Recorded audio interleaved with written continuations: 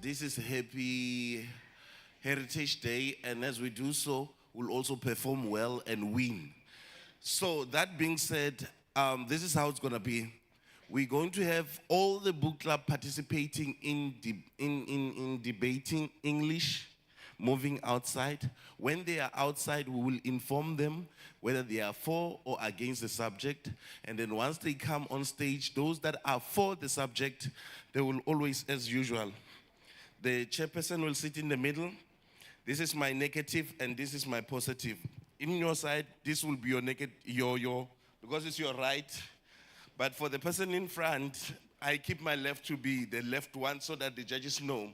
Anyone on my left is negative, anyone on my right is positive. Even in cars, you know the bedroom. Negative, left, positive, my right. So that's how it's gonna be. Our judges are, our program directors are here. We have lovely Miss Getty Potts from George Municipality. We also have Dr. Matuane, she's from DCS. We also have our lovely Sis Nelly Salonika. She's from the National Library Center for the Book. Our judges today, it's a variety, young and old.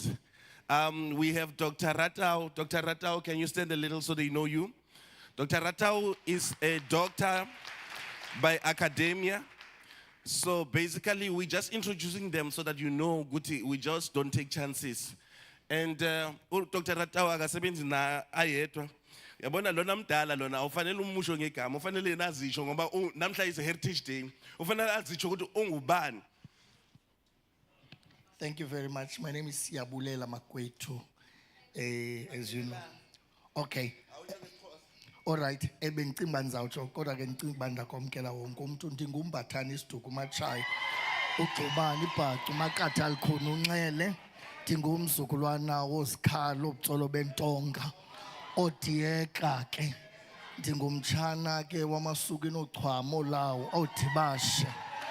Enkosi kakhulu. Kodwa ke ndilapha ndixele ngapha kwisebe ke lezemidlalo inkcubeko nobugcisa. Kodwa ke ndisebenza kakhulu ngesingesi njengoba nibona ndilapha ke nogqirha Lwazi uRatau inkosi. So our other judges is an author. She's delayed because of that hiccup traffic coming from Neisner side because she's accommodated in Neisner. But she will be here with us. As soon as she comes in, we'll be getting our ducks on a row. But quickly, I'll go that side to ensure that the first pair is coming on stage, just so that we get everything in place. When she comes in, we'll get started. And we don't only have these two people making sure that it happens today. La tradition,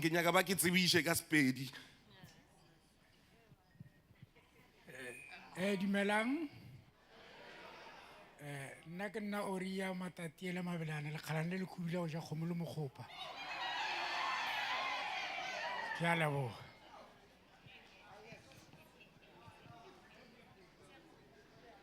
Goeiemôre dames en here.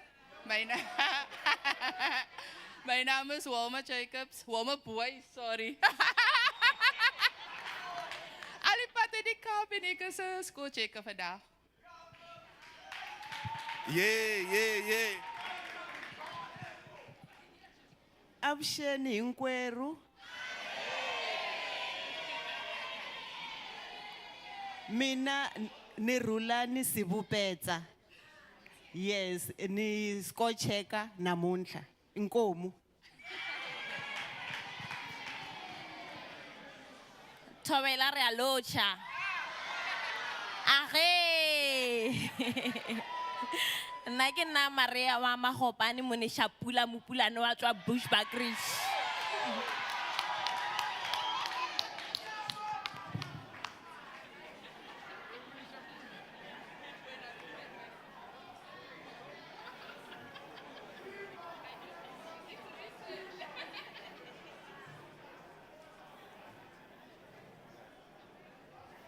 Okay, not only do we have these colleagues on stage helping us today, yesterday I announced something that which we never informed or let everybody know before. This is what is happening. to make sure that the competition is kept at the level that it's supposed to be, we have 4 auditors. Each one of them has a laptop. And on the laptop, they've got the list of participants. As each participant participates on stage, they tick if they did show up on stage. And the winner at the end of the day should have been on stage. You know almost what used to happen before? We'll end up with a winner who never been on stage, right? So this year we don't have that. Those people are not really writing emails to work. They are making sure that everything is running according to order. So when we have a winner on Friday, we'll be having a deserving winner, right? That's fair enough. So quickly, I'm gonna run on the other side. We'll invite the first book club. But before I do so, while Mr. Khalakhala is about to announce something, let me... Okay. The book clubs for English debating, please, we expect everyone to be out of here on the other side. Spelling bee, debating English. Spelling bee English.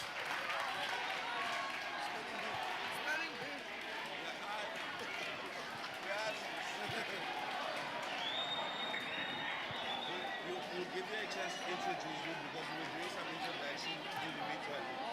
So what's your clan thing so that I know it's a Swana or Zulu or the What's my what? Your clan thing. Partner. What is it? Partner Afrikaans or partner? No. It's too quiet.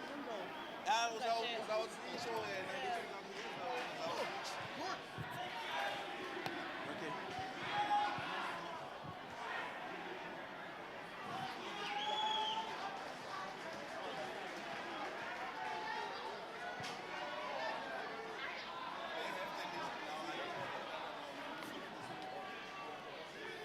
Come on, guys. Come on, guys. Can we move quickly? Can we move quickly, guys? Noise. Hello. Hello. Gauteng. Officials, can you help with the noise there? Can we have order on that side, please?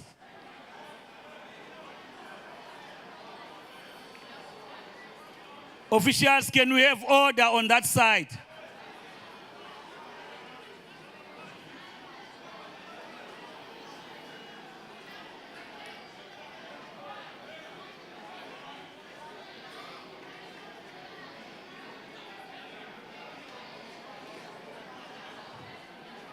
Can we move quickly, guys? Time is against us.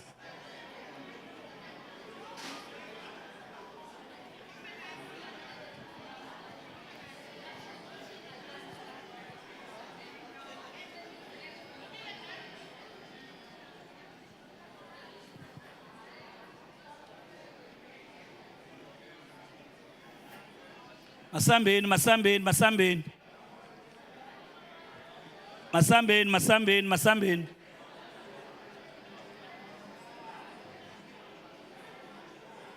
IT, are you ready?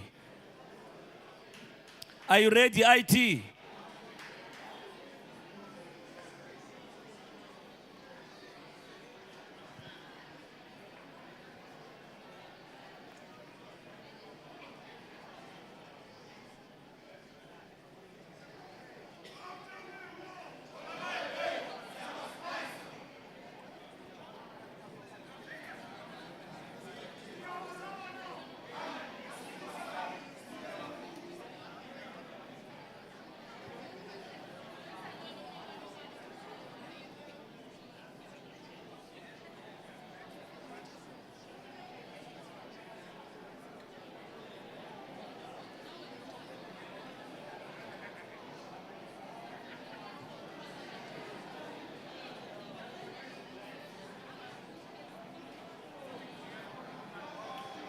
Thank you. Can you close the door? Can we close the door? Tell us to learn. Sit down.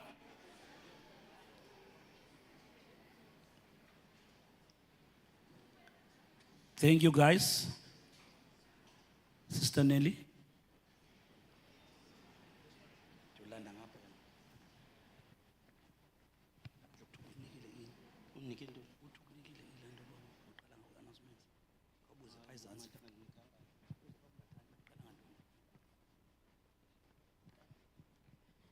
Nazena bahle.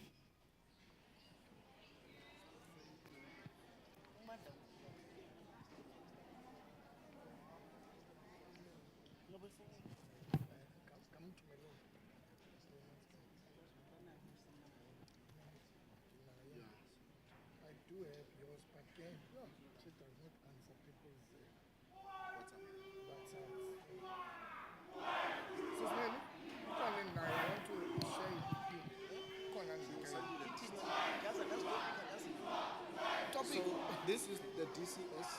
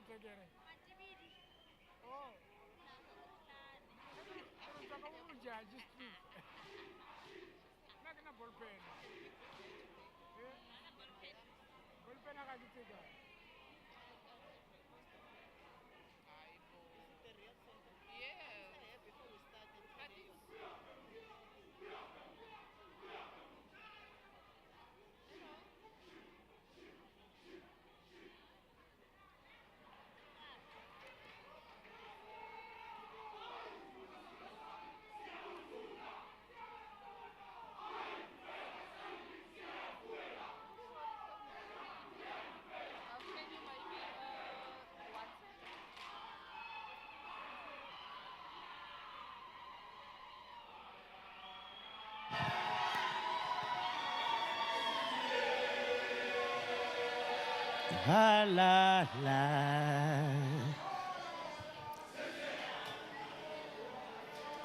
Ha la la. Yeah. Ha la la. Thank you so much. Yeah, okay. Ha la. All right. Yeah, ha la la. Yeah, okay, thank you.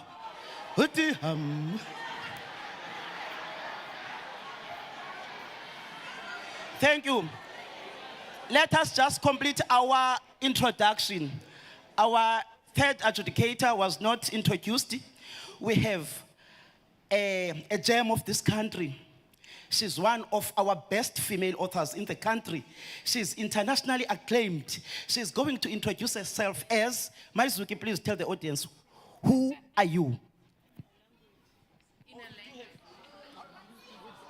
Oh, okay. City hum. La la. Demand love. And I'm hoping that I will see some of you on Thursday evening in George Exclusive Books, where I shall be signing my latest book. And your name is? Zugi Swavaner. Zuki Swavener. Abamaziyo, ukula WhatsApp group yo Nick Mhlongo. We once hosted Nick Mhlongo in this hall, right? Ukla group ke yo Nick Mhlongo. O Spiwo Mahala, o Thando Mgqolozana, bonke o Angela Makholwa. Those are the gems of our country in terms of literature. So uMandla was right when he said, asizanga namafokofoko adjudicators here. Ne? Naze nabahle. Kanizikhwabele. Utsho ke uMadlamini bathi umamhlophe njengesheleni. Ujama kaSijadu. Usibakhulu, uNdlovu, uKhuze, uMagaduzela, umfazi obelide ncancisa umntwana ngaphesha kwemlanjana. Inyoka emnyama eyacanda iziziba. Ungubani wena? We have every reason to celebrate today. Remember, this is the Heritage Month. We must be reminded of who we are, right? And also, you must also be reminded that September is the Literacy Month. We are celebrating words. I think this festival, itiming yakhona is perfect, yeah? Literacy Month, Heritage Month, konke nje kuningi. Nikhona South Africa? Okay, now let's invite on stage our book clubs. Katie, please come take the mic I want to share with you the topic. Oh, I'm using my soft steward voice. I don't need this. Our topic.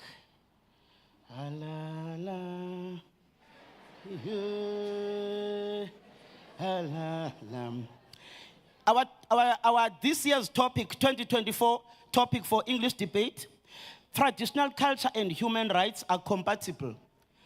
Traditional culture and human rights are compatible. Traditional culture and human rights are compatible. Now let's invite on stage our two book clubs. There comes Getty. There comes Getty. Otitakala swino. Swino. Otakala swino. Thank you.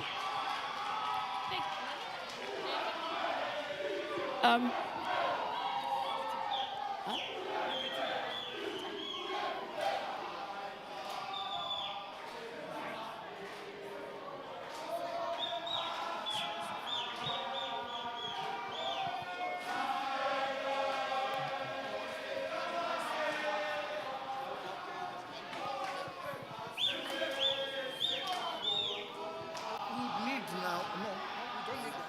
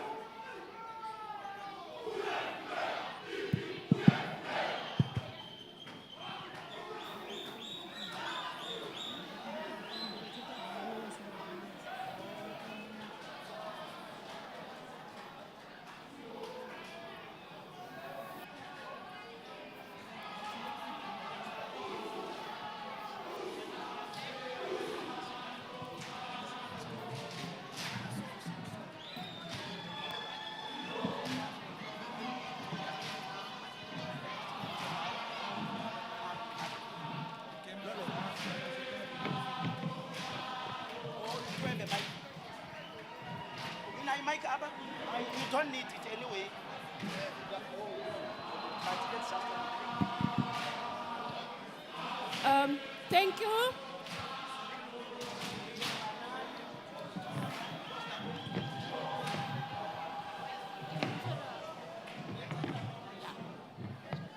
There you go.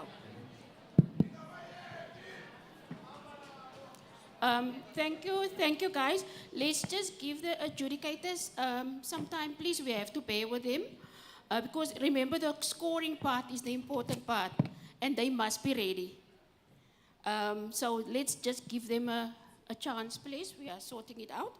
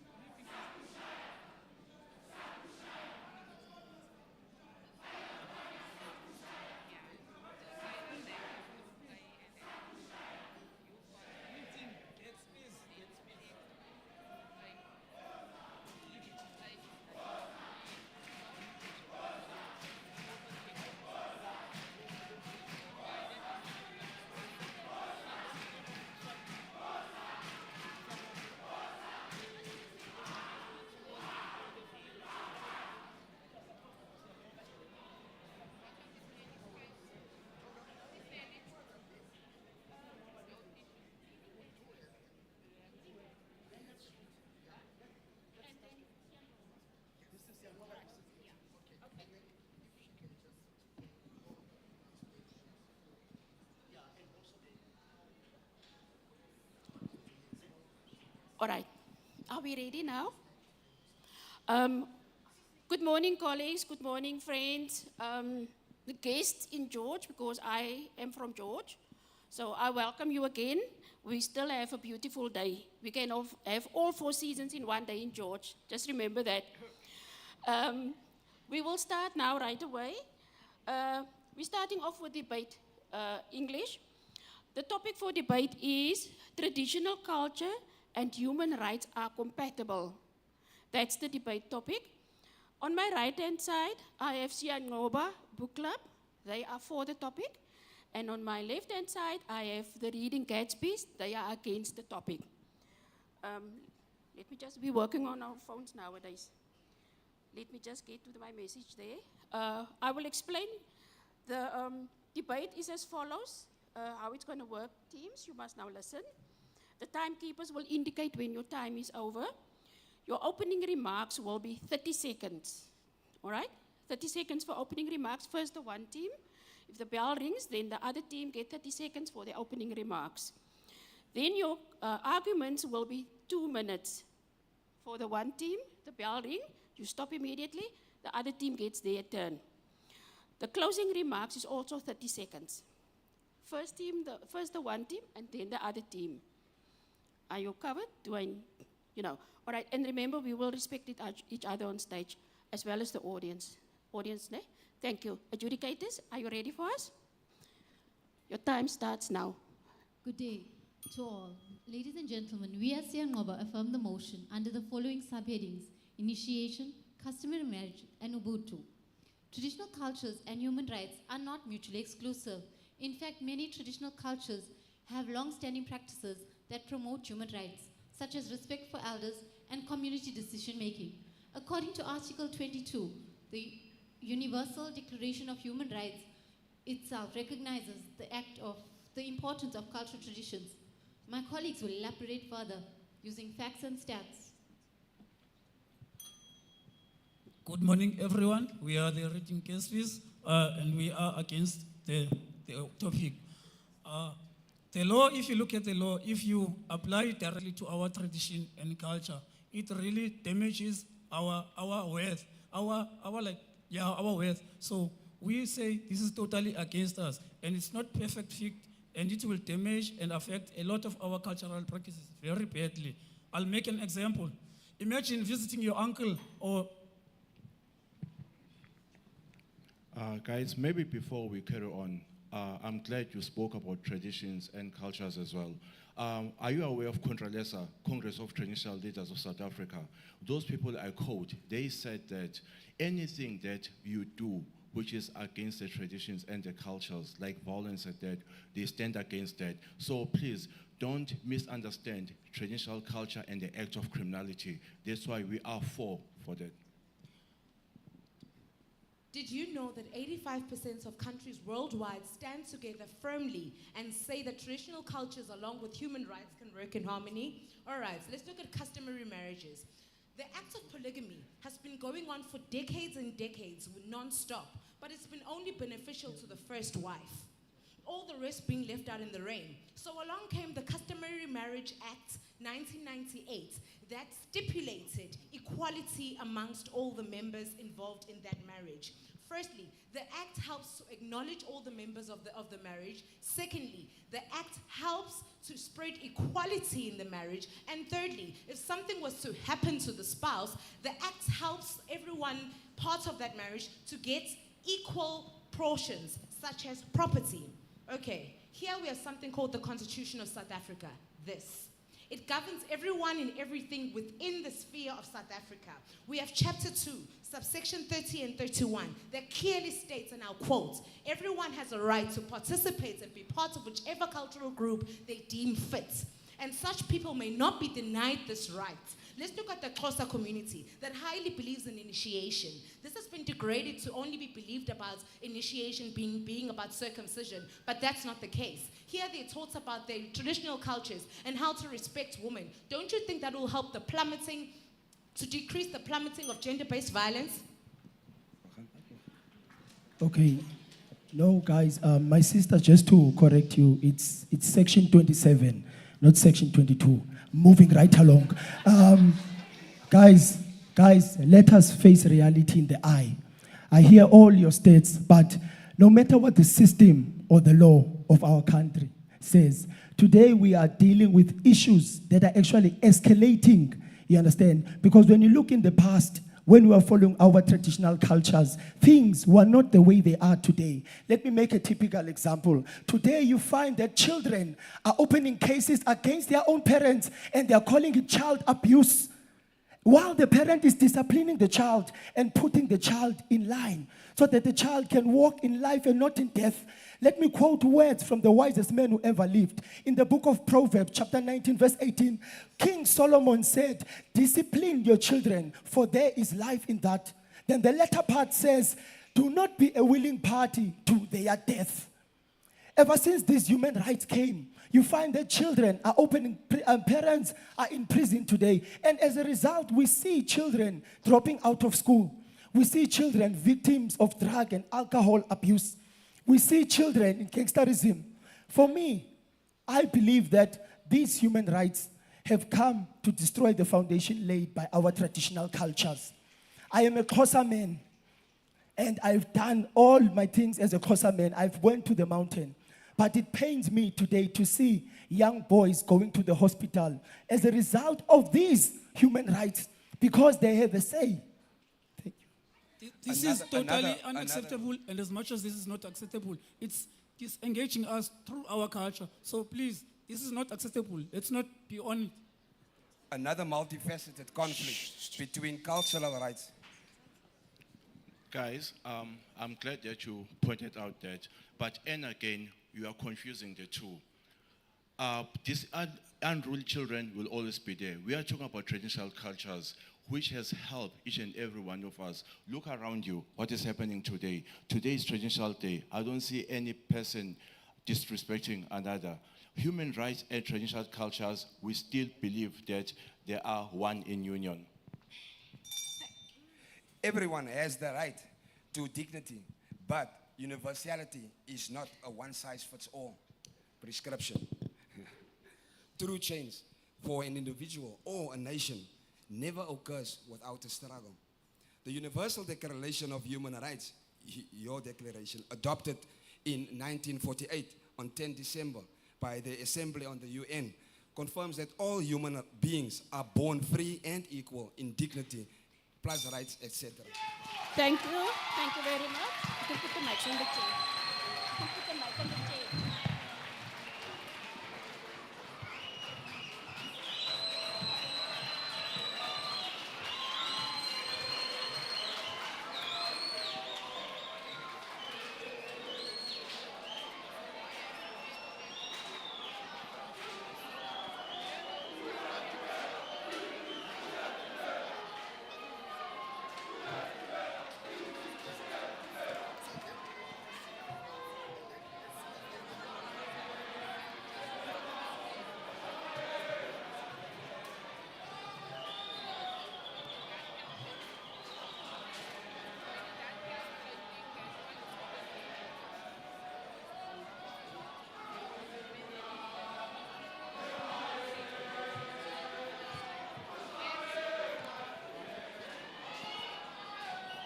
Thank you, thank you.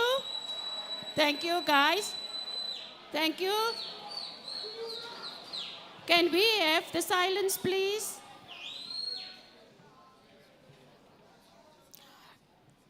Remember the one speaker said now, was talking about the disrespect, no, it's Heritage Day. I don't need to say more, please. Let's start with the business of the day. Adjudicators, on my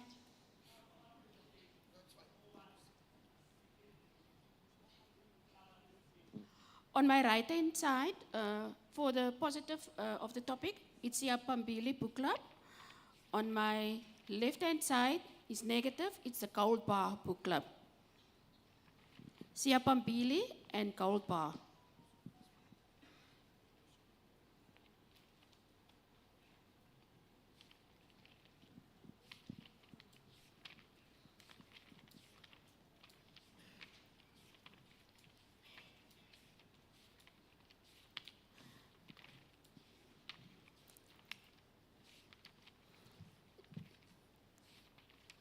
Siapambili is positive and gold bar is negative.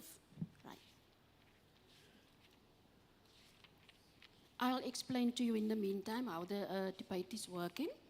For your opening remarks, you will have 30 seconds. You start with the 30 seconds. When the bell rings, you stop immediately, and then the other team, you get your 30 seconds for introduction. When the bell rings, you stop. Then you get 2 minutes for your argument. When the bell rings, after the 2 minutes, then you start your argument. And then after that is the bell ring, 30 seconds for your closing, and you also get 30 seconds for your closing. You can move to the middle, so you can look at. That's better.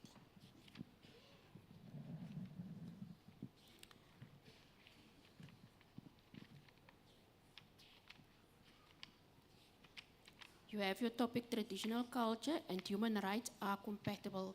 This is a very interesting topic. I like what I heard. I see it's going to be an interesting day to hear everybody's opinions. Adjudicators, are you ready? Not yet. Okay. Now that all the book clubs are here, we forgot to remind you yesterday, please just be careful when you go to the beaches. This time of the year, we have a lot of undercurrents. When you go into deep, you can be swept out into the ocean, and it's very dangerous, it's life-threatening.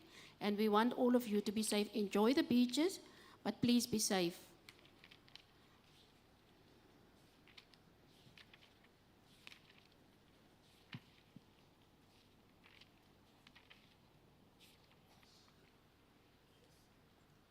Thank you. Adjudicators are ready. Guys, are you ready? Yeah, the time starts now. Greetings to you all. We from Siapambili Book Club, we strongly agree with the motion. Before I proceed... Once again, tell me, have you heard about equality? Once again, tell me, have you heard of... Because extracted from the Human Rights Act, everyone is equal before the law, benefit of the law. Philosopher Hannah pointed out that in the Christian doctrine, all people are equal before the Lord, giving enough reason that traditional culture and human rights are compatible. The world have the concept of human rights and have humane factors such as respect and sympathy for others. An example, the spirit of universal neighbor, the principle in Islam of treating others with kindness and the respect of life found in Buddhism. So such a religious spirit is compatible and can coexist with the modern concept of human rights. We are a rainbow nation, and according to Wikipedia, Nkosi Sikelel' Africa, composed in 1897 by Enoch, was made up of the diverse cultures and religions of South Africa. Furthermore, SAHistory.com brings to light that Waterford School, which opened in 1963, was the first ever multiracial school in Africa. Now, how many more birth after? Look around you. The Human Rights Act states that we all have the right to a free basic education. And so, throughout this entire week, we debate, read, spell, and even review with our diverse traditional culture languages, making Funda Mzansi more than enough proof that traditional culture and human rights are compatible. Or do you want me to talk about the Broadcasting Commission of South Africa? I mean, SABC 1 diverses more on the Zulu traditional culture languages, SABC 2 Afrikaans, and SABC 3 on the linguistic English accommodating the human rights, which is more than enough proof, yet again, that traditional culture and human rights are compatible. And according to Wikipedia, the Rastafarians' traditional culture ritual called reasoning includes the use of cannabis, which helps open their minds during the ritual. And compatibly enough, the Constitutional Court in September 2018 passed the cannabis policy for private purposes, making traditional culture and human rights compatible.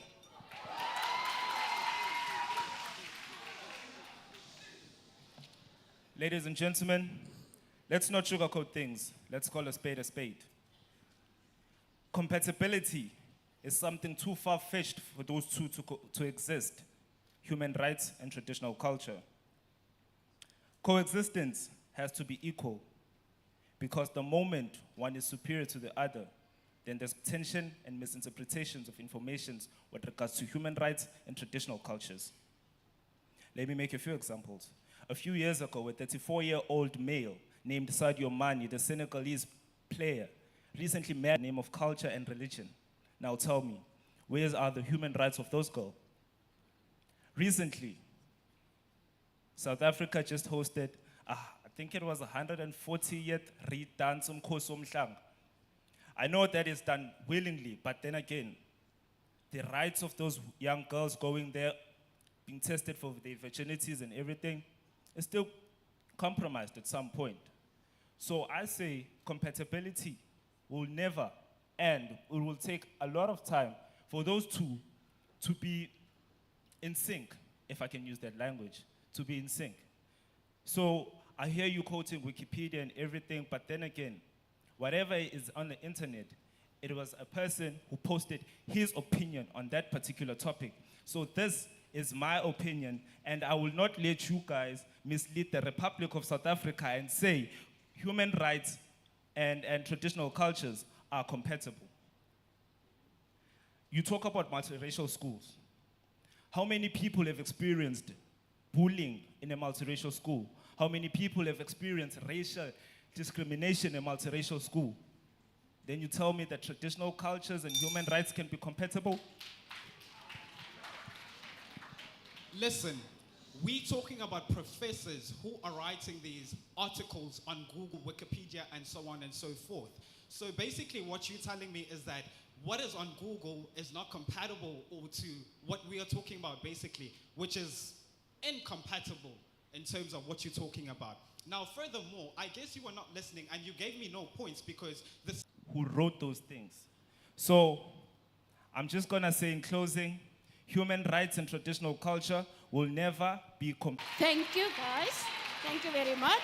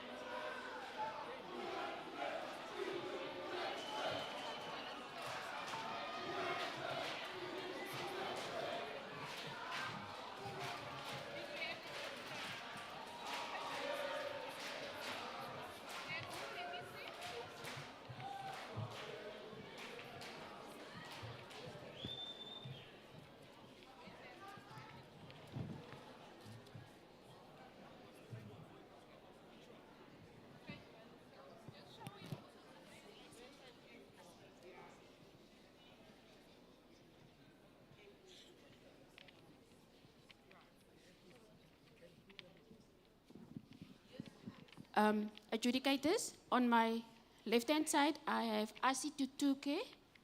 On my right-hand side, I have Cape Minstrels.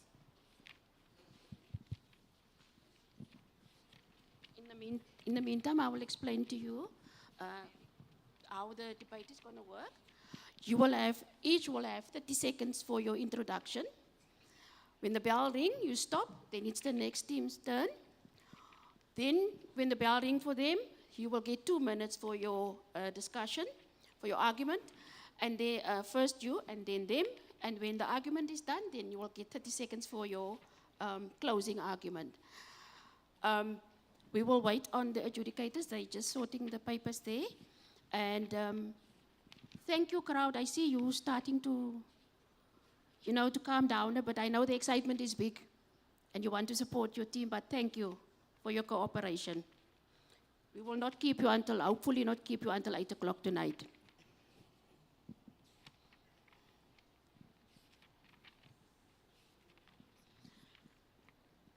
You know, guys, what I listen to now for these 4 teams, as a library worker, I'm very impressed.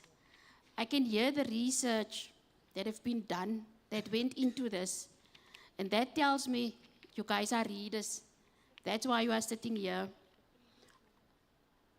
I'm very passionate about reading. I was reading since I was a little girl, my grandma. And I can see that is coming, that's instilled, because the book clubs that are coming here for years, it's instilled in you the culture of reading. And that is what we want. We want that percentage of South Africa to shrink. They say 14% of South Africans are readers. We want that to shrink. We want 100% readers in South Africa. Adjudicators? Not yet. Not yet. All right.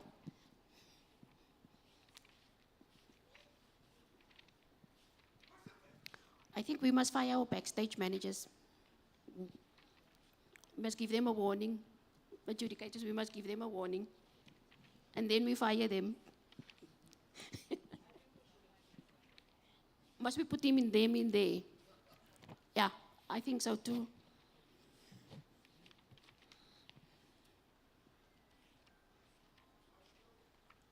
The minstrels.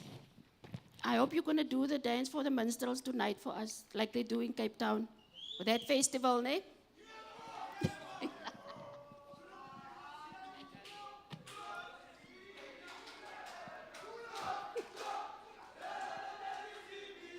Yes? Western Cape?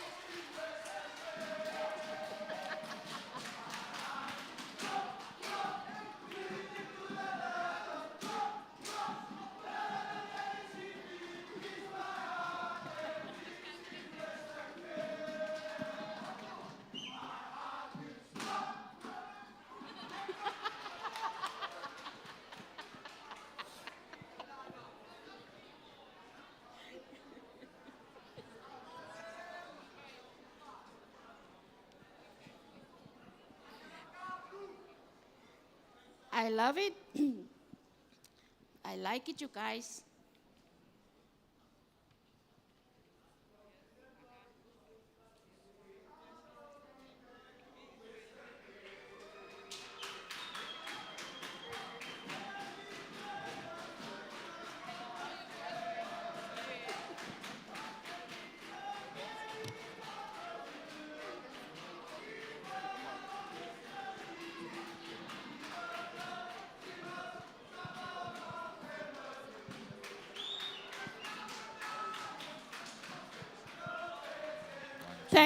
Thank you guys, thank you. We are ready.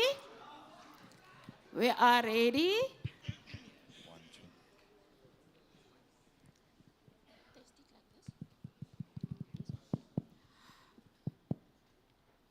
Thank you.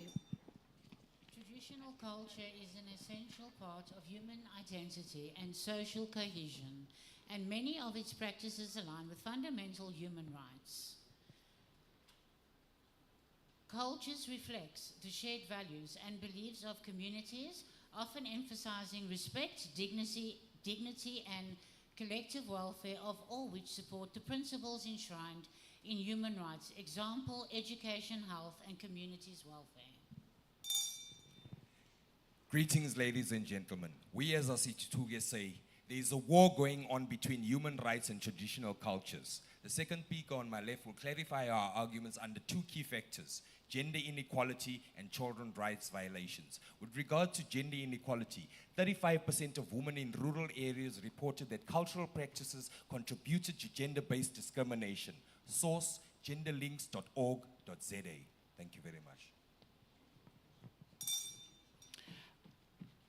I hear what you're saying.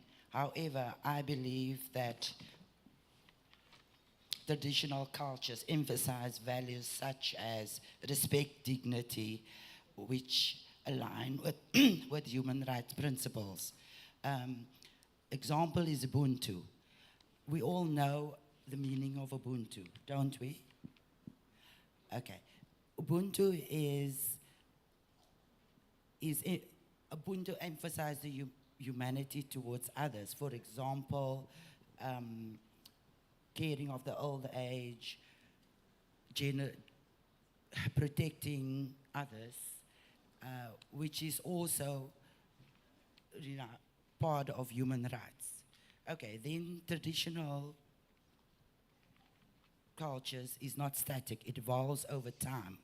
And by integrating the human norms into the cultural systems, we have rights that are respected. Traditional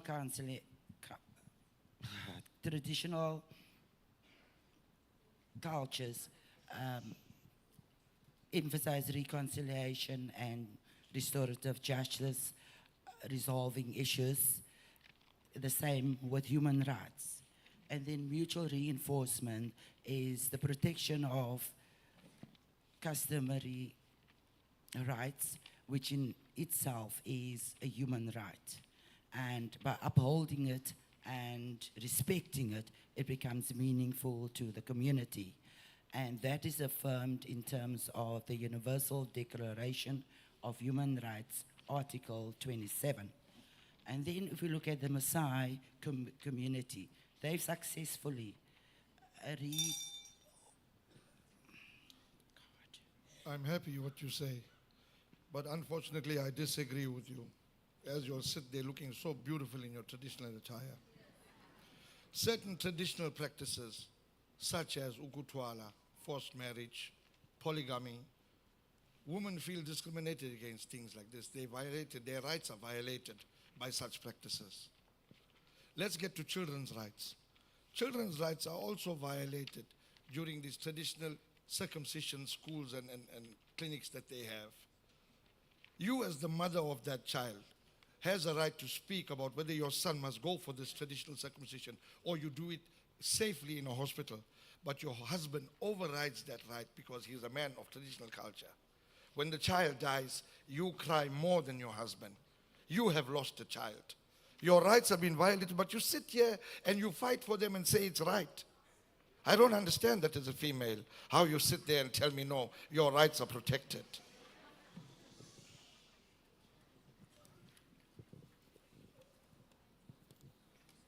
Traditionally, men are the head of the house and they are the king. We have a lot of GBV now because women feel the right to speak out if the husband is wrong. But to him, it's wrong. He's going to abuse her. In the end, she's killed. She's found dead. If case is reported, GBV was done somewhere. The poor woman has died because she spoke what she believed is her human right. Because culture, such violations are. I'd like to ask a question. You speak about Ubuntu, and yet it's strange that violations continue. They're actually increasing. Okay, let me show you an examples where there are compatibility. If we look at traditional Chinese medicine, it is recognized, regulated by on the same line as Western medicine. And what happens is we ensure that the health rights is validated through scientific. This is not China. And you haven't, your arguments are not logically, you haven't backed up any of your arguments with any sources, with any experts' advice. We provided both key points and we provided solutions regarding traditional cultures and human rights. You have provided nothing. Lastly and finally, I'd like to ask you the final question. Thank you. Thank you.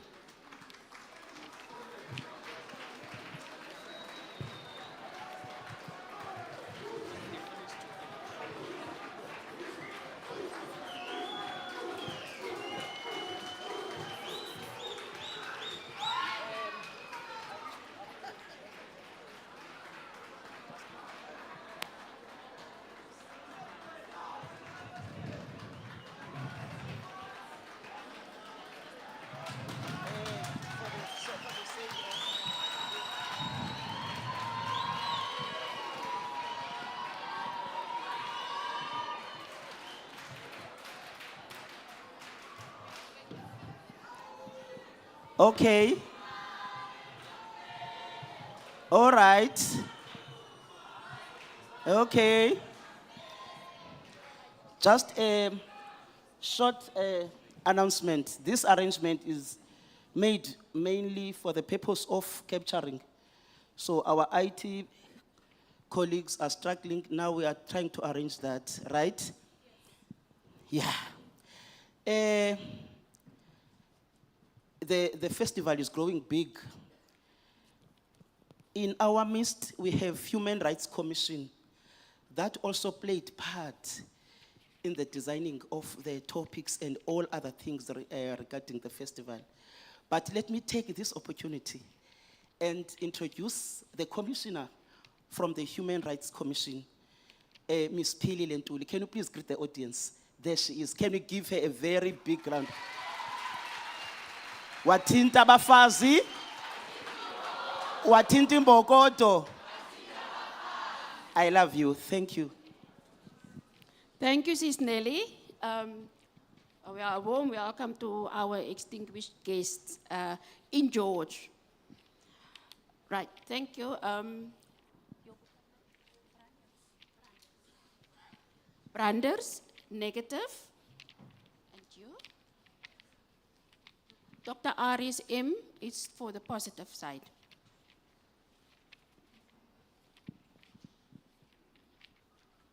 Why am I sitting so far from you guys now?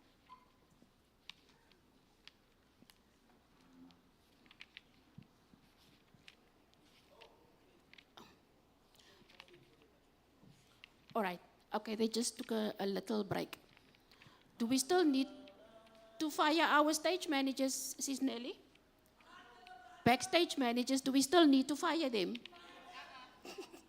Or are they sorted now? I'm just kidding. It can be a nightmare at the back to arrange everybody because you get on the 99th minute, then something happen and they withdraw, and then it creates a nightmare. So please bear with us, ne? We're just waiting, it's fine.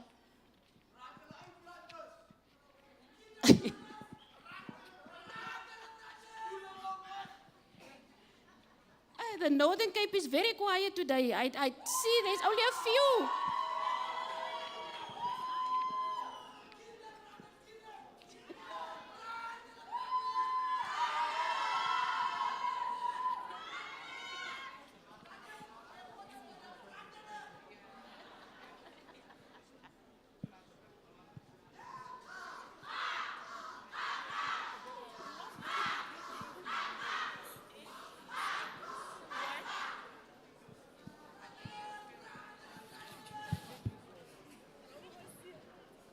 All right, in the meantime, I will explain to you how the stage is going to work now.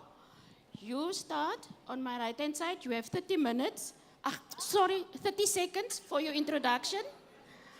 And then the bell will ring. Then you start with your 30 seconds introduction. Then you, after the bell ring, you will get 2 minutes for your argument.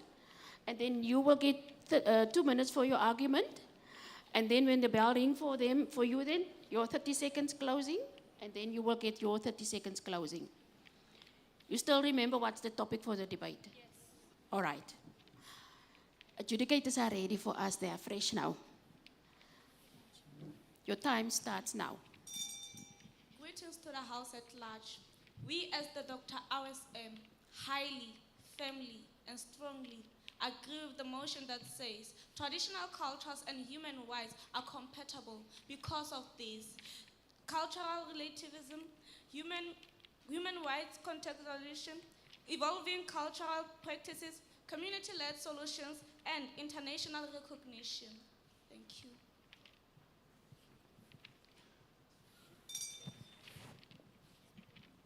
Let me start by greeting our panel of adjudicators and the House at large. I go by the name of Omolemo Sibati, and I'm with my colleagues going by the name of Sumildre Bashan, which is our second speaker, and Akisa Vatras, which is our last speaker. We are from Brandes Book Club. As we were given a motion there, is traditional culture and human rights compatible? Our understanding of this topic is that traditional culture and human rights do not have the same principles. Traditional culture. Shh.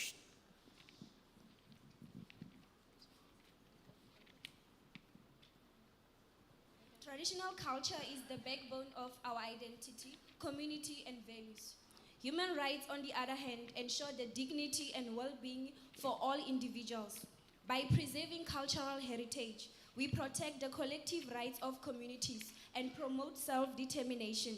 For instance, the recognition of indigenous peoples' rights to their ancestral lands and resources is a testament of the compatibility of cultural preservation and human rights. For example, 80% of indigenous languages are preserved through cultural education. 75% of traditional cultural practices promote community cohesion. 70% of cultural heritage sites support local economic development. Under contextualizing human rights. Human rights are not a one-size-fits-all solution. Traditional culture provides context to the application human rights principle. By understanding cultural nuances, we can tailor human rights initiatives to address specific community needs. For example, African customary law emphasizes communal rights and responsibilities, aligning with human rights principles of solidarity and collective well-being. Cultures are not static, they evolve. Traditional practices can adapt to incorporate human rights principles, ensuring the protection of vulnerable groups. The abolition of harmful practices like female genital mutilation and child marriage demonstrate their capacity for cultural transformation. Traditional culture empowers communities to develop. Thank you. Ladies and gentlemen, how can you all sit here and listen to this team who says that traditional culture and human rights are compatible when we all know that they are not at all compatible for a fact? And traditional culture and human rights do not evolve. I know, and you got those information from Google. Reforming tradition is not sufficient. Many harmful practices have persisted for centuries. Despite reform efforts, while education and dialogue are important, they cannot immediately eradicate deeply ingrained practices that continue to violate human rights. In such cases, international human rights standards must take precedence, ensuring protection for vulnerable, especially when traditional cultures fall short.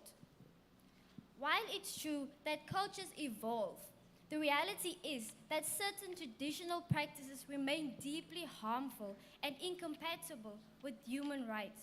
The persistence of practices like female genital mutilation, honor killings, and forced marriages underscores how cultural norms can infringe, violate upon the most basic rights to life, freedom, and security.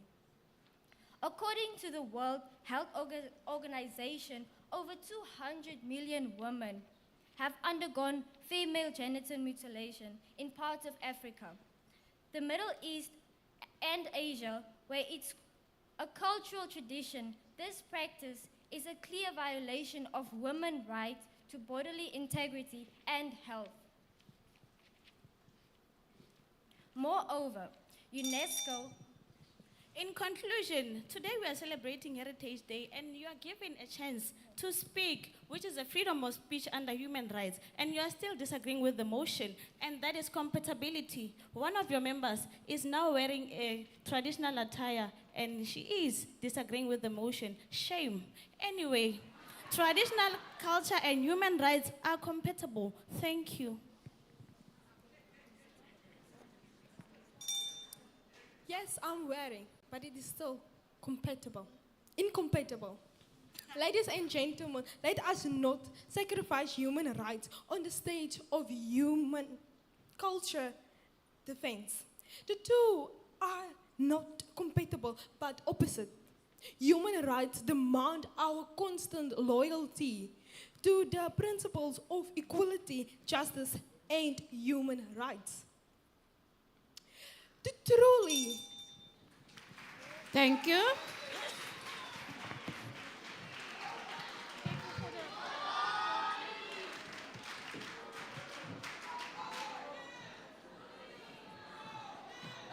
Thank you. Adjudicators, the next groups is Batluri and Imi Stars.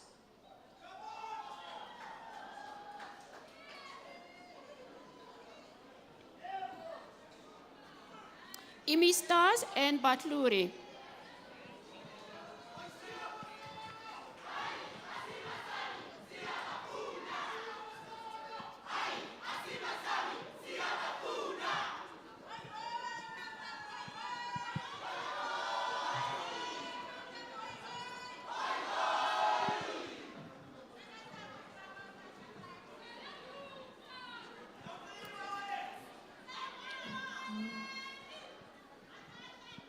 Gauteng. Oh, are you in the house? It doesn't sound like it, ne? It doesn't sound like Gauteng. All right, adjudicators are ready. Our backdoor managers, they listen to us. You guys, that's how it's gonna work. 30 seconds for your introduction. You will start. Bell ring, then the next group of the introduction. 2 minutes for your argument on your side, and then the negative side will have 2 minutes for their argument. You will get 30 seconds for your closing, and you will get 30 seconds for your closing. Time starts now. Can we silence, please? To the chamber, receive my salutations this morning. My name is 14th FUNDA representing Bahluli Book Club. So here, this house believes that traditional culture and human rights are compatible. I'm here to prove that here. Firstly, I would like to define traditional culture as those practices which are legally sold value as customary law. And by human rights, I mean those legislative and statutory interpretations, or rather laws that guide on how people should relate to each other and the society, such as... Good day, everyone. Good day, everyone. We come from a book club called Imistars. We'll be debating against the topic traditional culture and human rights are compatible. Traditional culture often prioritizes community over individual rights and leading to human rights violation. We will be talking under the following points. Culture practices that are harmful to human.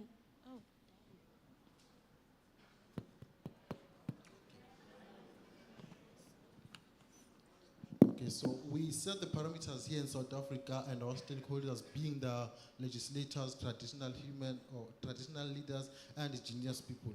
So firstly, I would like to point the constitutional framework as my support. So under the constitutional framework, we have the Constitution, Section 9 of the Constitution, which ensures that no one is discriminated against unfairly, and Section 30 and 31, which validate and protect those human rights. That is the compatibility I'm speaking of. Secondly, the cultural practices and human rights education. Under those, we have programs by state and private individuals. We had the Torsten program, which educated people on traditional issues such as ending the gender mutilation of women. So those shows that government and the traditional values are compatible in a way. Thirdly, I would like to introduce the Ubuntu philosophy. This African philosophy emphasizes communal framework, or rather community of togetherness. So this again shows that traditional Africans are also in a way support the human rights, in that they validate them, they present, or rather they show a respect for each individual. So to move on to what I will define as my pre-rebuttals. So one may say that the legislature is ineffective in protecting those rights. Though that is false, because in the case of, in the Shirwana case, we learned that everyone is equal, in that everyone can benefit from the state, whether traditionally or in the form of legislature. Secondly, on the concept of cultural relativism, where the communal goal trumps over individualism. We as Imistars truly believe that traditional culture and human rights are not compatible, because every time the other one interferes, the other one gets affected. We will be talking under cultural practices that are harmful to human rights, where we see our mothers and children who are forced to marry older men without their knowledge. And also we have LGBTQ plus persecution, where we see people who are in love with the same sex getting ill-treated.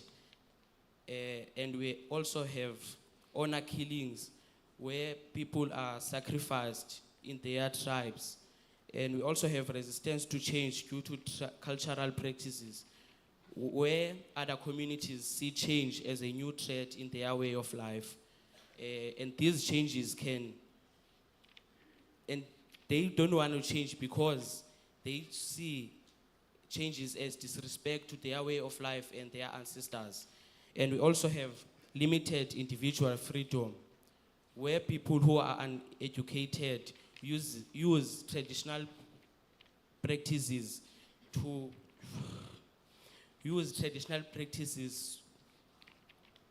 manipulate other people.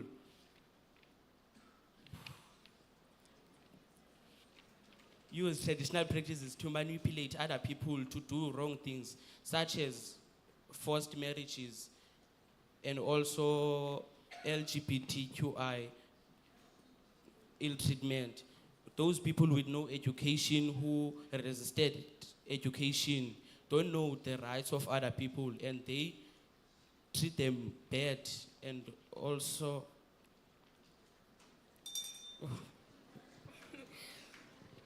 While cultural practices and Quiet, traditions silence, please.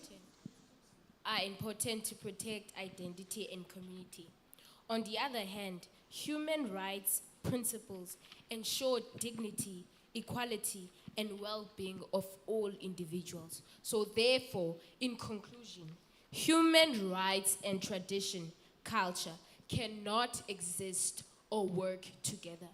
Thank you. Therefore, to conclude, I have displayed to the House that through legislative framework and traditional values like Ubuntu, those are both compatible. That is my conclusion.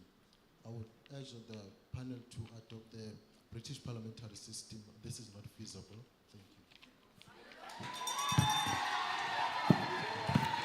Thank you. Thank you, guys.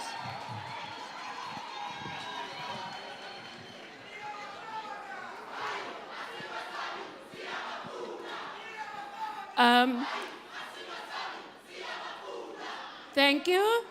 The next book clubs coming to stage is Bojanala Book Club and Unbeatable.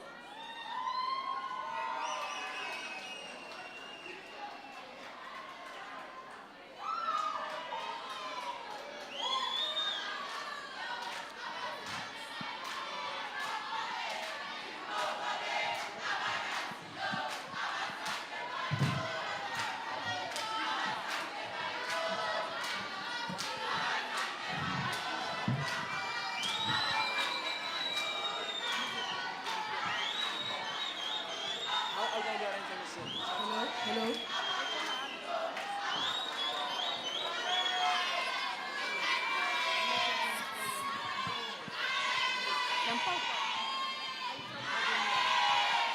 Thank you, Limpopo. Thank you. Thank you. Adjudicators, do you? Oh, they are moving there. Just for you guys' information, we are now at group number 6, and we have 75 entries in total for the debate for English, and then we must still do the book review. We are away now on number 6, and then 74 must do the book review, individual people, just for you guys to get an indication. Can, guys, let me just explain to you. You will get 30 seconds for your introduction. The bell will ring when your time is over. Then this team will get 30 seconds for introduction. Can we have silence, please? And the movement also, please. Then you will get 2 minutes for your argument. You guys, the bell will ring, then you get 2 minutes for your argument. When the bell rings, you stop. They will get 30 seconds for their closing. Bell ring, then you get 30 seconds for your closing. Time starts now. Greetings, honorable judges, worthy opponents, and the House at large. We are from Bojanala Book Club, and we are gathered here today to discuss the most critical and complex global debate that questions whether traditional culture and human rights are compatible. While some may argue that the two are inherently in conflict, we firmly believe that the two are coexisting and can coexist. Thank you. Greetings, everyone. Today, as the already stated, today we are gathered by the motion, traditional culture and human rights are compatible. Now, the affirmative can have you believe that cultural relativism strengthens human rights. But we, as the Unbeatable Book Club, disagree because cultural norms can justify violence, oppression, or exploitation. Today, we'll demonstrate how cultural activities can undermine human dignity and why we must uphold universal human rights standards. We'll be exposing the flaws in this. Thank you. Indeed, the two are interoperable. Indeed, they are interoperable. In conformity with the United Nations Declaration on the Rights of the Native Population, of 2007, states recognizes the significance of traditional cultures and the necessity to preserve them. Why do we say that? You may ask. It's because cultural rights are human rights, as people have the right to enjoy and expressing one's culture. It's a fundamental human right institutionalized in the Universal Declaration of Human Rights in 1948 and the International Covenant on Economic, Social and Cultural Rights in 1966. Traditional cultures can inform human rights, as many of them emphasizes values like respect, empathy and compassion, which are essential for human dignity and well-being. As the heritage and cultural rights by the United Nations Development Programme states that 70% of indigenous people believe that their cultural heritage is essential for their well-being. Human rights also, they can be interpreted through cultural lens, as they can be understood and applied in a way that respects and takes into account the cultural context and traditions in different communities. According to the Office of the United Nations, as the Human Rights and Cultural Evolution by the Office of the United Nations High Commissioner for Human Rights, states that 60% of traditional societies have aligned their practices to align with the human rights standard. Traditional cultures can also inform human rights by providing valuable insights and perspective on human rights, particularly in areas like environmental protection, community development, and social justice. Hence, we are saying that the two are compatible as they share a common goal of promoting human dignity and well-being. While still opposing on this motion, I believe that traditional cultures often perpetuate harmful practices like female genital mutilation, honor killings, and child marriage, which violate fundamental human rights. We cannot justify these practices as cultural human rights, which allow oppressors to violate these cultural norms. This undermines human rights and perpetuates inequality. We cannot prioritize traditional cultures over human rights because this can lead to cultural stagnations, which prevents all the necessary reforms and progresses. Human rights are universal and invulnerable, while traditional cultures are diverse and evolving. We can adapt to traditional cultures to respect human rights, not the other way around. The idea that traditional culture and human rights are incompatible ignores the agency and autonomy and makes individuals look like they are passive recipients rather than active agencies which can transform their own cultural practices. The Universal Declaration of Human Rights 1948 was drafted by individuals from diverse cultural backgrounds, and its principles reflect on the global consensus of human dignity and well-being. Traditional culture and human rights are not mutually exclusive. In fact, traditional cultures have their own indigenous human rights, which have their own predate on modern human rights instruments. While we argue that traditional culture relativism undermines human rights, it is crucial to recognize that traditional context informs rather than invalidate universal human rights principles. By acknowledging the human rights differences, we can address all the cultural challenges rather than ignoring all of them, as the Act has already explained.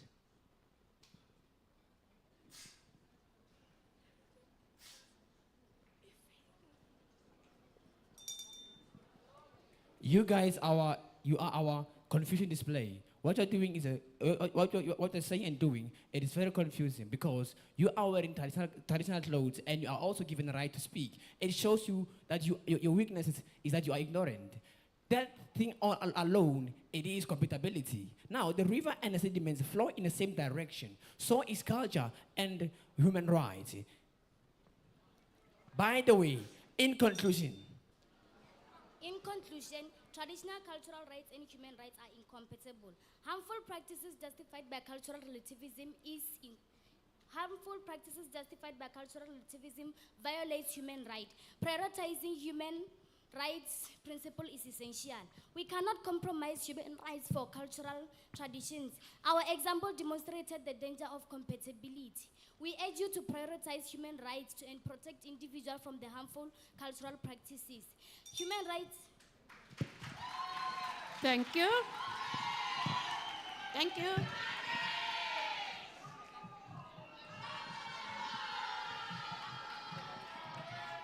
The next book clubs.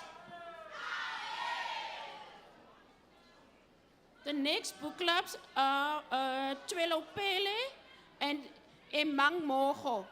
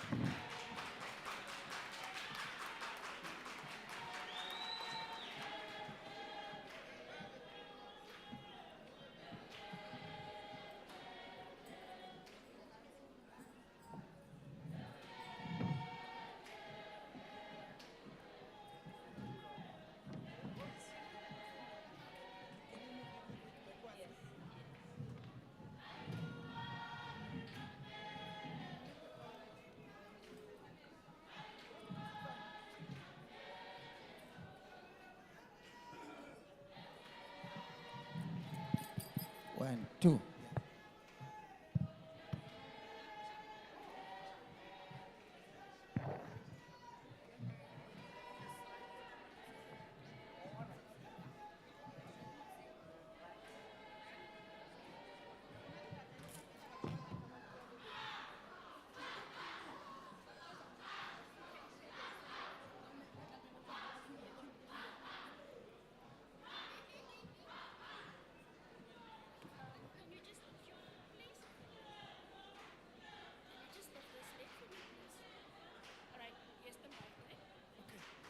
It's on, ne?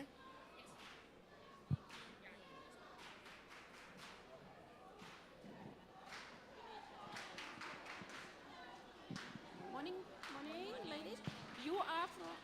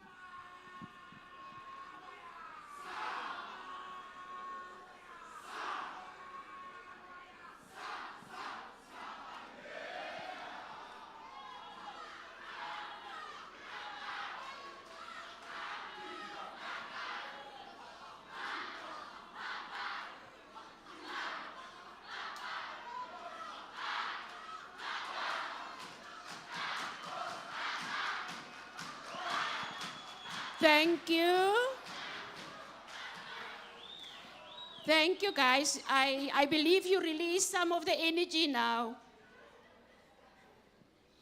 Thank you very much. The next two book clubs is Twelopele. On my right-hand side, they are positive. And on my left-hand side, it's Emang Moho book club. They are negative. This is how it's gonna work, contestants. You will get 30 seconds for your introduction. Then the bell will ring. We start with the positive side.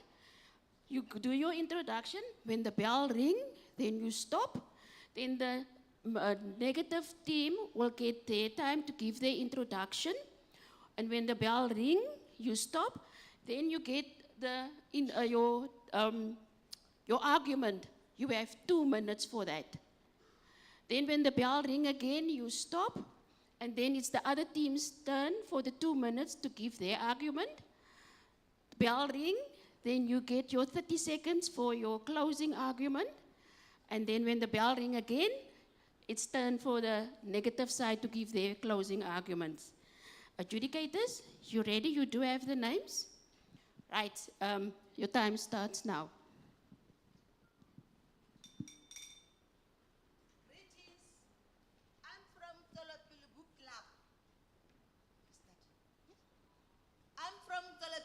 Club. Traditional culture is the way of life we have been practicing since we're born. Human rights are constitutional principles set by the government since 1994. So these two work well together to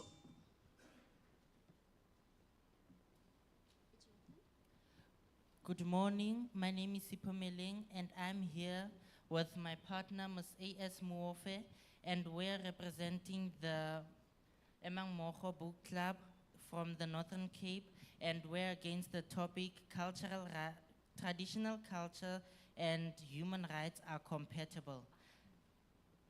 She will further explain why we say so in our topic and argument. Yes, I do agree with the topic. The compatible traditional culture and human rights is a complex topic.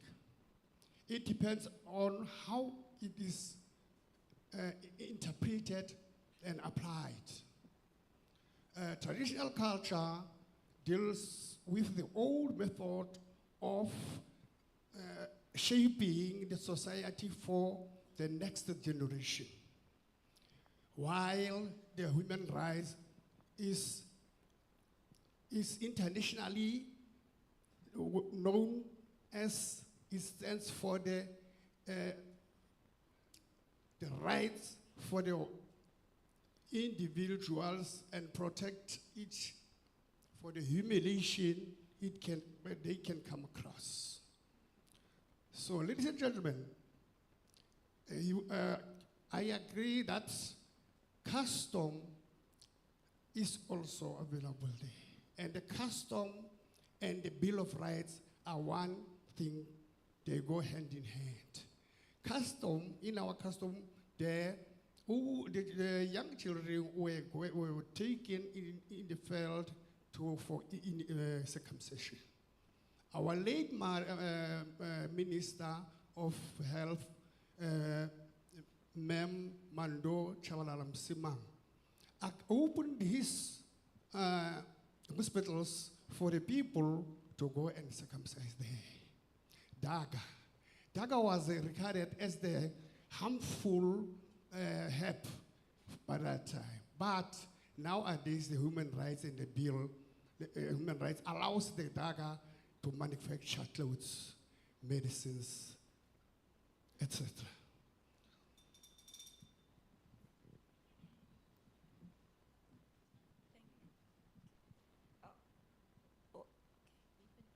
Thank you.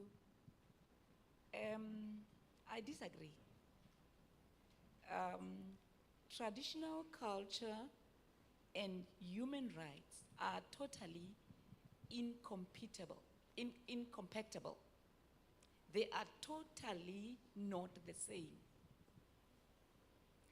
Traditionally and culturally, there are certain things that are done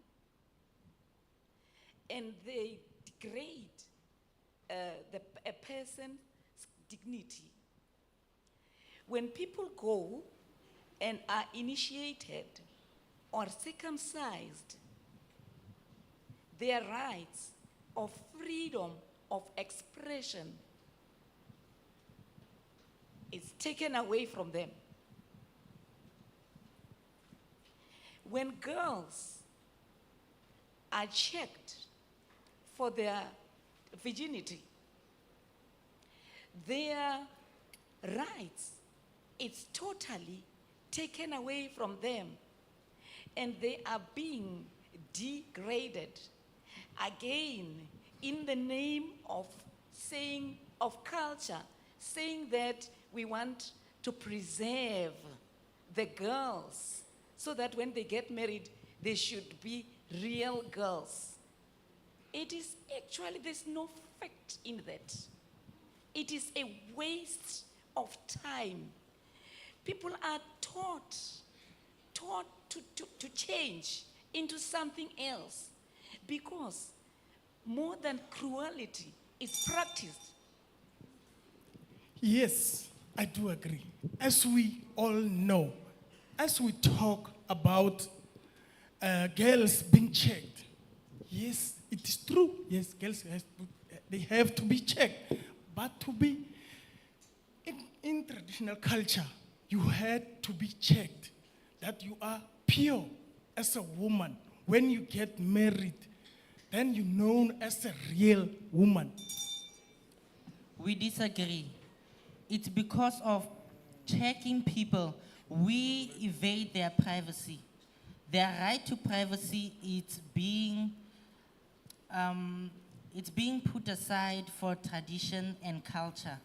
Meanwhile, culture and tradition, they comprehend what is called demoralization and also a change in which a person, as my partner,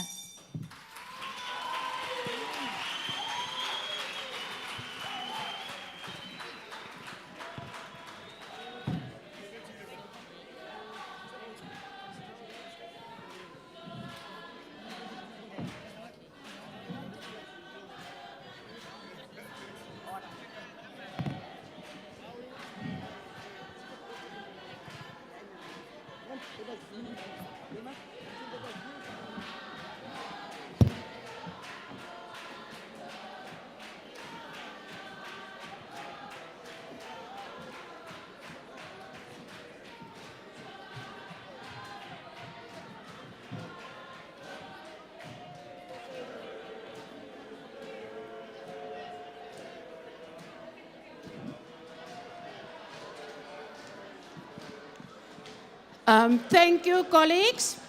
Thank you.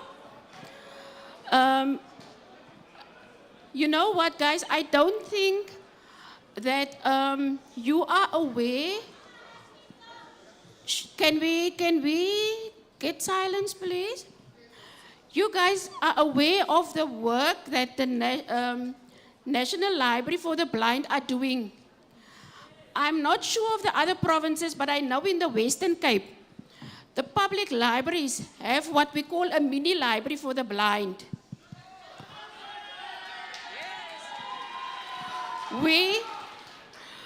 They put there computers with a big screen, and the keyboard is for the visually impaired people who can't see, properly. Or can we please, where the braille lettering on the keyboards, so our visually impaired people will be able to come and they will access a computer with internet access.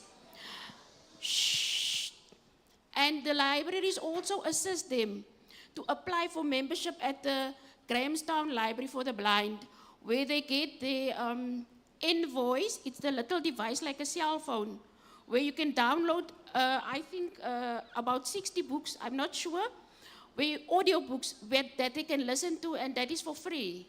They deliver the envoy. I know with us, they deliver it to the library for the person, and we as the library staff assist the people to download their books. That is what the wonderful work that they are doing for our visually impaired people.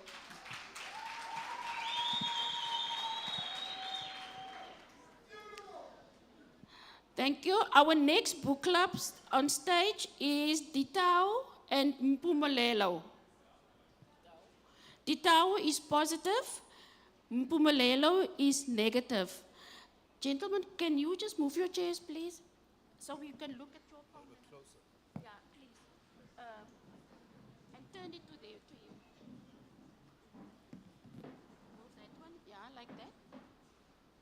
Thank you. So we don't hide behind me. Adjudicators, are you ready? Can you settle down on that side, please? On my right-hand side? Thank you. Your time starts now. Oh, sorry. 30 seconds for the introduction each, 2 minutes for your arguments, and then 30 seconds for your closing arguments. Positive start first. We ready? Time starts now. Affirmative. Affirmative. Traditional cultures and human rights are compatible. The thing is this, we need to understand what compatibility means. Yet we would leave it to my opponents to share.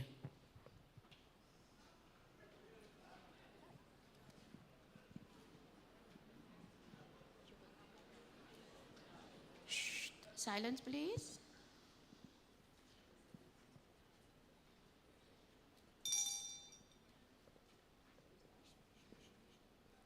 Greetings to the House at large. Ladies and gentlemen, traditional culture and human rights, it's like oil and water. They will never mix. It's so incompatible. We as Impumelelo Book Club strongly disagree with the motion. My second speaker will elaborate on the following aspects: harmful traditional practice, discrimination against marginalized group, forced labor and child labor, and lastly, parents versus children. Traditional cultures enrich human diversity, of which is a core principle of human rights. Those who abuse traditional cultures are those who do not believe in human rights. As we said here, that they both have shared ethical values, like the right to respect and the right to dignity. We should not think that, as we say they are compatible, that they can do things that, people can do things that come from their head. Because there are men who misuse their traditional abilities to abuse women. Yet, because of human rights and traditional culture, both these things, they work hand in hand, helping those who misunderstand tradition to understand tradition. And remember that also that the Universal Declaration of Human Rights has recognized cultural practices. So people, let us be honest here. I heard what my opponent said concerning the abuse of women, ill treatment. Yet I come to you again. It's the misunderstanding of what tradition is. Let me make an example. Jewish culture, you can never be a Jew if you do not do circumcision. That's one of. So does that mean that that they're abusing male people in order to go do that? No, it's tradition. Without tradition, there is no essence in life. Tradition brings true essence to what we call life. If you say that tradition is what brings abuse, I'm asking today, why are you all wearing and celebrating Heritage Day if our traditions are the cause of abuse today? We are celebrating it because there's beauty in tradition. We are celebrating it because without our traditions, there is no us. Let me fill you up on this. We're talking about traditional culture and human rights here. These two are not compatible, and they will never be compatible due to the fact that we have been celebrating our culture for a decade, and now you want to tell us that human rights just came upon now and it's going to be compatible. Where in the Constitution is it stating that they are compatible? No, let me fill you up with this. Harmful traditional practices. Women are being killed and their body parts are being harvested for traditional purposes, which is a pandemic that violates women's rights.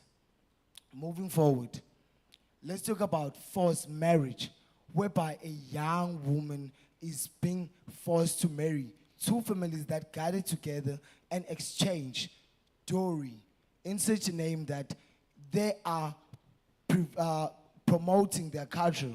Moving forward, that will let me. Then there's discrimination against marginalized groups. For example, traditional beliefs that discriminate against LGBTQI communities. People who believe that gays and lesbians are demonic and they should be cleansed by performing all silly deeds onto them. But can I ask you this question? Did those certain individuals stop to think about that other person's right to sexuality of their own choice? Okay. Whilst you're on that, tell me about the traditional culture that the people that take the people that are albino, the albinism people, then they take those people and they take their body parts for traditional purposes. Then they take them and they believe that they're lucky charm. They take those body parts, then they take them for traditional purposes, performing traditional purposes onto them. Compatibility yet again. It's the misunderstanding of traditional cultures. That's why you emphasize what you're emphasizing. Yet those who understand treat women with respect, treat women and understand the clarity of what a woman and children are. So again, do not mistake the confused for those who understand. Traditional cultures and human rights are compatible. It's because of traditional cultures that we have human rights. Thank you.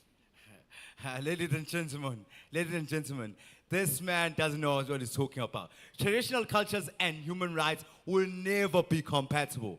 For as long as there's traditional beliefs that believe that a child should be spanked, so a naughty child should be spanked, not stopping to think about the child's right to not to be maltreated, and the child's right not to be maltreated and to be treated in a fair. Thank you, gentlemen.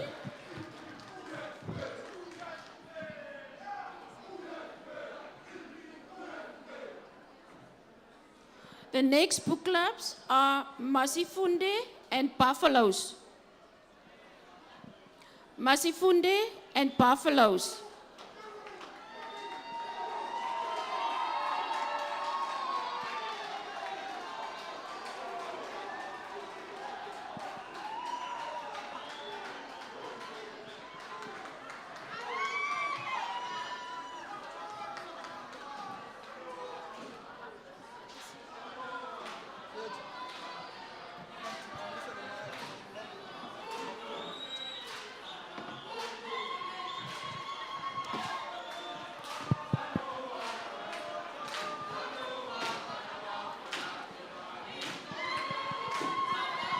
Thank you.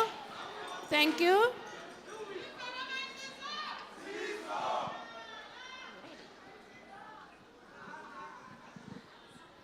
Thank you. Thank you. Can we start with the business of the day?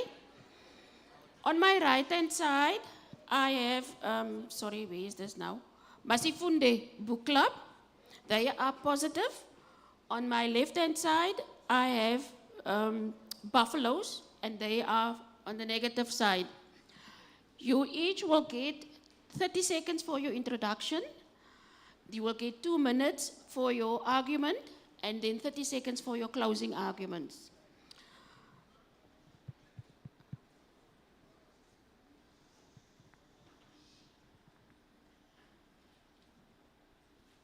Thank you. Your time starts now.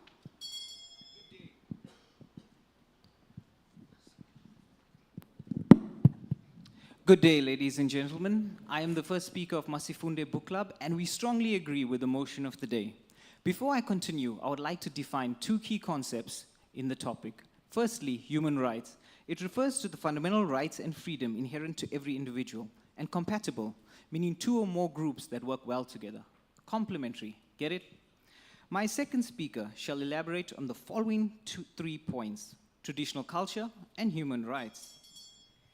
Greetings to the House. We, the Buffaloes, vehemently disagree with the topic. Points to ponder: morals and ethics, behavioral norms and customs. Breaking down the topic, traditional culture is a particular group of people that have not changed for a long time. Human rights are the basic rights that everyone has to be treated fairly, not in a cruel way, especially by their government. Compatible, able to exist or used together. Ladies and gentlemen, we strongly disagree with the motion that these two are compatible. With all due respect, I would like to disagree with the latter speaker from the opposition side because I accepted more to them to dwell more on their points. We should be noted that barbaric agenda should not be mistaken with traditional cultures because our traditional cultures are against those things, as you are going to dwell much on criminal activities. But moving forward, let me start my argument by discussing my powerful and meaningful points. According to Ipsos 2021, 85% of people around the world believe that traditional cultures and human rights promote respect, human dignity, and also value life. Ladies and gentlemen, it should be noted that traditional cultures existed way before they were introduced to the term human rights. That is why these two go hand in hand when they meet, because they are about the same thing, which is to promote respect, human dignity, and also value life. We still strongly agree that these two are compatible. Secondly, traditional medicine and right to healthcare. According to Human Rights Commission 2021, they made it clear that law allows everyone to have access to traditional medicine and right to healthcare. That is why international court even recognized traditional medicine as a human right. Ladies and gentlemen, according to World Health Organization, 70% of people in South Africa uses traditional medicine. For example, look how we use our herbal medication called umhlonyat to protect ourselves from the COVID-19, which made it other countries like Madagascar, they started to use it too because they also get positive records. But moving forward, on the point, community cohesion, 85% of South Africans believe that traditional cultures and human rights, they can strengthen community cohesion, community bond. Because according to the last year, people complained that traditional cultures were neglected. So that's why law makes sure that our traditional cultures are protected. You are right indeed. Traditional cultures have been in place way before time. However, human rights had to come in place to intervene, to ensure that these traditional cultures are not abused. Human rights and traditional cultures are a clash of harmful cultural practices as well as constitutional principles. They are no good fit at all. I'll make an example for you. In the isiXhosa culture, we have initiation, right? Your father, as the head of the house, will tell you that you will be going up to the mountain whether you would like to or not. You'll not even raise your rights because you know that the head of the house makes the final decisions. They're the most powerful and they're the superior ones in your household. The same law that you speak of, right? It does tell us that you can go to the mountain from the ages of 16. However, I'm telling you now, I can take my little boy to the hospital to get circumcised from the age of 7. I will not be turned back. So are these two really compatible? Are human rights really working together with this traditional culture that you speak about? Initiation, as well as virginity testing, violate the same constitutional rights that you speak about. They violate the right to choice, not to suffer physical harm, impairment to dignity, whilst the freedom to choose is premised on the age of 16 and the Children's Act. So how does this compatibility that you speak of really work? I have an understanding of what constitutional rights are, but I know that in our culture, rights are not the basics of how things are done or should be done. Everyone inherited dignity and the right to have their dignity respected and protected. The traditional culture fails to protect the human dignity, as the Section 10 of the Bill of Rights stated. This 75%, where did you get from? When? This 70% you're talking about, when did you get it? Ladies and gentlemen, thank you for contradicting yourself. When you talk about initiation school, you talk about the culture that promotes respect. As all of us, we know that initiation school, no one is being forced to there. We grew up looking to our elders, our grandfathers. It's our tradition. We go that way. No one is being violated in that process. I was just clarifying that. we have proven that human rights and traditional culture are not only compatible, but mutually reinforcing, as envisaged. You are wrong about the Mhlonyati thing or something like that. I just want to tell you the truth because we are talking about traditional cultures and human rights, and you are confusing the people in this hall. And I want to ask, how do you measure the compatibility of these two? Traditional culture mentioned here refers to all different spiritual systems, including philosophy, faith, morals, and ethics. Hence, we totally disagree with what you are saying.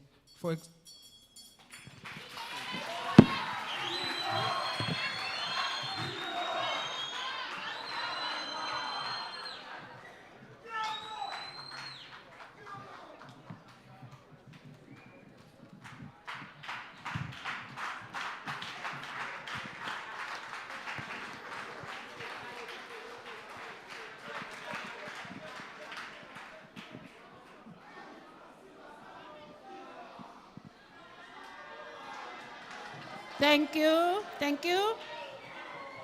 Next book clubs.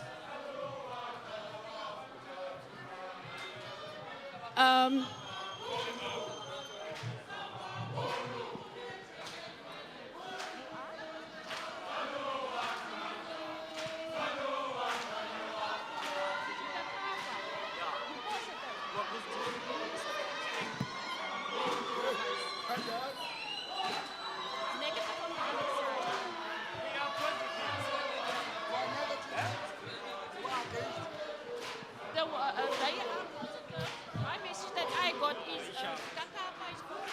Then you are negative. Are you the competitor? Then you are negative, yes.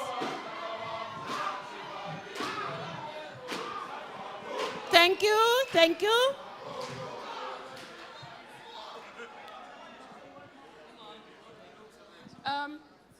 You see, the adjudicators couldn't hear what I said, ne? It's Dika Kapa, they are positive on my right-hand side, and Dikwang Kwetla, they are negative. Huh?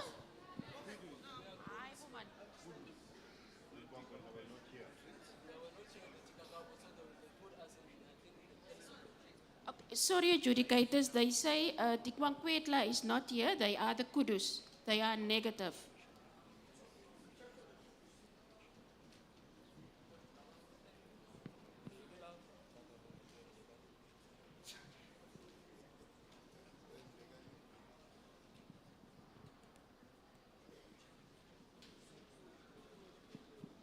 Tikakapa and Kudus.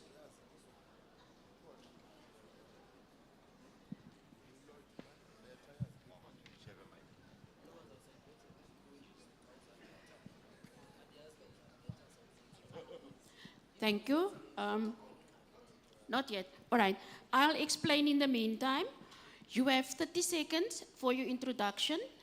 You have 2 minutes for your argument. And then you have 30 seconds for your closing argument. Both teams, you will start with your 30 seconds. Bell will ring. And then they will start with their 30 seconds. Sorry. Thank you. The adjudicators are ready. Your time starts now.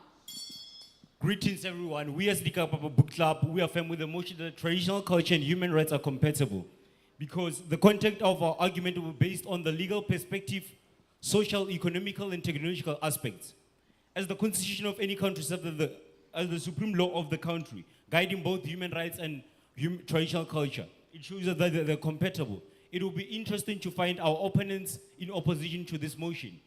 We'll further give a more detailed breakdown as we continue with our content. Greetings to the House at large. We, the Kudus, stand firmly against the motion. I am Itumelek Mohorosi. Next to me is Mkuseli Kamleko, who will deliberate on our topic using the following points: traditional affairs, education, LGBTQI society, and Children's Act. One of the weaknesses of literature on African rights is the tendency to generalize about African traditional societies without including those who practice the culture. When one looks at rights, you start thinking about the legal aspect. Hence, we decided to use the Constitution of South Africa as our basis for our debate. Just the other day, our president, Mr. Cyril Ramaphosa, signed off the Basic Education Laws Amendment Act, the Bella Bill, also known as the Bella Bill. In it is contained how the education system is going to work going forward. However, he did not sign off article number 4 and 5 of that particular document based on a request from Afrikaner support groups, namely the Solidarity Union and Kalikril. And basically what the Afrikaner support groups are saying is that they want to have the right to have Afrikaans as a medium of instruction included. And that shows that our president took into cognizance the traditional Afrikaner rights as well as the basic human rights of the freedom of education. Socially, as stated in the Section 31 of the South African Constitution Bill of Rights, citizens have a right to practice a shared culture, practice a shared religion, and use their own language. The promotion to access to information gives us a right to access to all kinds of information. Every citizen of a country has the right to be taught at a government school using their own language. As we can also see with traditional councils, there's gender equality. Women nowadays can be ordained as the chief of the community. So this clearly shows us the compatibility of traditional culture and human rights. Furthermore, to show the compatibility between the two elements, we look at the economical side of things. Ubuntu is a cornerstone of traditional African culture, and as thus contains stokvel groups where people support one another. However, when we look at the bigger capitalist market, our major banking institutions. Gentlemen, I'm not sure where is your research being taken, because traditional culture is sacred and it views as human right as a foreign law. And this is a form of a colonialization of some sort that takes the power of traditional leaders away from us. Again, there is a conflict between universal rights which discriminate against minority, women, and children. Take, for instance, let's examine this on a constitutional perspective, as you put it. Initiation, female gender mutilization, virginity testing, levirate and sororate unions. These are the true reflection of this incompatibility that we are talking about. Because if you are saying now, this violates the constitutional right of these people, the constitutional right from freedom of choice, as well as having to practice their traditional right. Again, if you go to our society, you have LGBTQ people which are discriminated by these cultures. If now you are talking about those people, there is level of people that are being criminalized against them. Again, also, when we go to constitution, virginity testing, you are violating the right, the privacy of the right, as well as when you are doing the serenade and the levirate union. You are saying to women they do not have a choice due to the fact that they are belonging to the certain tradition. Cultural exclude certain people like women and LGBTQ from their practices that contradict the principle of human right universally. They view the practices as the moral issue, not as a rights issue. That is a social plight that is contradicted. Let me make it clear to you, our audiences, because it seems like our opponents really don't understand the topic, because every citizen has the right to engage in their cultural life, as stated in the South African Constitution Bill of Rights. Human rights culture means that every citizen should have knowledge of what their rights are and understand that they have full responsibility to tolerate and respect other people using their own rights. So human rights and traditional culture are fully compatible. In conclusion, we like to state that speaker number one. Putting words in a paper and document does not guarantee the compatibility between the two terms. It would have been clear maybe if there was at least one physical action proving the compatibility. As we bring this debate to a close, it is essential to synthesize the argument presented and reaffirm why traditional culture and human rights are not compatible. Firstly, we have highlighted that the traditional cultures uphold practices and beliefs that directly contradict the human rights standards.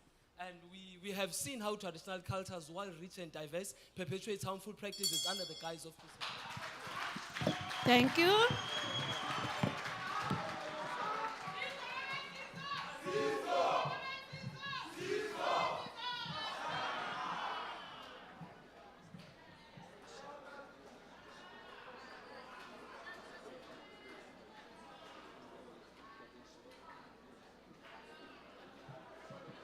Thank you, adjudicators. Then, can we please have silence? Guys, please, please, man. Can you please just silence those gents at the back, please, for time's sake? We really have a lot of book clubs to cover today. The next book clubs are Inkwenkwezi and Tihosi. You gentlemen from Tihosi. All right. Inkwenkwezi and Tihosi. You got it. All right. This is how it will work. You get 30 seconds for your introduction, 2 minutes for your arguments, and then 30 seconds for your closing arguments. You got it? You ready? And please, there was a request that you must please not switch off the microphones. Ne? You would just put it, when you're done, you put it on your chair and speak into the microphone, please. Ne? Thank you. Adjudicators, timekeepers, you're ready. All right, time starts now. Good day to the Speaker of the House, the adjudicators, the audience at large. We, as the Inkwenkwezi Book Club, affirms the motion and will be elaborating on the following points. Point number 1, identity. Point number 2, defining the meaning of culture and tradition. Point number 3, the Constitution of 1996. Point number 4, Heritage Day. And point number 5, a quote from Nelson Mandela regarding Heritage Day. Thank you, ladies and gentlemen. We as Tihosi, myself and Wayne, Tsepontsal and Wayne, we disagree with the proposed motion. And our submission is that traditional culture and human rights are not compatible. We'll be focusing our facts and a debate on social, political, economical, and legal aspects. As a matter of fact, our facts will be supported by stats and relevant real-life situations, serving as examples including statutes to prove that there is no compatibility in that topic. What can be worse in life than to lose your identity? Culture is what defines us as individuals. It defines our roots. In South Africa alone, we have 12 individual languages, each one of them having their own traditional and diverse cultures. Now, you would ask yourself what language have to do with cultures? Everything. According to the Oxford Dictionary, culture is defined as the customs and traditions of people, and tradition is defined as the passing down of beliefs and or customs, etc. Now, did you know that South Africa is recognized as one of the 10 most culturally diverse countries in the entire world? Ladies and gentlemen, this speaks for itself. Our beloved Rainbow Nation is so diverse, so culturally spirited. There would be no democracy, no togetherness, and no Rainbow Nation without culture. According to the Constitution of 1996, Chapter 2 of Section 15, and I quote, "Everyone has the right to freedom and of religion and thought." And Section 30, the right to have their own language and partake in the life and traditions of their own choices. Father of the nation, Nelson Mandela, had once said, "When our first democratically elected government decided to make Heritage Day one of our national days, we did so because we knew that our rich and varied cultural heritages has a profound power to help build our new nation." This quote was taken from welovesalt.com. Thus, it is painstakingly obvious that traditional cultures and human rights are indeed compatible. It's beautiful, isn't it? Just look at today. Today is Heritage Day. This marks for what we're here for. All these people sitting in front of us. Ladies and gentlemen, we strongly disagree again with the proposed motion. With regard to identity, Oxford is not there practically. Section 30 of the Constitution of South Africa, it promotes the language and the culture that the Khoisan people are not enjoying at this point in time, in the very same South Africa that you are talking about. Ladies and gentlemen, traditional culture and human rights are fundamentally incompatible. Traditional culture often upholds practices that violate human rights, such as the right to bodily integrity, the right to be free of torture, and the right to life, which is non-negotiable in the Bill of Rights. Article 16 of the Universal Declaration of Human Rights, it promotes the issue of marriage without consent. Eswatini and right in South Africa, the young girls, they're being deprived their right to express and to enjoy that, to be married by the men of their own choices. But that practically is not happening. And what is your submission in that? The opposition is arguing from a very narrow and one-sided point of view. For example, they say that we have the right to freedom and choice, yet we allow certain traditions to allow pre-arranged marriages. In essence, forcing a young girl into marriage. Is that compatible? I say not. Section 15 of the very same Constitution of South Africa, it promotes the freedom of religion, belief, and opinion. But the Islamic religion, it seems like it's above the Constitution of South Africa because women don't enjoy that to become the leaders in their own belief system. And again, the religion and traditions refuses people to be given the donations of organs and the blood transfusion, for example. Their right to life is being compromised as a matter of fact. And what is your submission in that also? Please prepare your answers. In 2022, according to a United Nations statistics data, All I have to say to you, all these facts, please next time try not to get it from the back of a chappy paper, all right? Because there you talked there about love and torture, but then how do you want to take the right of the citizens of South Africa, denying them to celebrate their roots, where they come from? We are all proud of where we come from. Then you talk about forcing girls into marriage. ladies and gentlemen, opposition, you failed to answer our question about a young girl being forced into marriage, which is a basic right to freedom of choice in the Bill of Rights. Failing to convince the audience and adjudicators with what you submitted, that's a chappist mentality. As a matter of fact, I think we believe we've submitted enough to prove that that is not compatible with regard to the topic at hand. As found in the Bill of Rights. Thank you. Thank you, gentlemen and lady.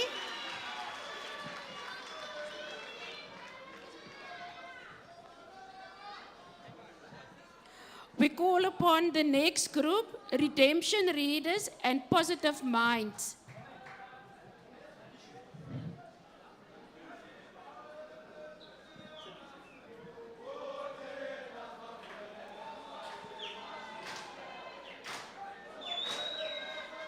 Redemption Readers, Positive Minds.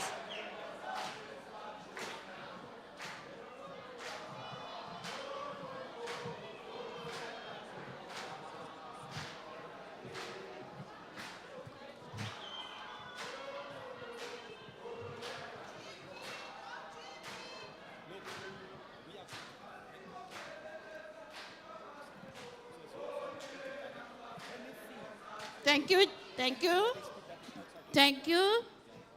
Can we settle down at the back? There's a lot of movement, please. Can we please settle as quick as possible? There at the community book clubs, please. You each will have 30 seconds for your introduction. You will have 2 minutes for your argument, and you will have 30 seconds again for your closing arguments. Timekeepers, adjudicators, you ready for us? Time starts now. Good day, ladies and gentlemen. On the topic, we say yes. Traditional culture refers to a dynamic value system of learned elements, including beliefs and customs. Compatibility is when something is able to exist and be used together. To support our facts, the second speaker will elaborate on these following points. Culture is part of our social life. Human rights is part of our constitution as South Africans.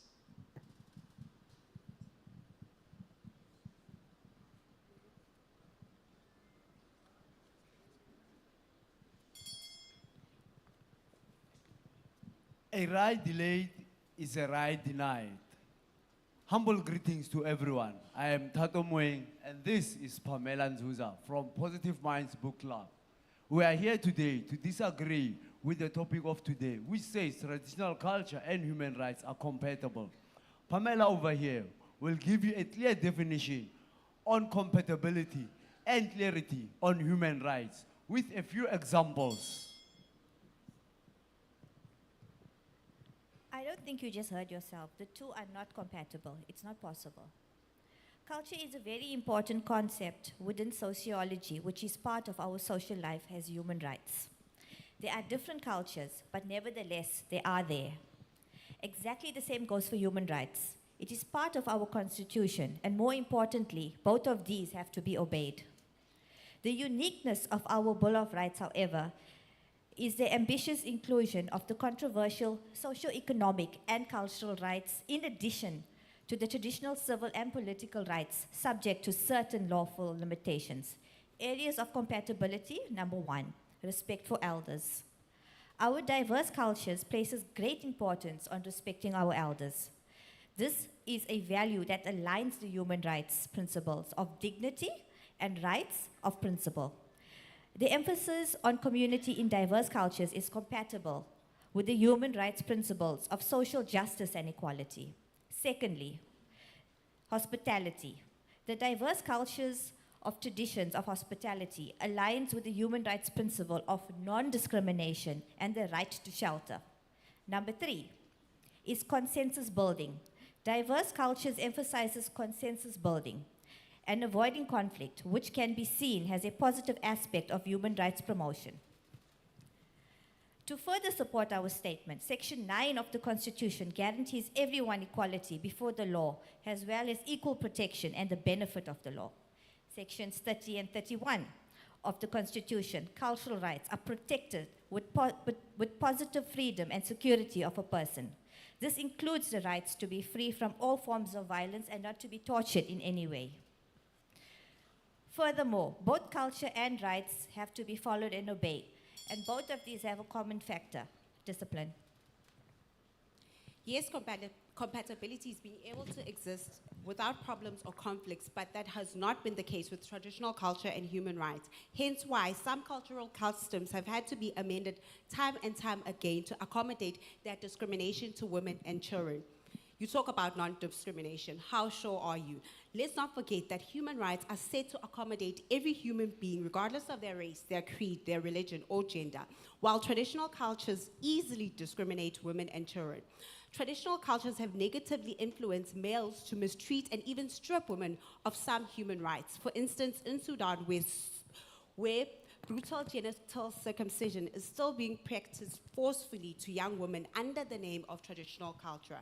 Some principles in traditional cultures have had to be reviewed and even abolished due to the harshness they impose on certain groups of society. Now that's plain proof that traditional culture and human rights are not compatible. It's unfortunate that traditional cultures are founded on the idea that a certain group, males, possess superiority over the other, and that's against what human rights are for. Now, human rights are a set of principles concerned with equality and fairness. For example, the right to education for all. So refusing schooling for girl children in Muslim states like Afghanistan conflicts with basic human rights. Now, in order for something to be compatible, it has to live and exist in harmony with all those in society. Traditional culture that was founded on terrible misogynistic principles will always clash with human rights, more especially in the era we're living in. Human rights were established to protect every human being. They're the foundation of our freedom, justice, and peace, while traditional cultures was founded on to push individualistic. To report on what you just said, there's something that I don't understand. Is that your first speaker, he just said that these two are compatible. Yet you are speaking that it is not compatible. But let me give you to your answer your first question in the beginning. Section 9 of the Constitution guarantees everyone equality before the law and equal protection of the law. My fellow brother, we are disagreeing with the motion, not agreeing with the motion. Get your ears checked. My brother, hospitality. How can you say hospitality is compatible with culture? That is not the fact. Everybody knows that in culture, hospitality is something that is defined by the elders, not by a small child. Thank you. Um,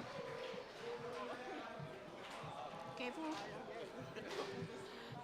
Can we call upon the horse riders and the spinners, please? The horse riders and the spinners.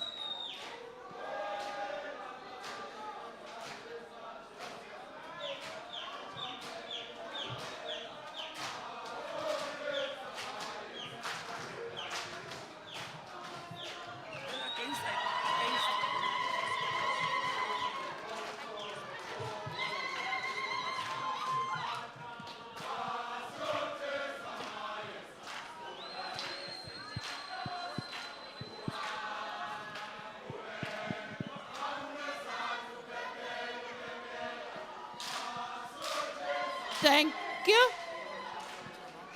I like you singing. Thank you very much. Thank you. Can those at the back settle, please? You each will get 30 seconds for your introduction, 2 minutes for your arguments, and then 30 seconds each for your closing argument. Adjudicated? Sorry? The names, okay, let me. On my left-hand side is the spinners, and on my right-hand side is the horse riders. You ready? All right. Guys, it seems to me we're going to have, some of you are going to be appear on TV if the communication sections can sort it out tomorrow, ne? I got a message. Someone was whispered in my ear. I don't know which side they were going to be. I'm just saying. So yeah. Just the interesting part of our work that we do while the adjudicators are busy. At our library, we have a place here in George that work with underage offenders, ne? And what they do there as part of their rehabilitation, those children, some of them are 14 years and they can't read at all. They bring a small group to the library where we do reading with comprehension with those children. And what we always try to do nowadays, because we take the children's books for them, because as I said, some of them can't read. Then we do reading with comprehension, with a story, a life story behind the story. And we do a little activity out of that book with them. And those children, they just love that activity because we want them to go home again and not go further. But the circumstances at home is not that well. And then sometimes they prefer to come back. But just a little bit of the work in the library that we do. Adjudicators, thank you. I did explain to you 30 seconds opening, 2 minutes arguments, and 30 seconds closing. Time starts now. Good day, ladies and gentlemen. We are the horse riders.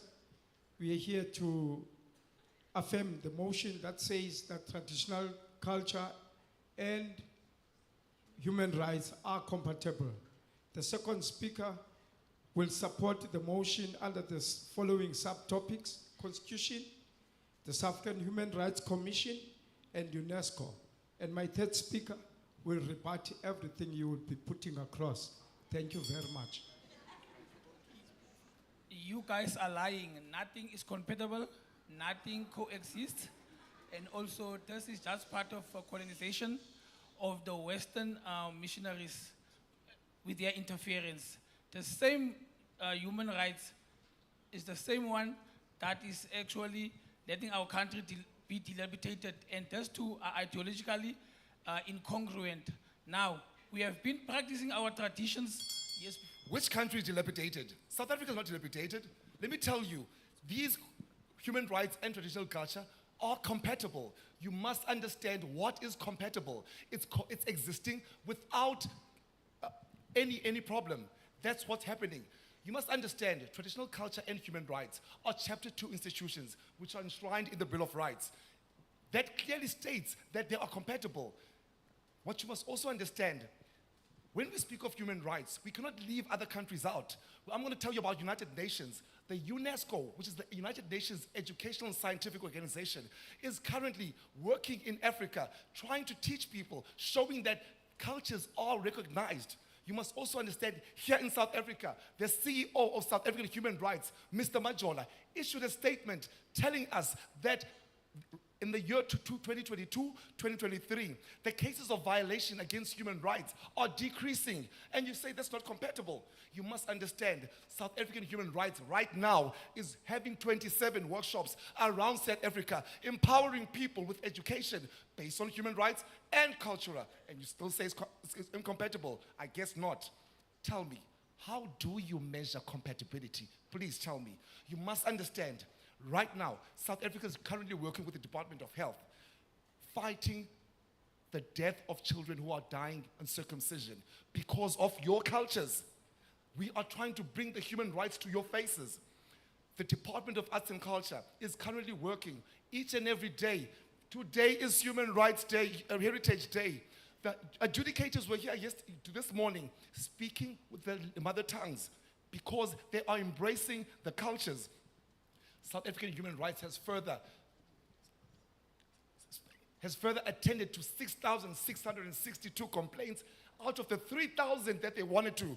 And you say that's not compatible. That's blurb that you're talking about now. Dignity within our cultures are being forgotten and being thrown away. We don't have any respect anymore within our traditional practices because there are a lot of rights which are breaking us as traditional beings. We are not preserving any heritage anymore for our future generational traditional leaders and youth. We eventually going to be lost with these human rights, which bring ending to our heritage, while we're moving with industrial revolutions and artificial intelligence, which will never bring any, will never conduct any manhood rituals or bring traditional families together. Respect and discipline is a factual disappointment upon us. And our 21st century, we see things being done differently today because they are by our youth, because there are no proper teachings and respects and discipline within our homes that are being hard-headed and being hard. So I would like to ask a question, right? And I hope you can answer it. Can you tell me what traditions and what culture your children are practicing at home? Thank you. To answer your question on the compatibility side, you can't put your foot in your glove. There's two different things. There's Western interference. It just messed up our whole country. So, being sterilized by revolutionists who mark and tramp our beliefs with human rights while making us look cheap at the end of the day. By making us believe there are laws and traditions which make us leave behind our own traditions and cultures. Traditional carbon footprint is being fought by Western culture, which is war that is deteriorating our beliefs and practices. It's what was planned as a whole new world order. But today, we are slowly being To answer your question, at home we are practicing a culture of amaXhosa. For you, sir, you have digressed from the topic. All that you have said now is quite irrelevant to the motion that is traditional culture and human rights are compatible.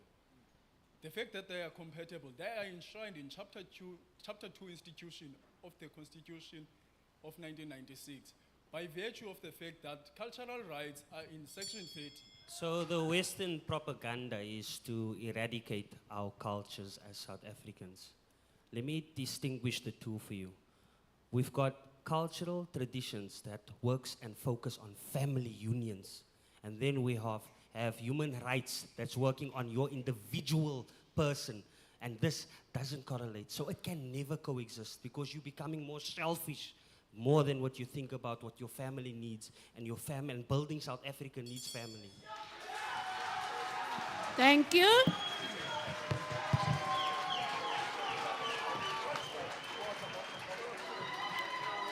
Thank you. Next book clubs are the Western Cape Stormers and Celtus Africana.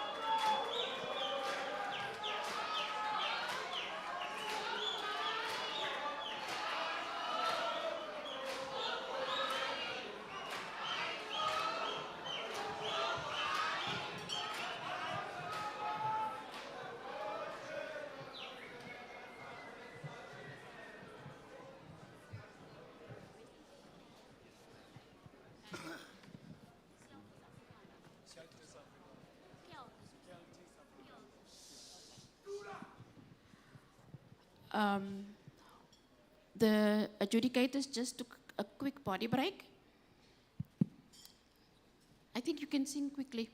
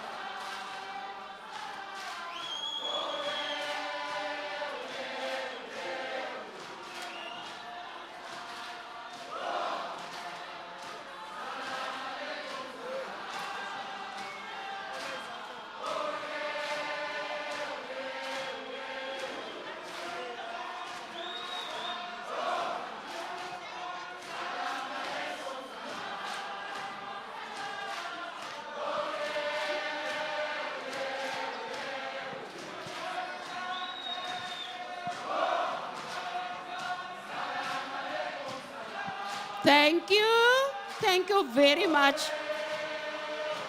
Thank you.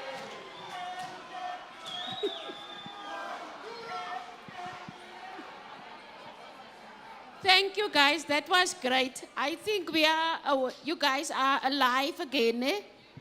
Yeah. Thank you, adjudicators. We have here the Western Cape Stormers and Celtus Africana. You will each have 30 seconds for your introduction, 2 minutes for your argument, and then 30 seconds again for your closing. Are you ready? Ready. Time starts now. Cultural traditions are an integral part of an individual's identity and are often deeply rooted in their community's history, values, and beliefs. They provide a sense of belonging to community and connection to one's heritage. We acknowledge that while some practices may need reform, we will argue that a balanced approach can harmonize cultural practices and modern human rights frameworks, preserving both our heritage and our fundamental freedoms. Greetings, everyone, to the Speaker of the House, to adjudicators and audience at large. We as Celtus Africana, we are against the motion and will be emphasizing on following points. Number one, incompatibility on our laws, female dignity, conservative ideology that prevails on our country. In a nutshell, as per Oxford Dictionary, traditional culture means passed down of beliefs or Human rights are built on a foundation of traditional cultures. Human rights are the law enforcement arm of cultural identity. Traditional culture has a historical proven background with a sound track record based on religious principles and models. Christianity has love thy neighbor. African culture has Ubuntu. Islam has Ummah, which means unity. And Xhosa culture has Xolifa.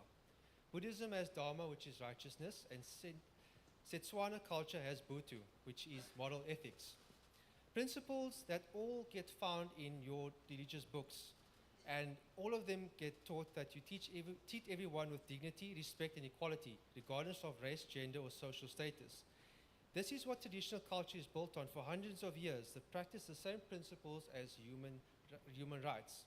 A study conducted in March 2019 by Lena Moore at the UCT Sociology Department on Article 27 of Human Rights, which is the right to cultural identity, the participants didn't see cultural practices as denying rights because they believed that they valued human rights, dignity, respect, and solidarity. Hence, it was not harmful. As Rome was not built in a day, so traditional culture is reforming and evolving. Hence the advent of the Congress of Traditional Leaders SA. Tea culture is 90% on the right track, in line with human rights and principles. With the citation of Ba Amok in Human Rights in SA in 2000 on polygamy, in the event that all are willing participants in polygamous marriages, then polygamy truly isn't a human rights issue. On women abuse, one cannot blame tea culture for troubled individuals' behavior. Blame modeling, a phenomenon where youth learns from behavior from their parents. LGBTQT is a new culture. They are free to practice in SA. Female genital mutilation. The Maasai in Kenya have abolished this practice. These efforts show that traditional culture takes human rights very seriously. Let me leave you with this gem for your edification and guidance. Ladies and gentlemen, as we all know that human rights actually promotes equality and fairness in all aspects.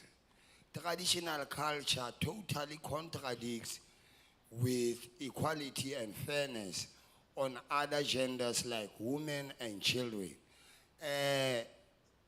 The point being, ukutwala, the traditional culture in Xhosa, whereby young children are abducted and engaged in marriages forcefully. Those are contaminating the children's rights and their freedom of education, the right to health care and education. Further going on to the initiation schools, Stats SA fertilities initiation schools has increased rapidly in the last 3 years. In 2022, 421 deaths were reported, while in 2023, 590 deaths were reported.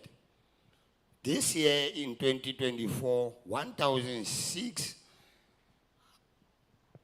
deaths were reported due to unsterilized objects that are used to circumcise the initiates, malnutrition, and dehydration.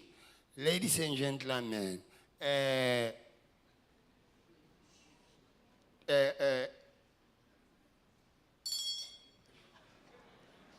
I'm not too sure if you know where your facts are coming from. Regarding the first point about the females getting taken for marriage, we're talking about abduction.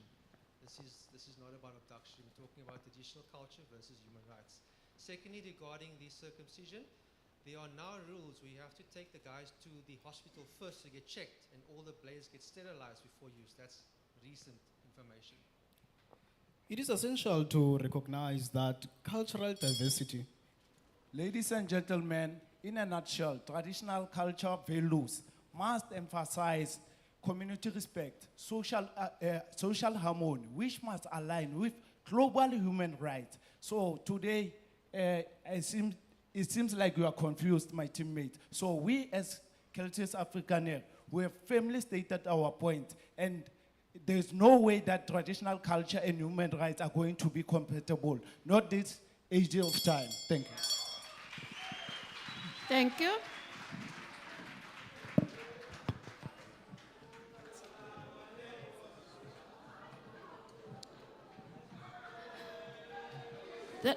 The next groups, thank you. Next group is Sarah Bartman, Content Keepers, and Sopumelela Warriors.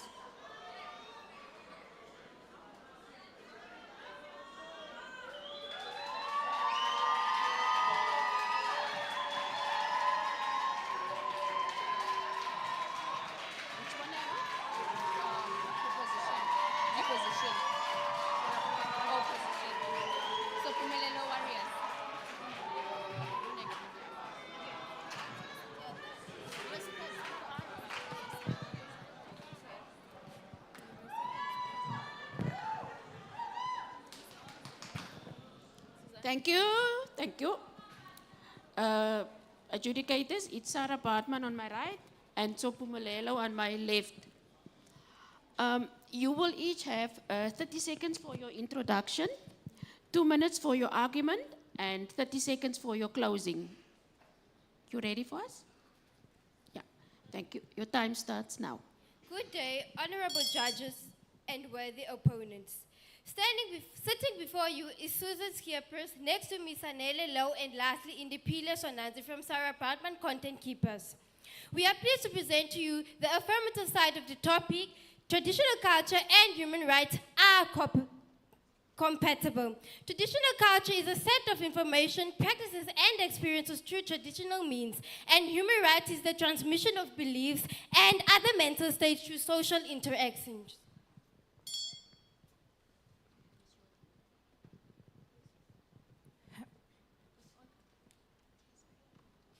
Greetings to the House at large. As team opposition, we are against the motion. We ask you to join us as we embark on the journey as we prove that traditional cultures and human rights are not compatible. We have seen traditional cultures do things that are against human rights, such as honor killings, which violates the right to life. The objective data supports our claim that traditional culture and human rights are compatible. By saying that, we basically conclude that the notation that traditional culture and human rights are mutually exclusive is a misconception.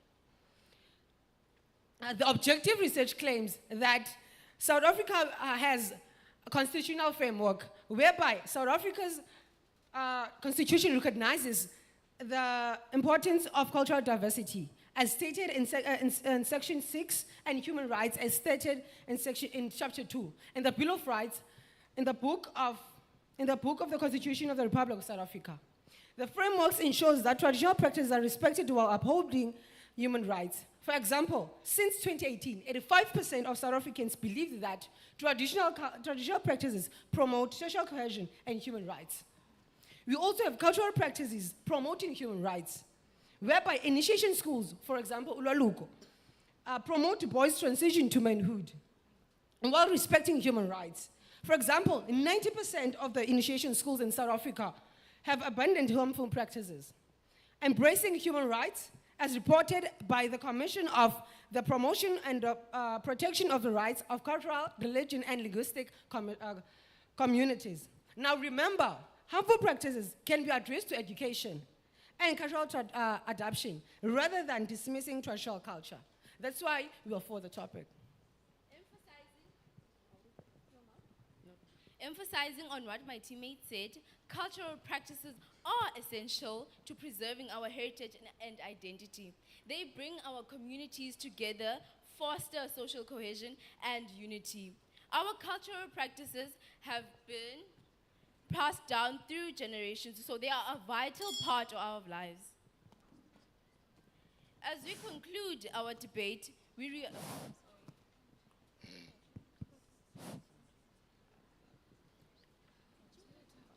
Ladies and gentlemen, honorable judges and fellow debaters, my colleague has highlighted the tensions between traditional culture and human rights, so I'll expand on these concerns. Cultural relativism undermines universal human rights, harmful traditions, practices like honor killings, and forced child labor. International human rights frameworks prioritize individuals' rights over cultural interest. So, rather than seeking compatibility, we should encourage cultural evolution through education, awareness, and dialogue. The fact that counter-arguments claim cultural diversity enhances human experience and education can reconcile differences. However, cultural diversity doesn't justify human rights abuses. Education alone can't address deep-seated cultural issues. But traditional cultures are not static. They evolve over time. Many traditions can adapt and integrate modern human rights Culture and human rights are standards. not complementary. The reason why we say that, because if there is violation and human dignity is violated, it cannot be complementary. If you enrich, if you say that cultural practices should be embraced and human rights should be enriched, it means that they are enemies. They cannot cooperate because there's violation. Remember that human cultural relationship are toxic towards human rights. There is female genital mutilation, honor of killings. So what do you call that? What do you mean that they are compatible? Because there's violation. You are disrespecting human dignities.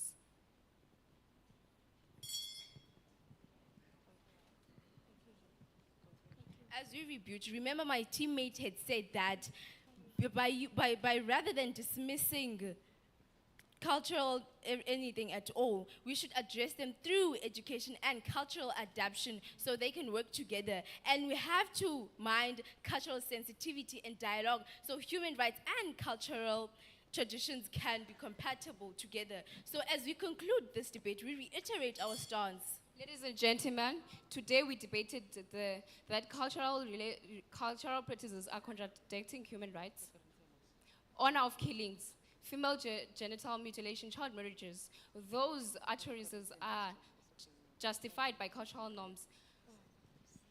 Human rights and traditional culture are not compatible because they conflict with each other. Thank you. In closing, we'd also like to ask a question to Team Proposition. Should you justify rights? Put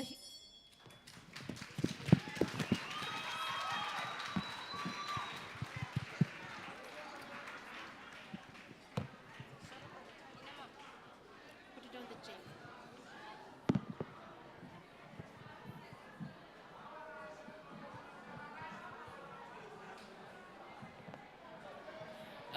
Thank you, thank you.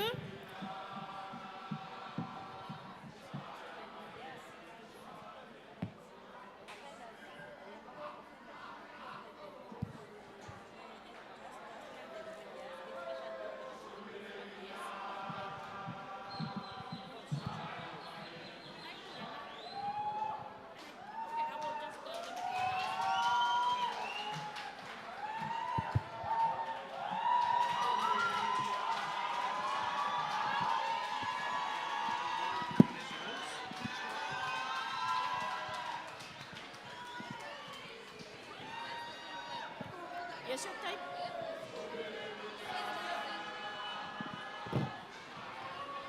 Girls, please, you sit in the middle, please sit nicely because the offenders, the other girl was sitting improperly and the offenders saw that. So first, second, third. No, what I mean is you must sit like this, ne? Okay. Please, ne? Like this.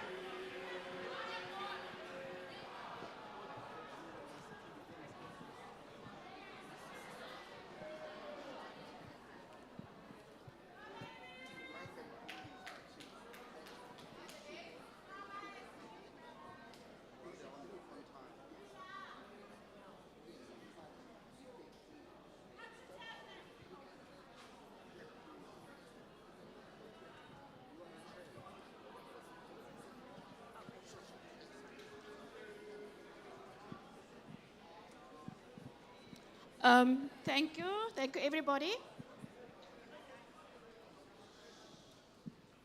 Thank you. We next have, it's Dr. Kenneth Kaunda on the positive side and Nelson Mandela Metro on the negative side. You each have 2 minutes for your introduction. Then, sorry. My apologies, my apologies. Let me start over. You have 30 seconds for your introduction, 2 minutes for your arguments, and then 30 seconds for your closing. You wait for the bell. The bell will ring, then you guys start talking. Your 30 seconds, right? You got it now, ne?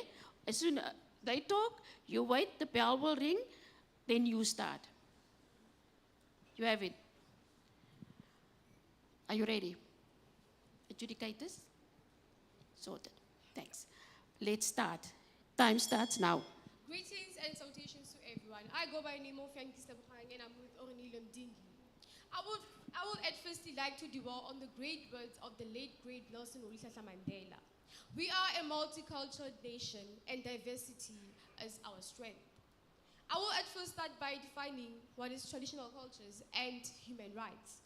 Traditional cultures are customs and values that are used by certain people or particular people, group of people in a community, while human rights. To deny people their human rights is to challenge their very humanity. A quote by Mr. Nelson Mandela. Greetings, House at Large. We are from the Nelson Mandela Metro. This team strongly disagree with this motion. Parameters are set in South Africa. Traditional culture is the dynamic value system of learned elements, including beliefs, customs of a community. Human rights are a set of principles concerned with equality. Thank you. Traditional cultures are bound to human rights, and human rights are bound to traditional cultures. Human rights include Ubuntu, diversity, and equality, which are also protected in the Constitution of the Republic of South Africa 1996. It's now within both traditional cultures and human rights to bring embracement in cultural evolution. POI. Accepted. Now, you spoke about multicultural. How do you plan on going about it, since in South Africa we have... Sorry, it's not your turn yet. It's still there. Then you wait for the bell. When the bell rings, you talk. Continue. Human rights protect cultural heritage and traditional practices by providing cultural diversity, by empowering communities, and also recognizing and celebrating cultural differences. Here are some factors to add on what my teammate has just said. Universal values are based on human rights, dignity and values and respect. These are found in every tradition and cultural household. Cultural relatability aligns with the rights and responsibilities that come with the alignment of being a cultural country, not only a country but being a nation that aligns with everything that has to do with the rights, culture, and humans. Setting an example during the apartheid era, people didn't have rights. They didn't have rights and dwelt more on traditional cultures. And that actually led to them being underestimated and feeling inferior. But ever since they had human rights, a thing called human rights, they were able to be treated superior to other people or equal to other people. Thanks to the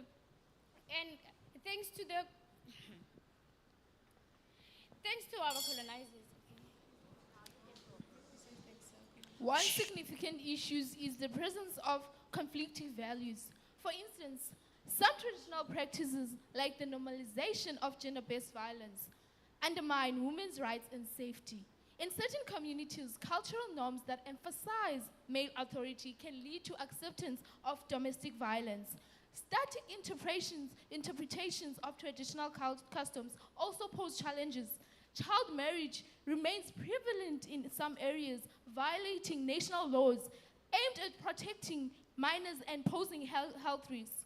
Patriarchal structures often perpetuate gender inequality, as seen in inheritance customs that favor male heirs, excluding women from property ownership.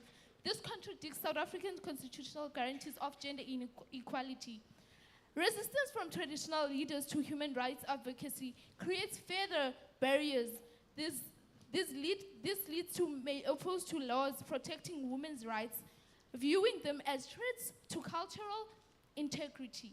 Lastly, intergenerational tensions arise when younger individuals challenge outdated norms, such as those related to gender roles and sexual orientation. I mean, we live in the modern world. It's the 21st century. So we are a more civilized and more advanced generation. We do question the outdated norms. Thank you.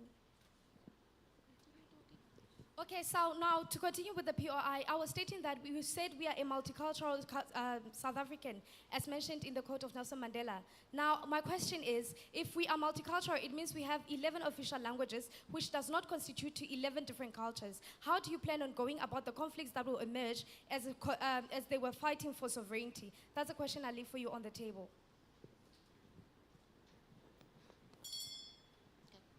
Conclusively so, The mic. we're still... Close to your mouth. Conclusively so, we still stand our ground and agree that human rights and traditional cultures are compatible. To add on what my teammates have just said, we are the Al-Kabaim. We are people who are led by kings and queens, who govern us through ancient traditional practices. Till today, our parents still thrive and are still trying to understand why our kids are dying at a young age. When we talk about compatibility, we need to talk about the ethics. Now, in South Africa, we pride in equality. And when we talk about sovereignty, as cultures we fight to be sovereign, we need to consider that what we pride in will deteriorate as cultures will create chaos when they fight for this. Also, we need to consider that dominant cultures may suppress minority rights. Now, are you stating facts or are you stating your opinions when you talk about this? Please go back, reconsider. Maybe we might just reconsider giving you a rematch. Thank you. Thank you.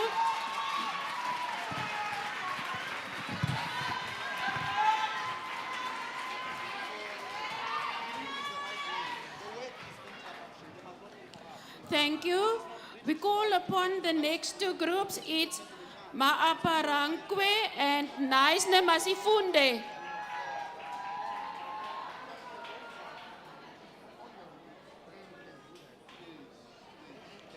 Where are the next two groups, please? Maaparankwe and Naisne Masifunde.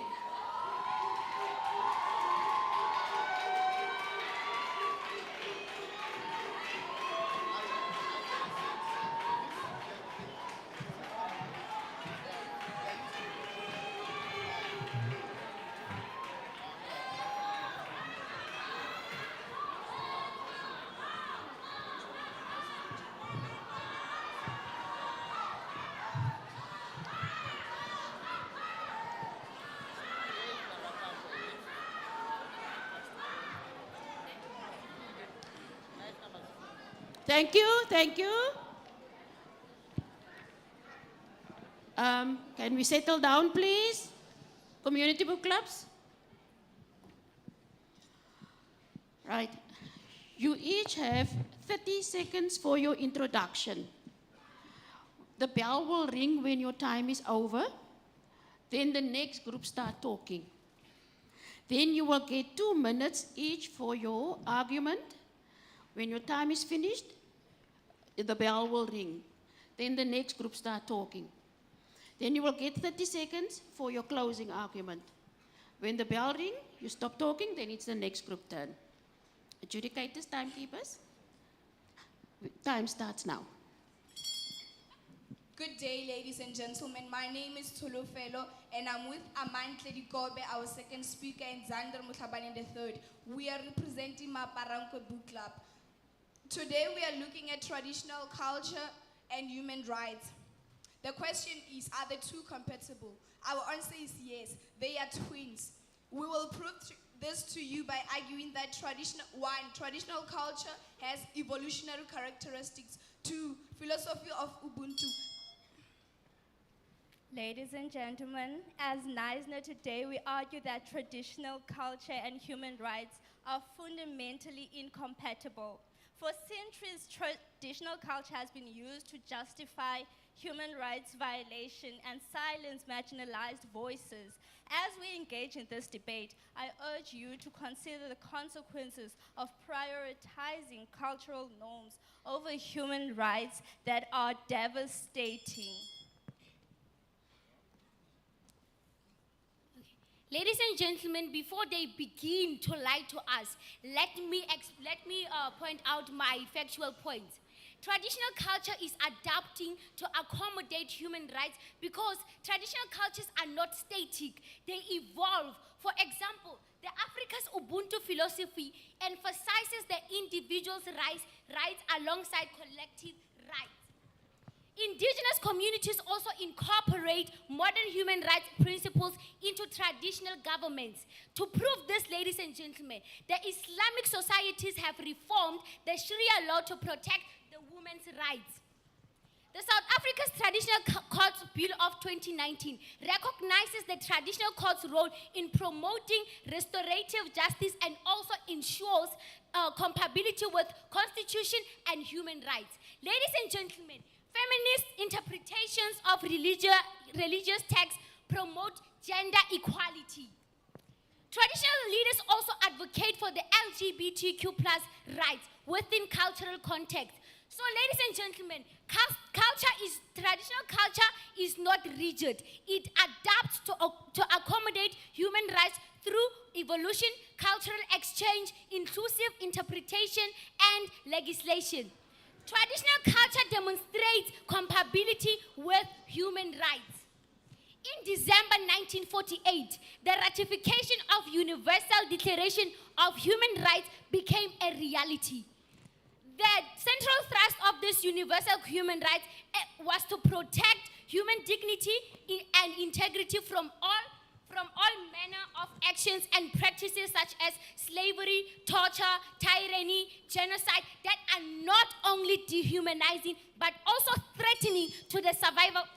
Oh, sorry, I hear you speak about evolution the whole time. You may argue that cultural evolution and shared values can overcome these conflicts. However, cultural evolution is very slow and ineffective in addressing human rights violation. Shared values are insufficient cultural conflicts, and cultural relativism overrides universal dignity in traditional cultures. Further, and our opponents here claimed also that human rights recognize collective rights. However, this ignores power dynamics within communities.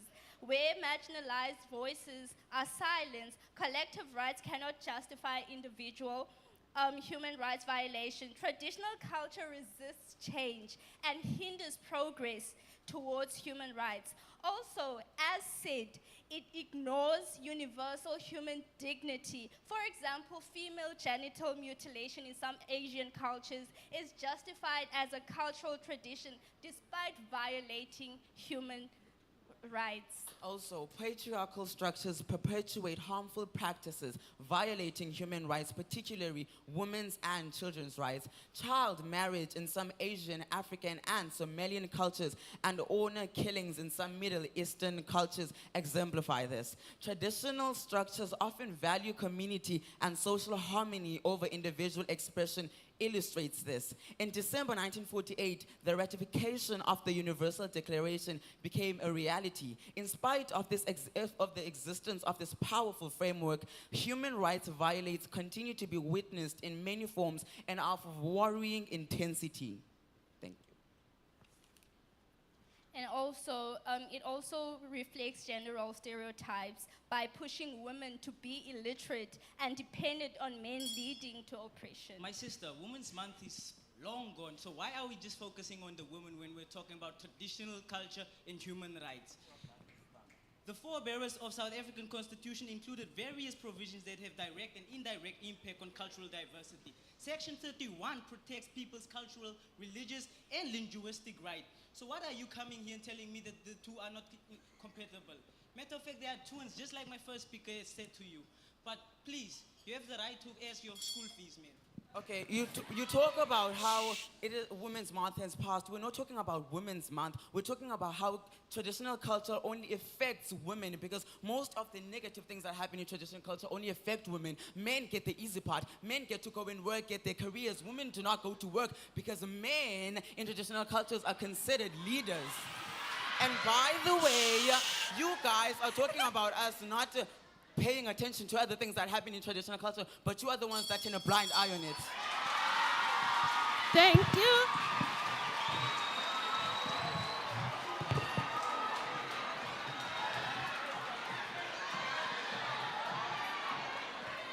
Thank you.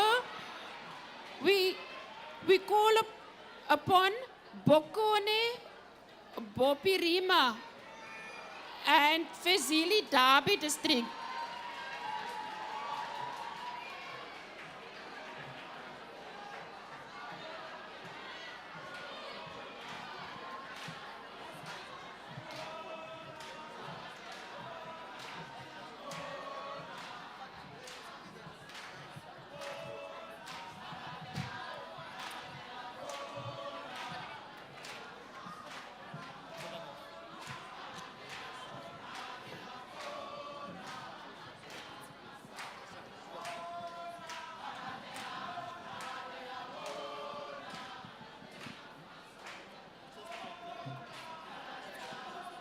Thank you, thank you.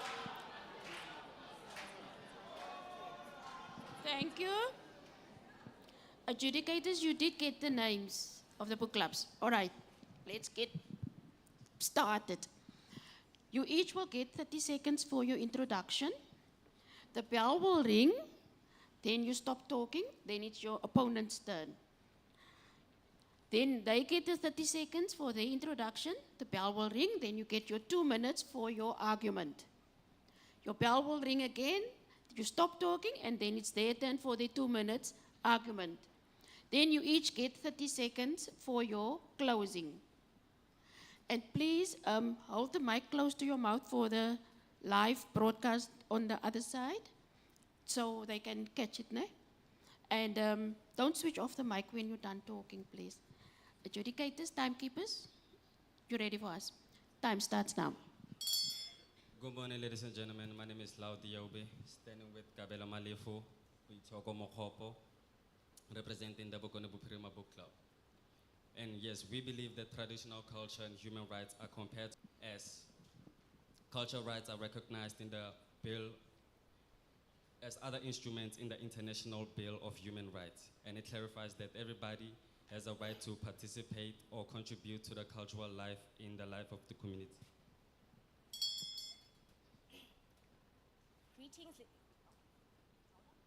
Greetings, ladies and gentlemen, honorable judges, and fellow debaters. Today we gather to discuss a crucial topic that has sparked intense debate globally. My team and I from Fezile Dabi district will be arguing to say that traditional cultures and human rights cannot replace one another. My fellow debaters will also be speaking amongst the following points.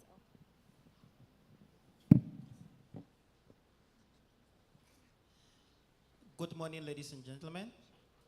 My name is Kabelo Malefo. Yes, we are for the topic that we agree that we are a nation with a flexible constitution where everybody it is included. Number one, our constitution was crafted in the presence of our traditional leaders, meaning nothing was left behind, making sure that every culture, every tradition in South Africa, it is recognized. There is no way that tradition can live human rights. They go hand in hand, they complement each other. For that reason, today we are celebrating Heritage Day, where everybody is included. We all benefit from all this crafting of our constitution, making sure that we don't violate others' rights. And again, human rights are universal principles, meaning there is no way that this principle can undermine the traditional cultures. Everywhere in the world, it is expected to practice their culture the way they want. And the tradition, it is passed from generation to generation. And then culture, it can maybe come from anywhere in the world. So in South Africa, we make sure that when we craft our constitution, we included all these things. Without a waste of time, let me just dive right into it.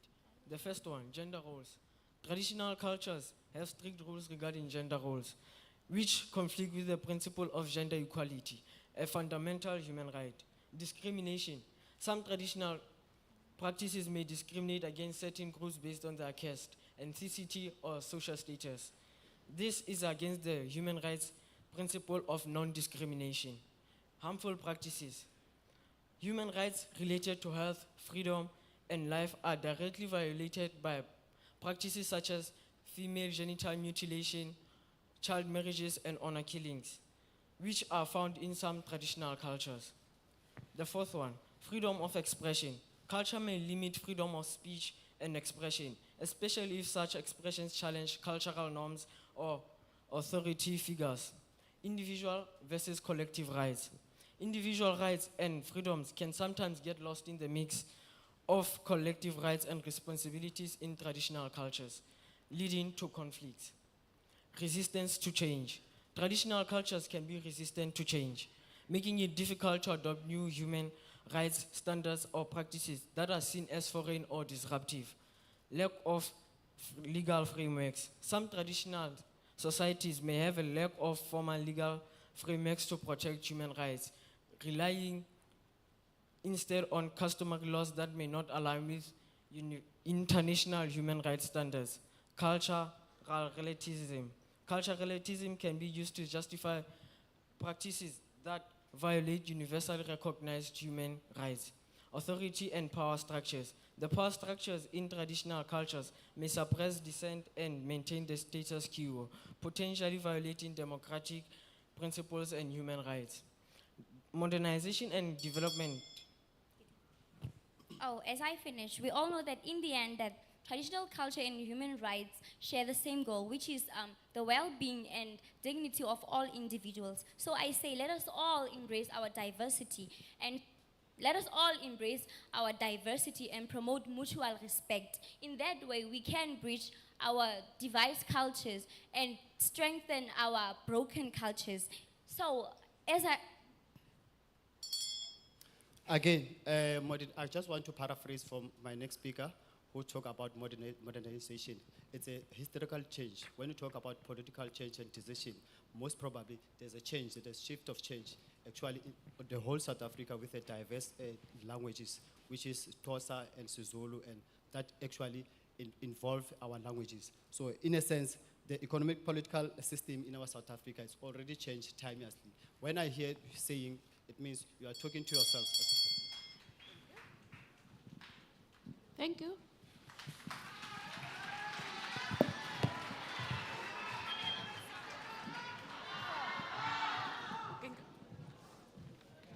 Next book clubs is Baobab and Literati.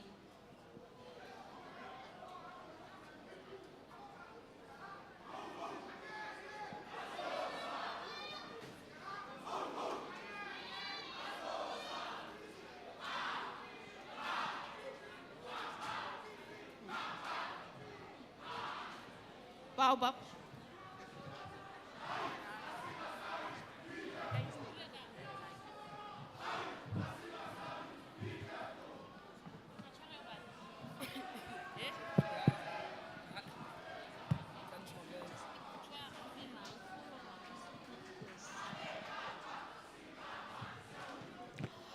Thank you. Thank you.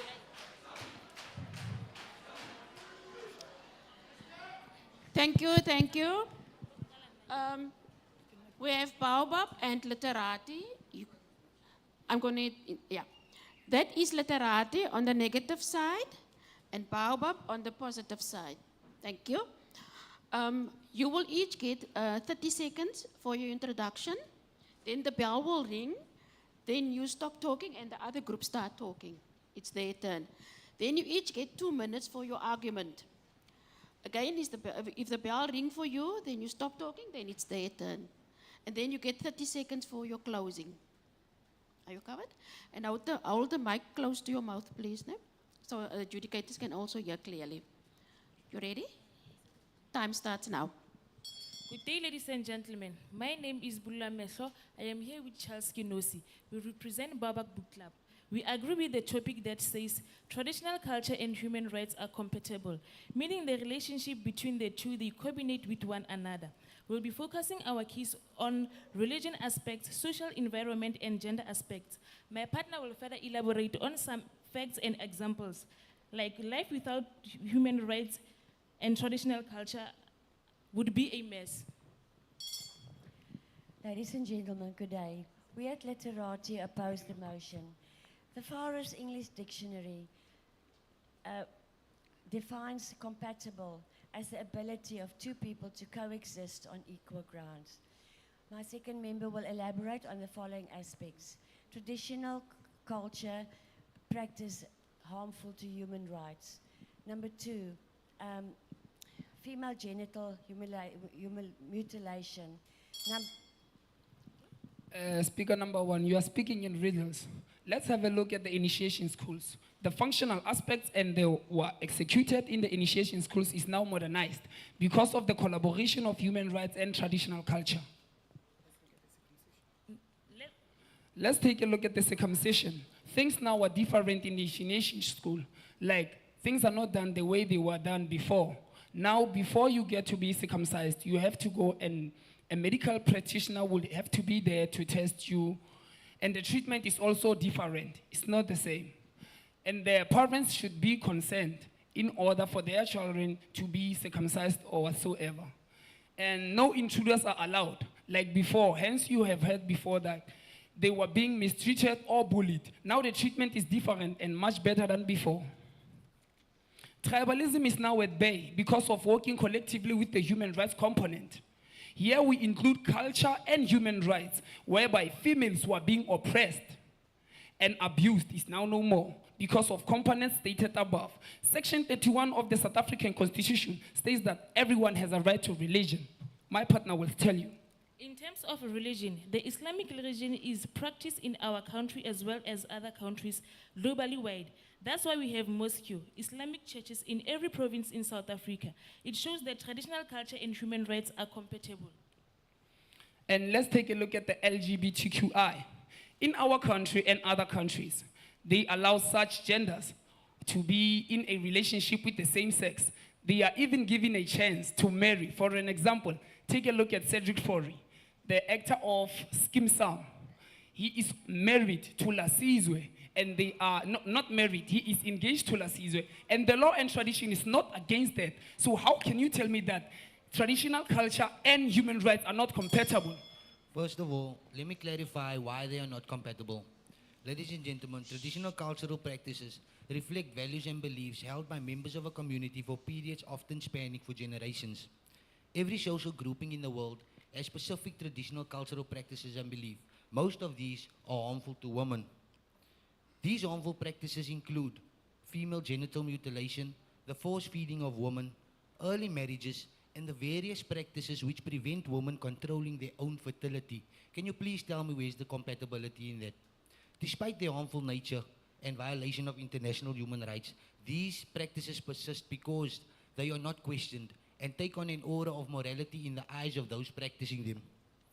Female genital mutilation, or also known as female circumcision, involves surgical removal of parts or all of the most sensitive female genital organs. It is an age-old practice which is perpetuated in many communities around the world simply because it is customary. In fact, FGM imposes on women and the girl child a catalogue of health complications and untold psychological problems. The practice of FGM violates, amongst other international human rights laws, the rights of the child to the enjoyment of the highest maintainable standard of health, as laid down in Article 24, paragraph 1 and 3 of the Convention on the Rights of the Child. Forced and underage marriages is another serious infringement of human rights, which girls as opposed to boys must face. The practice of giving away girls for marriage at the ages of 11, 12 and 13, after which they must start producing children, is prevalent among certain ethnic groups in Asia and Africa. The principal reason for this practice is the girl's virginity and the bride price, also known as ukutwala. Underage marriage robs a girl of her childhood time and infringes the right to an education. Blah, blah, blah, blah, blah. I hear you, but I cannot hear you clear. Listen to me. What you are talking about is things that were done before, things in the past.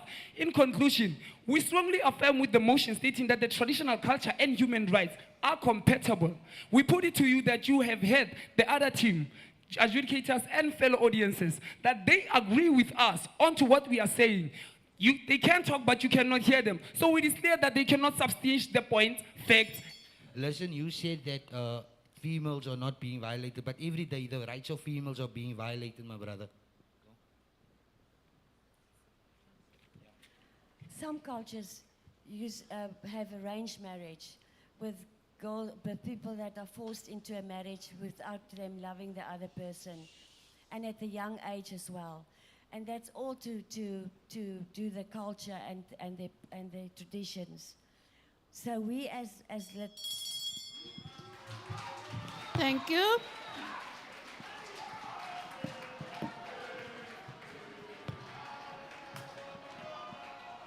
Thanks.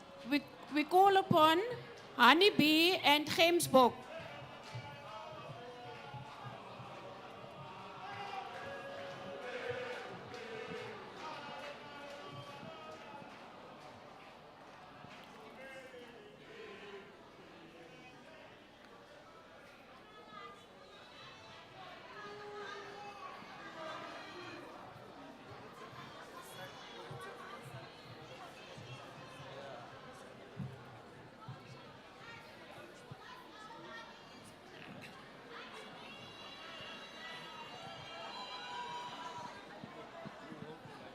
Thank you. Can we settle there in the right, in my right-hand corner, please? My right. We have on stage the honeybee in the positive side and the gemsbok on the negative side. This is how it's going to work, guys. You each get 30 seconds for your opening remarks. The bell will ring, then you stop talking, then it's the other side's turn. Then you get 2 minutes for your argument, and then you get 30 seconds for your closing. Got it? When the bell rings, you stop talking, the other parts start talking. Adjudicators, timekeepers, start now. Greetings. My name is Mncedisi Sibele, and next to me is Ishmael Thompson, and we are both from the Honeybees Book Club. Sweet. Affirmative. Traditional culture and human rights are compatible. Traditional culture are dynamic and can adapt to modern context, and Ishmael Thompson, my teammate, will elaborate further on the topic. Let's give the guy a chance. You see, he's alone. 30 seconds. You wait Traditional culture is a way of life, incorporating beliefs, customs, and traditions for a particular group of people, practiced over a long period of time. Human rights are fundamental basics necessary for human prosperity. Ladies and gentlemen, as Gemsbok Book Club, I'm going to base my emphasis on the oppression of women, interracial marriages, LGBTQI community, and finally, forced marriages. During the second segment, I will elaborate. Thank you. This is South Africa, and the South African Constitution stipulates that directly and indirectly, every individual is guaranteed the right to culture, language, and in Section 15 of the Constitution, it states that every citizen has the right to freedom of religion, belief, and opinion. In Section 16, it states that every citizen has the right to freedom of expression. The Universal Declaration of Human Rights recognizes the right to participate in cultural life, and traditional culture forms part of this cultural life. Hence, protecting this culture and the traditional culture is a human right in itself. Traditional cultures offer unique values, customs, and practices that enrich diversity, which is a core principle of human rights. The two can coexist, as protecting cultural traditions often aligns with the right to cultural expression. As in the South African context on this topic, traditional culture can be dynamic and adapt to human rights principles without losing their essence. Leave the facts and statistics for a minute. Then look around you. This is the Republic of South Africa. Today is a public holiday. What are we celebrating? We are celebrating Heritage Day. What is heritage? What is Heritage Day all about? It's about us practicing our cultures and our traditions, and it's being encouraged on this day to make us truly South African. So how, I don't see you having arguments strong enough to tell me that the two are not compatible. Thank you. I'll give you some time to think about it. In Tswana, Xhosa, and Zulu culture, there's this tradition of forcing a woman whose husband has passed away to marry the brother of the deceased in an effort not to taint the bloodline and keep the legacy in the family. That, ladies and gentlemen, is very oppressive and infringes on the rights of women, thereby proving that traditional culture and human rights are not compatible. In Tanzania, in the Maasai tribe, interracial marriages are not allowed under any circumstances. That violates the rights of those who want to marry outside their race, infringing on the right to freedom of choice. There's also the LGBTQI plus community. Traditional culture spared on the practice for years. Even today, it is still being frowned upon. But human rights commissions have vested powers, empowering queer people with rights and recognizing them within the auspices of the Constitution. Now tell me, doesn't that prove that traditional culture and human rights are not compatible? Of course it does. Ladies and gentlemen, and this one is the most heartbreaking. In Zulu culture, there's this tradition called ukutwala, whereby adult males forcibly marry young girls as little as 11 years old. Young girls are being forced into womanhood. Young girls are being forced into motherhood. Their life's trajectory takes a vicious turn, and their educational rights are being trampled upon. Yet this team has the courage and gall to come here and mislead you with their information. As Gemsborg Book Club, I say a big fat no. Ladies and gentlemen, in traditional culture, there's virginity testing, there's female genital mutilation, there's surrogate and leveraged marriages, there's appeasement of avenging spirits. Where's the compatibility in there? Huh? Don't come here and play with the nation.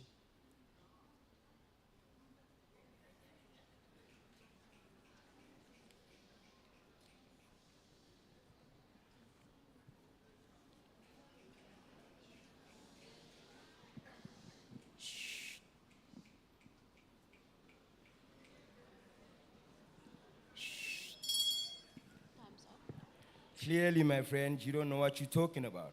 Because in Section 15 of the Constitution of South Africa, it's stated, every citizen has the right to freedom of religion, belief, and opinion. And in Section 16, also stated, every citizen has the right to freedom of expression. Hence, in a South African context, traditional culture and human rights are compatible.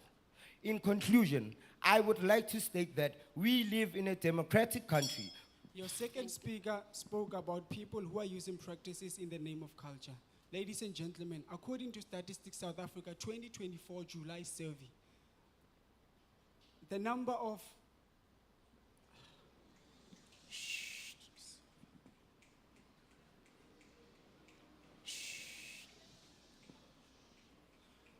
According to Statistics South Africa 2024 July survey, the number of initiates dying.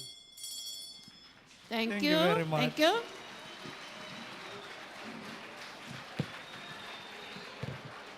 The next groups are the Ngunis and Rivoningo.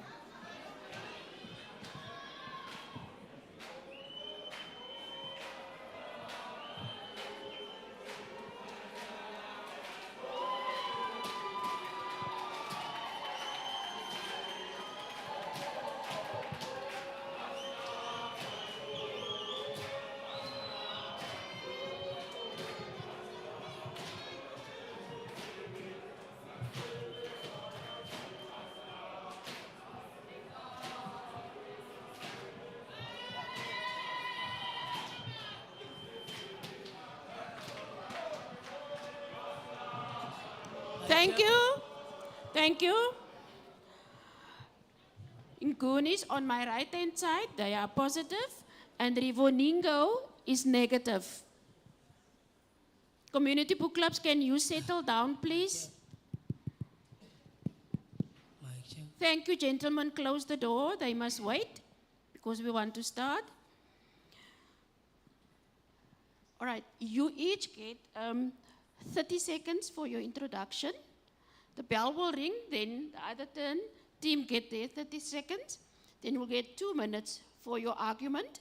The bell will ring, then you stop, then it's their turn. Then you get 30 seconds for your closing argument.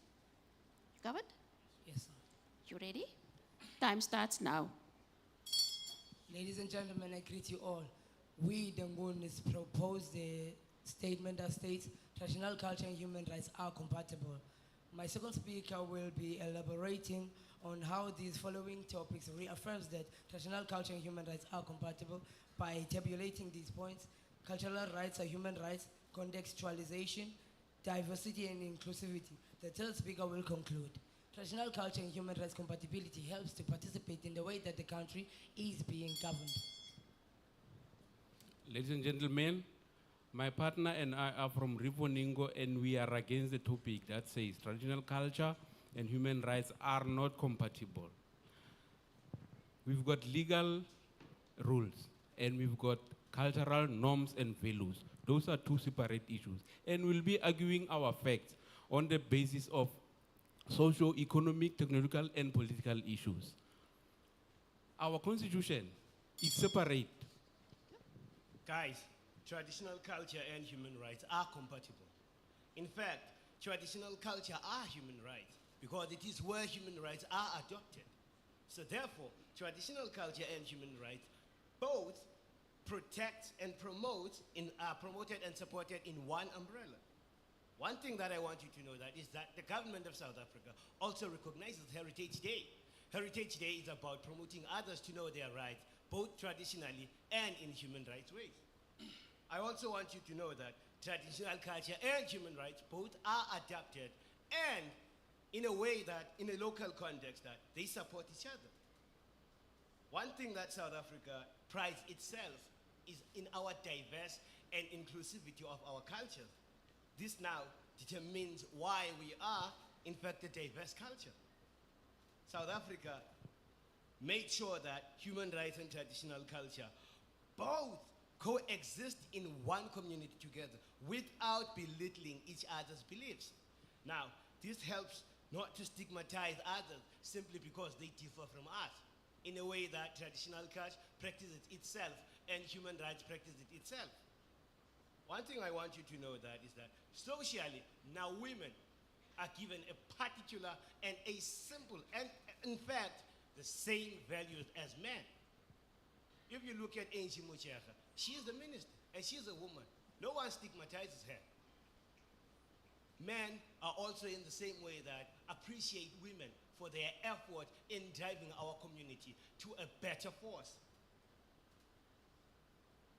Human rights in another way is not something that you have to earn. Human rights is what you have simply because you are born a human. No one has the right to take your human rights away from you. Traditional culture does not do that. Greetings. Firstly, we need to understand the difference between rights. We have legal rights within the very same constitution you just mentioned. We have legal rights, which are laws laid down by parliament. And then we have moral rights, laws which are deemed acceptable by society.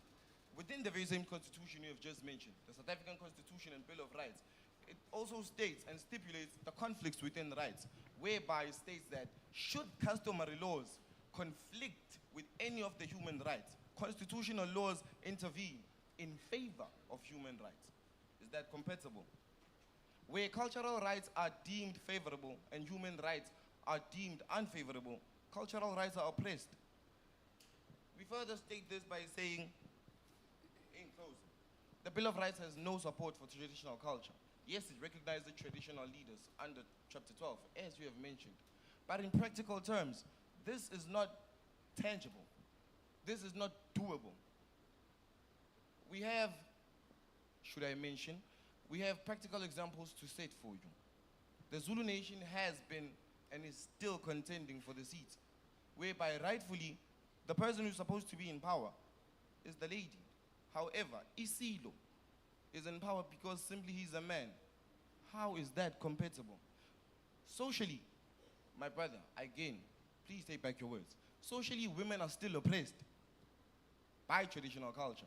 Yet you say these two are compatible. They are only favored by human rights, which are laws which are stipulated and laid by parliament and are not recognized by traditional culture. Traditionally and legally, we can never be compatible. Not in this democratic and society. Not until they have found common ground to integrate traditional leaders into the parliament to be able to speak for all the traditional parties involved. My friend, you are grasping in straws.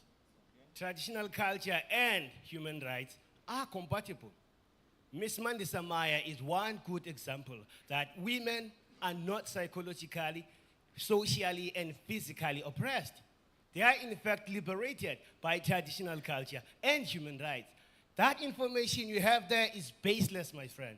Go more, and then you search for it, and then you come back with a valid point, because that is invalid, my friend.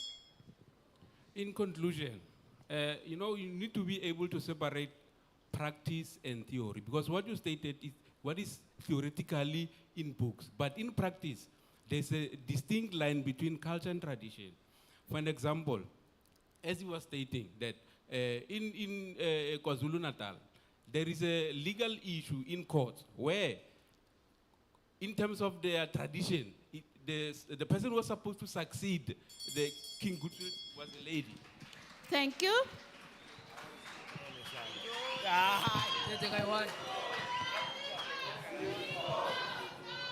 Thank you. We call upon the elephant and pepperboom.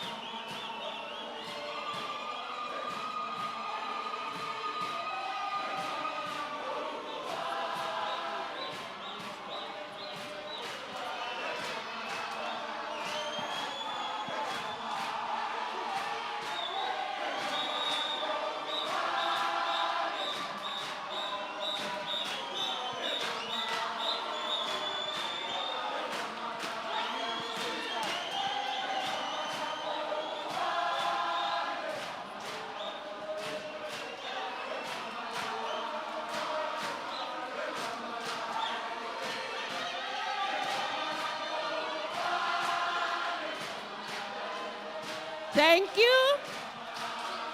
Thank you. Thank you. Thank you.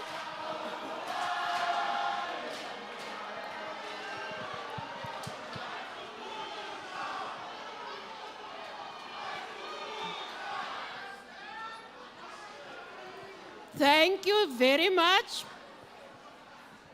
We are almost there. We are almost there. Just hang on. The next group that we have here is on my right-hand side, we have the elephants. They are positive. And on my left-hand side, we have pepperboom on the negative side. You each get 30 seconds for your introduction. Then the bell will ring when the 30 seconds are over. We have timekeepers there. Then it's your turn for your 30 seconds for your introduction. Then they will ring the bell when your time is over. Then you get your 2 minutes for your argument. Bell will ring again. Then you start for your 2 minutes for your argument. Then you get 30 seconds again for your closing argument. You covered? You covered now? Pepperboom? You covered? All right. Judicators, timekeepers, we can start. Good day, Chairman, and to the House at large. I'm the first speaker, and we represent the Elephants Book Club. My second speaker will emphasize and elaborate on the following issues. Traditionally, culture and universal human rights. And my third speaker will conclude and summarize. We live in a diverse country where culture and human rights plays a crucial role in our development in society and to lead a life of virtue. We reaffirm that traditional culture and human rights. Good day. We are representing Pepperboom, and we will be debating against the topic traditional culture and human rights are compatible. We are saying they are incompatible in our argument based on the fact that in essence, human rights as a doctrine are just an extension of the amalgamation of the Western European cultures, and as such, another weapon used to suppress and vilify traditional cultures whilst endorsing the Western European culture. Ours also will be based on the Department of Political Science and Policy Brief Series. Article 7 of 1998 of Raman Statute make it clear on the international criminal shortage against crime, clearing the issue pertaining the crime against humanity. Traditionally, culture in China, they called it benevolence and love. I quote Renahe. So, objecting traditional will be horrors of war because it is hereditary diversity passed on from one generation to another, and it is biological as DNA and identity. So your ignorance aligned with power is the crime that justice ever face. So people are object, not a subject of national politics as you think. They are self-reliant, reflective, restorative on community and rather than individualism. It is built on application rather than cold letter of war. Mugabe once said, we will not learn rule from British. They did not introduce it. We introduced it. Coming to universal human rights, we are human as we are treated as animal before the United Nations Security Council pronouncing such constitutional justice. Arguing that Africa sentimentality against unity, universalism needed to be prosecuted and investigated and sentenced. There will be no limit of human rights under law, peace, justice, and security. Nkrumah once said he's going to use the philosophy to eminent or advance African interests which are shaped by Western philosophy. Also arguing that African discipline desired for United States of Africa. So we see that you quoted a lot of figures, but now in the act of debating, you want to express your opinion. And you also quoted Mugabe, and Mugabe is a known violator of human rights. So we'd like to find out, why did you have to quote him? As we started our argument, we said that human rights for us are just an extension of the Western European culture, and as such cannot be compatible with traditional culture, because the human rights are drawn from ancient Greece and Roman philosophers, from religious texts and the Magna Carta, amongst other contributors. It also draws from traditional international law, which is a modernized version of natural law as propounded by Aldosius, Grotius, and Vattel. Which just proves that human rights are based on the Western European culture and are just an extension of that culture. Human rights seek to forcibly alter traditional cultures or impugn their essence, their esteem. the benefactors of our culture is people. When one country is on a genocidal campaign against another, using sections of human rights to justify its action, how can you now quantify that human rights are compatible with traditional culture unless it is within your tradition to decimate other cultures and peoples? Israel, a NATO and US ally, is currently decimating the people and culture of Palestine in Gaza. HRW.org has already noted 5,698 human rights violations. NATO in 2011 attacked Libya's Gaddafi on the back of allegations of human rights violations. The contrast in attitude proves that human rights are another weapon in the arsenal of Western culture, and they can never be compatible with traditional culture. Gong Renren, on his paper, the policy brief on human rights and traditional culture, states in the very first point that there is no country with a historic tradition of respecting human rights. How can you now therefore say that they are compatible with... I disagree with you. Traditional culture and human rights are compatible. As we have proven beyond doubt that traditional culture and human rights are compatible. Traditional culture has provided traditional guidelines on a way of life as human rights has. Also. The term traditional culture is a very broad culture. Instead of narrowing it down so that you could focus on your focal point, you never gave us any point. So instead, we have been the ones who have directed this debate. Therefore, we have proven our point that traditional culture and human rights are not compatible. The essence of our argument has been that Western culture, the traditional human rights are an extension of Western culture, and therefore they're imposing on traditional cultures throughout the world, whether it is from African traditional cultures or Asian traditional cultures. Human rights have always... Thank you.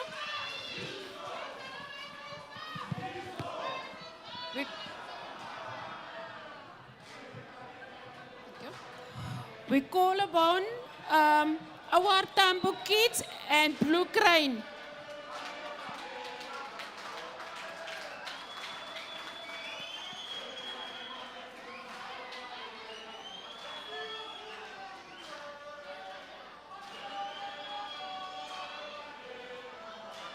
Our Tambo Kids and Blue Crane.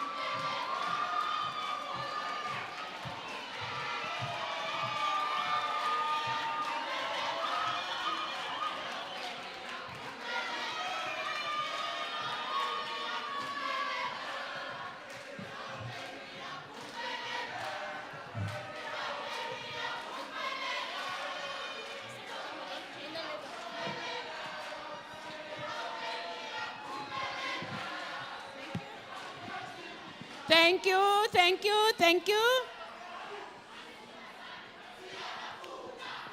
Okay, we hear Gauteng is in the house. It's okay. We hear Gauteng in the house. Thank you. On my right-hand side, we have our Tambo Kids. They are positive. And on my left-hand side, we have Blue Crane, negative. You each have 30 seconds for your introduction. The bell will ring, then you stop talking. Then it's the other team's turn to talk. You give your introduction for 30 seconds, I will ring the bell again. You get 2 minutes for your argument. Bell will ring, then you stop, then she get 2 minutes for her argument, and then each of you get 30 seconds again for your closing. You got it? All right. You ready for me? Start now. Greetings to you all. I go by the name of Lazola Siyo, here to do a debate with my teammates, Akanya Kibeni and Pritim Kagemi. We are from OR Tambo Kids Book Club. We are going to debate under the topic, traditional culture and human rights are compatible. Traditional culture and human rights can share common goals, such as promoting dignity and well-being. We are going to debate under these 3 points: human dignity, community belonging, cultural practices, and equality. Greetings to the house at large. I am Nokolo Chainga from the Blue Crane Book Club, and today I'll be against the motion that says traditional culture and human rights are compatible. I'll be playing the role of the first, second, and third speaker. And today, ladies and gentlemen, I'll be presenting my arguments with facts and statistics that show why I disagree with this motion. First of all, by breaking down the motion and defining it, you can tell the difference between traditional culture and human rights. Thank you, ladies. Traditional culture provides a sense of identity, community, and belonging. They are dynamic and evolving, capable of adapting to changing times while preserving their essence. Human rights, on the other hand, are universal and inalienable. They are interdependent values. Traditional values have their own human rights principles, such as Ubuntu, which emphasizes their interconnectedness and community. By those principles, we can enrich our understanding of human rights. Human rights, traditional cultures and human rights are interdependent values. By embracing and learning from each other, we can create a more inclusive and diverse world where everyone can flourish within the richness of human rights.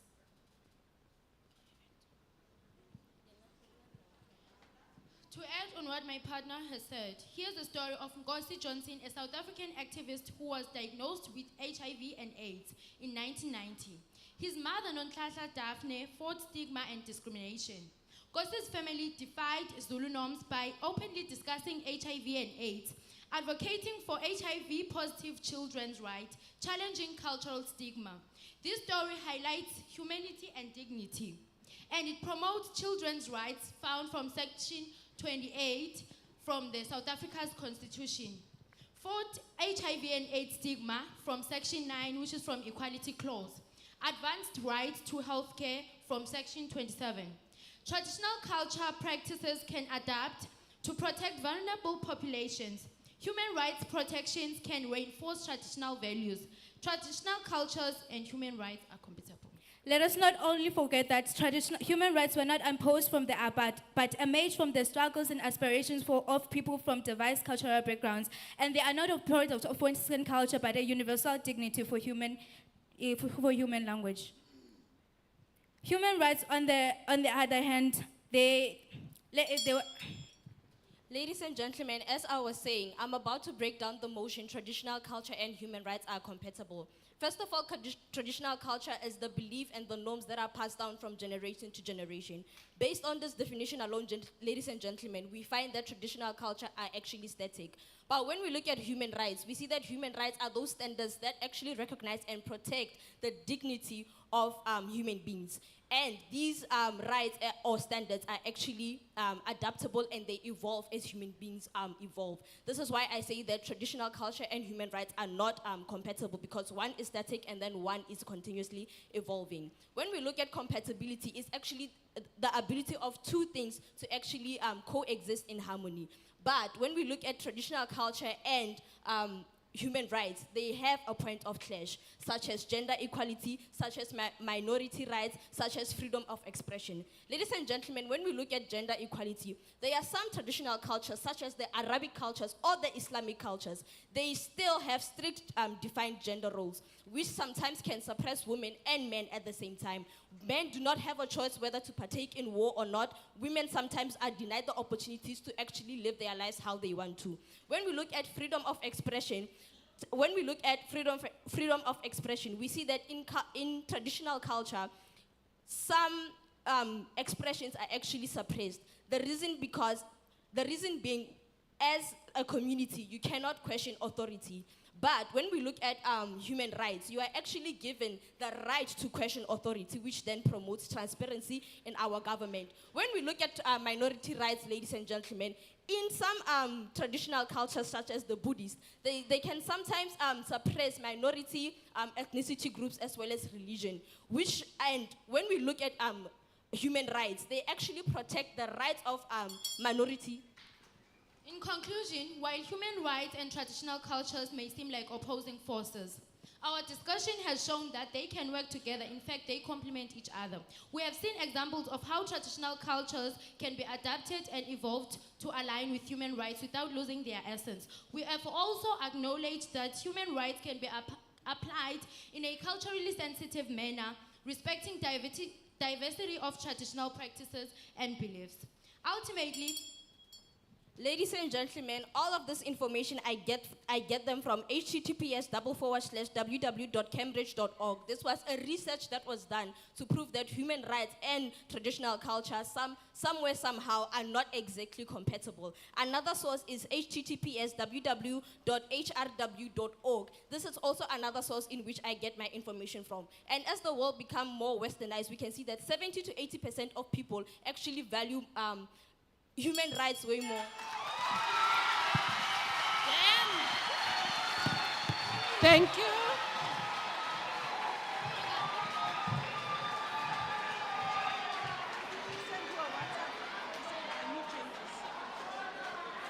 They say they both withdrawn. Yeah, who's this one? They both withdrawn. So you move to that one.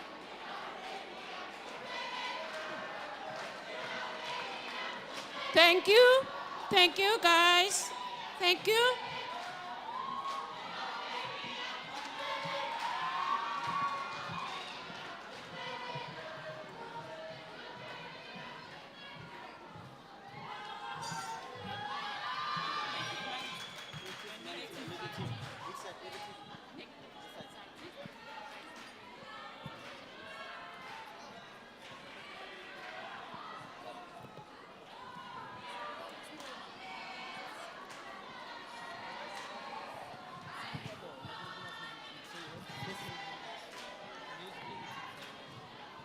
Thank you, Northern Cape. Thank you. I see you. Thank you. We see you.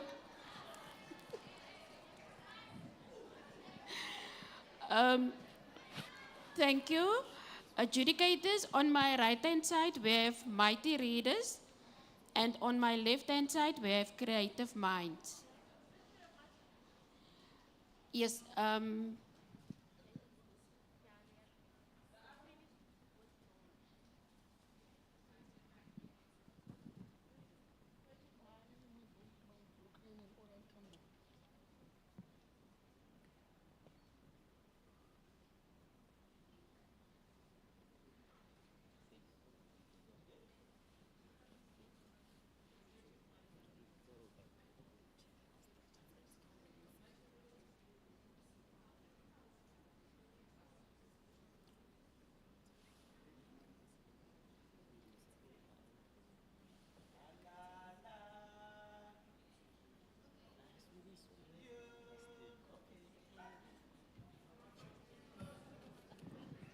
All right, okay. We are sorted, thank you. Mighty readers is on my right-hand side, they are positive, and creative minds is negative on my left-hand side. You covered, thank you. You each get 30 seconds for your introduction. Then remember there are timekeepers, the bell will ring for you. Then it's their turn. And when you are done, the bell will ring again. Then it's your turn for your 2 minutes of your argument. And then you get 30 seconds for your closing argument. All right, you wait for the bell when it's your turn to talk. Covered? Covered? Ready? We start. Good day, everybody. We are representatives of the Mighty Readers Book Club. We are for the topic that states that traditional culture and human rights are compatible. I am Lijade Blom, and I will give a short introduction on the topic, and our second speaker is Toriso Mutlola, and she will elaborate on the topic, and our third speaker, Elizabeth Muloy, will conclude everything we said. We urge you to consider the fact that traditional culture is not an entity, rather dynamic forces that shape our identities and communities. We argue. Good day, ladies and gentlemen. We are the Creative Mind. And the topic for today is traditional culture and human rights are compatible. And then we're in the negative side. The notion that traditional culture and human rights can coexist has gained a significant traction in the recent years. This discussion will challenge the prevailing narrative and argue that traditional culture and human rights are incompatible, and also highlight the risk and consequences. The first speaker of the opposition team has already failed to lay a foundation for their argument. What guarantees you, adjudicators and audience, that their argument will be relevant? As my first speaker was saying, we urge you. The South African Constitution of 1996 explicitly recognizes cultural rights in Section 30, which allows individuals to enjoy their culture, religion, and languages. This recognition affirms the compatibility of human rights with traditional culture. The Recognition of Customary Marriages Act 1998 acknowledges traditional marriages, ensuring that practices are respected within the legal system, while also protecting the rights of individuals, particularly women. Numerous studies, you should take note, numerous studies have highlighted how traditional cultural practices such as storytelling and community gathering foster social cohesion and identity, identity which are essential for promoting dignity and individual rights. Research by organizations like the South African Human Rights Commission emphasizes that many traditional practices can support human rights, such as community decision-making process that empower the local voice while respecting culture. Speaking of language, I'll begin with it. I hope you know and trust that language is a very important part of culture. It's unfortunate part, indigenous languages of Africa as a whole, most of them are not represented in document that outlines human rights. That is a language barrier to start with. In terms of right to education, as enshrined in the human rights, it is totally biased if one cannot express or utilize their native language in all aspects of life, because English most often is used as a language of instruction.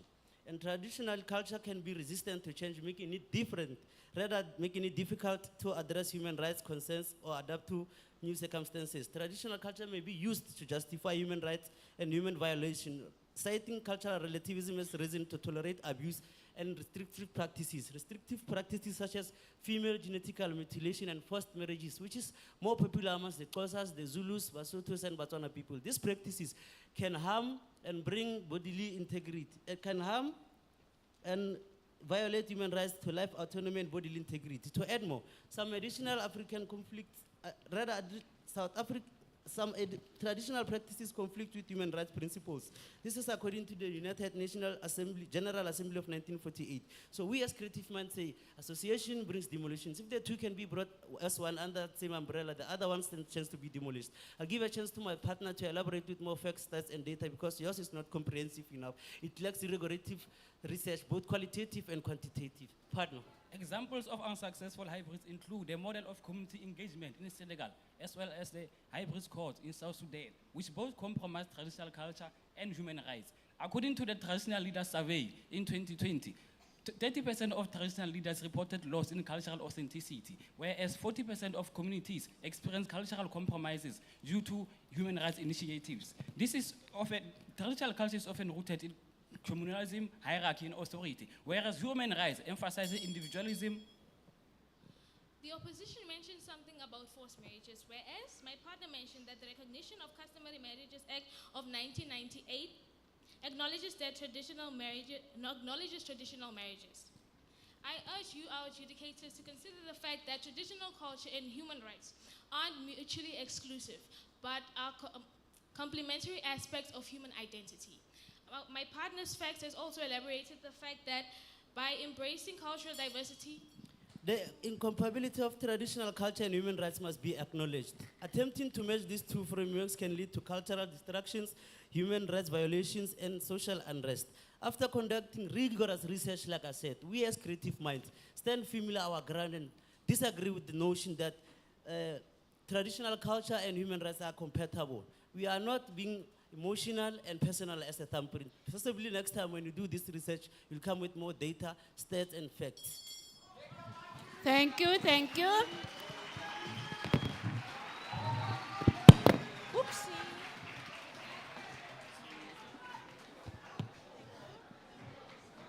Thank you. We call upon Buffalo City Municipality and Francis Bart.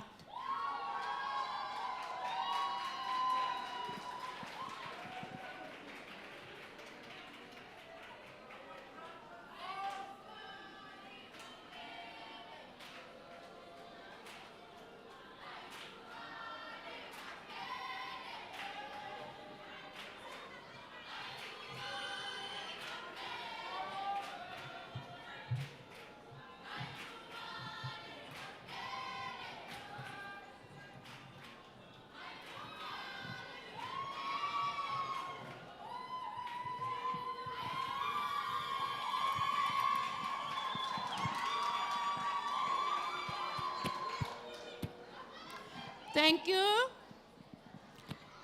We're getting there. Where am I now? Oh, Buffalo City and Francis Bart. All right. Buffalo City is for positive and Francis Bart is for negative. You each will get 30 seconds for your introduction, and then the bell will ring, you stop, and then it's the other team's turn, okay? Then you get 2 minutes for your argument, and then after that you get 30 seconds again for your closing ceremony, closing arguments. You have it. Must I repeat again for you? Are you okay? Thank you. Ready? We start. Good day, everyone. In front of you is Qoza Indipile, the first speaker of the proposition side. You are representing BCM under the motion, traditional culture and human rights are compatible. By my side is Ahlaman Zunguzi, our second speaker, who will dwell much about the topic. Lastly, we have Nazo Amanda as our third speaker, who will be concluding and also summarizing what the previous speakers have said. Our argument will be based on the Constitution of South Africa, specifically Section 9 and Section 15. The acts that... Greetings to the House at large. We are the representatives of Francis Bart Book Club. I am Ontatile Matlole, the first speaker. I'm here with Tato Ramile, the second speaker, and Keisha Swartz, the third speaker. We are against the motion that says that traditional culture and human rights are compatible. Reason being that they are total opposites. They are not alike. I emphasize that. I will give them the platform to actually lie to you.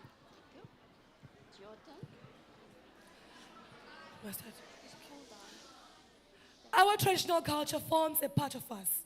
It is the foundation upon which we stand on. And the democratic government has been trying to make sure that it clearly collaborates with the human rights. Ladies and gents, I will give you the acts that ensure that our traditional culture is preserved, protected, and promoted. We have Section 9, equality. This act prohibits any discrimination based on culture, religion, and other forms of expressions. We also have a freedom of expressions, which allows us to express ourselves in many ways that we feel comfortable through language, art, and other forms of expressions. I'll give you a case that took place in Northwest in 2019, that whereby these acts were put into use. They are not just prescribed in the paper, ladies and gents. Makasi, a grade 7 learner from Northwest, was suspended in her school because she wore her hair in an African traditional way.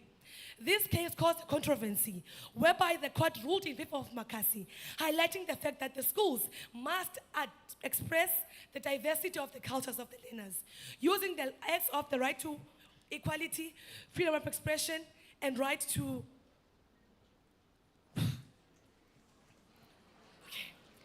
We also have the traditional leaders. We all know that the traditional leaders were deprived their right as the custodians of the traditional culture. They are the foundation approach which we stand on. They cause a symbiotic relationship between our human rights.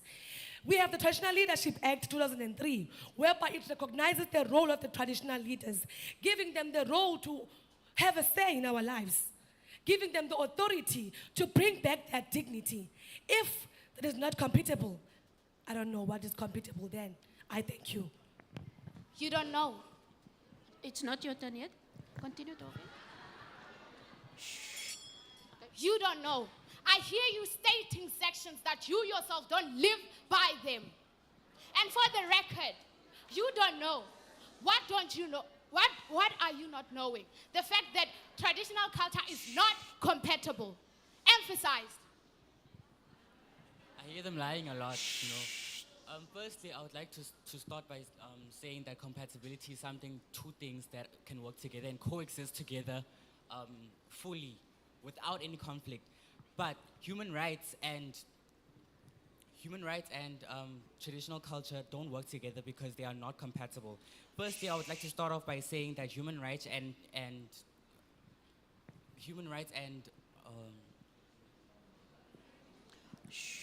please. Human rights and traditional cultures are not compatible.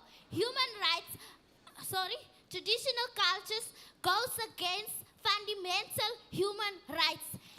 Traditional cultural practices violate human rights, such as the right to equality, the right of freedom, the right to speech, the right of choice, and the right to be who you want to be. And speaking on the right of equality, many traditions go against that because let me tell you what happens traditionally. Men are said to a standard higher than women, and men are said to a standard higher than women because it's seen as a thing to do in traditional culture.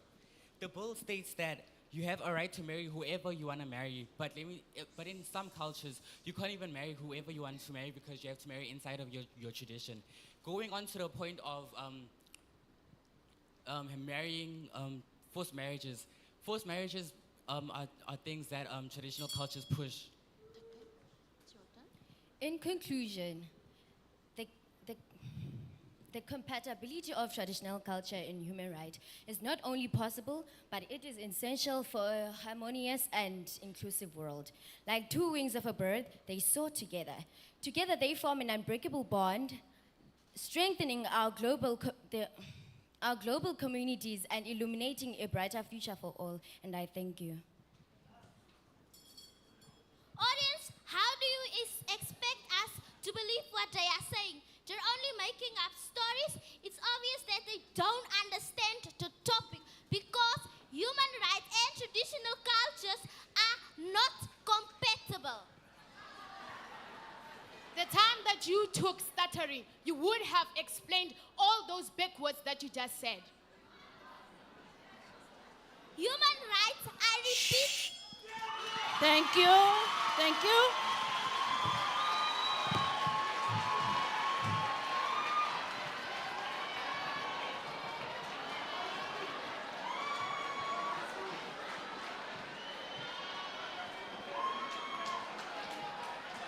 Thank you.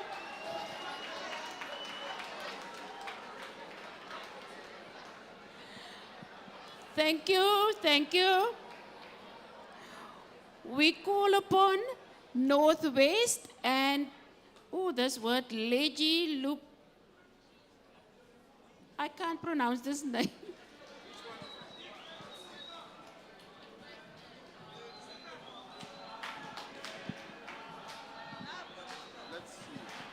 Lejwele Putswa. That is how you pronounce it. Thank you.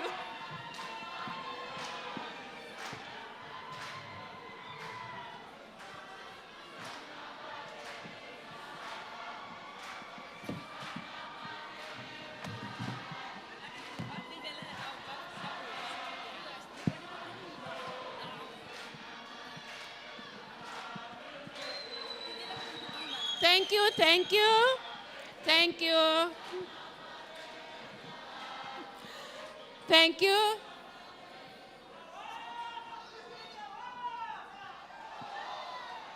North. Thank you. Now, can we please, when South Africa, please, ne? These people, I can see how nervous they are when they're on stage. And when if there's that whispering, then they are unsettled. Please, please, they work very hard to come here. So let's respect them. On my right-hand side, we have Northwest. They are gonna talk about the positive side. And then on my left-hand side, I'm gonna ask you, please pronounce your book club's name. Thank you. Adjudicators, you have that. Thanks. You each will have 30 seconds to do your introduction. The bell will ring, then you stop talking, then it's going to be their turn. You will have 2 minutes for your arguments, and then 30 seconds for your closing argument. You covered with that one? Okay. You ready for us? We start now. Greetings to the House at large. In the words of the late Desmond Tutu, humanity is tied to the humanity of others. So with that being said, cultural practices and human rights are compatible. And it is very essential to come together and promote unity, because unity, it doesn't combine without you and I. Thank you. Greetings to you all. I am going to elaborate the elaboration that has been elaborated by our elaborator. South Africa belongs to all who live in it. Our beliefs are systems of our beliefs and system are surmounted by our traditional religions, including our customs. Traditional speaks of the cultures, the values, and the customs, including the practice and the religious. As Kofi Annan once said, open quote, traditional culture is not static entity. It is dynamic and evolving concept that can adapt to changing circumstances. Good day, House at large. My name is Christina Nosang, and I represent the Northwest Library Book Club, and we will be agreeing with the topic. Traditional culture is the foundation of our identity and our dignity. It is what makes us who we are and gives us a sense of belonging. In South Africa, we have a rich cultural heritage that shapes our identity. However, some traditional practices raise concerns. For instance, initiation practices, arranged marriages, and female genital mutilation have been questioned for their human rights implications. Statistics show that 44% of South African women have undergone female genital mutilation. 70% of South African men have undergone initiation, and 50% of South African women are in arranged marriages. I am still arguing that these practices are not inherently harmful. In fact, they are the important part of our cultural heritage and can adapt to align with human rights principles. South Africa has made progress in recognizing the rights of individuals within traditional communities. The Constitution protects the right of women, children, and marginalized groups, while also acknowledging the importance of traditional and cultural rights. We must ensure that our traditional practices are aligned with human rights principles. This means safe and consensual initiation practices. Have we seen this adaptability that you're talking to? Are there relevant examples that you can present today? You speak of female mutilation, and you make the point that it's not harmful. It is harmful, hence there's been noises across the nations that it should be stopped. That being said, the two propositions are incompatible and in conflict with human rights. Universally, human rights speak of freedom of expression and cultural preservation. However, traditional culture is diametrically opposed to this. Cultural norms and standards restrict individual expression, especially against women and children. This further cementing our deep patriarchal nature as society. This is also true of the LGBTQI community. Child marriages, honor killings, restrictions on development of women and children. Let's not even get started on this female genital mutilation that you spoke to now, which we are totally against. All of these are being enforced through the strong hand of traditional culture against the very principles guaranteed in many constitutions across the world of human rights. Cultural practices are static. They don't evolve. It has been proven. And this has been the case since time immemorial. Human rights, which guarantees freedoms of religion, culture, opinion, expression, and cultural traditions, language, do not find expression in cultural traditions. Adaptability and correlation, therefore, becomes a foreign concept in text. It is in this context that we raise the argument that the two cannot be able to coexist harmoniously. Ladies and gentlemen, the concept of Ubuntu, which is one of our highly held concepts, includes values like love, all right? And it includes values like humility, which means that us as people, we are the custodians, as custodians of the concept of Ubuntu, find what we are going to hand down to. Traditional cultures and human rights are not compatible. They cause more harm than good. The motion overlooks the instance where cultural practice infringe upon individual freedoms and justify discrimination. We cannot compromise our dignity and equality. So allow me to say traditional cultures and human rights are not compatible. And in terms of your conclusion, we have not heard any single point that supports the state.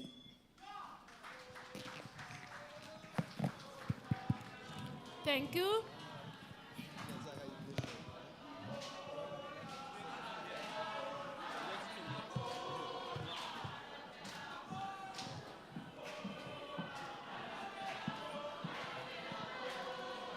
The next book club is Chris Hani and Sopumolela, Place of Success.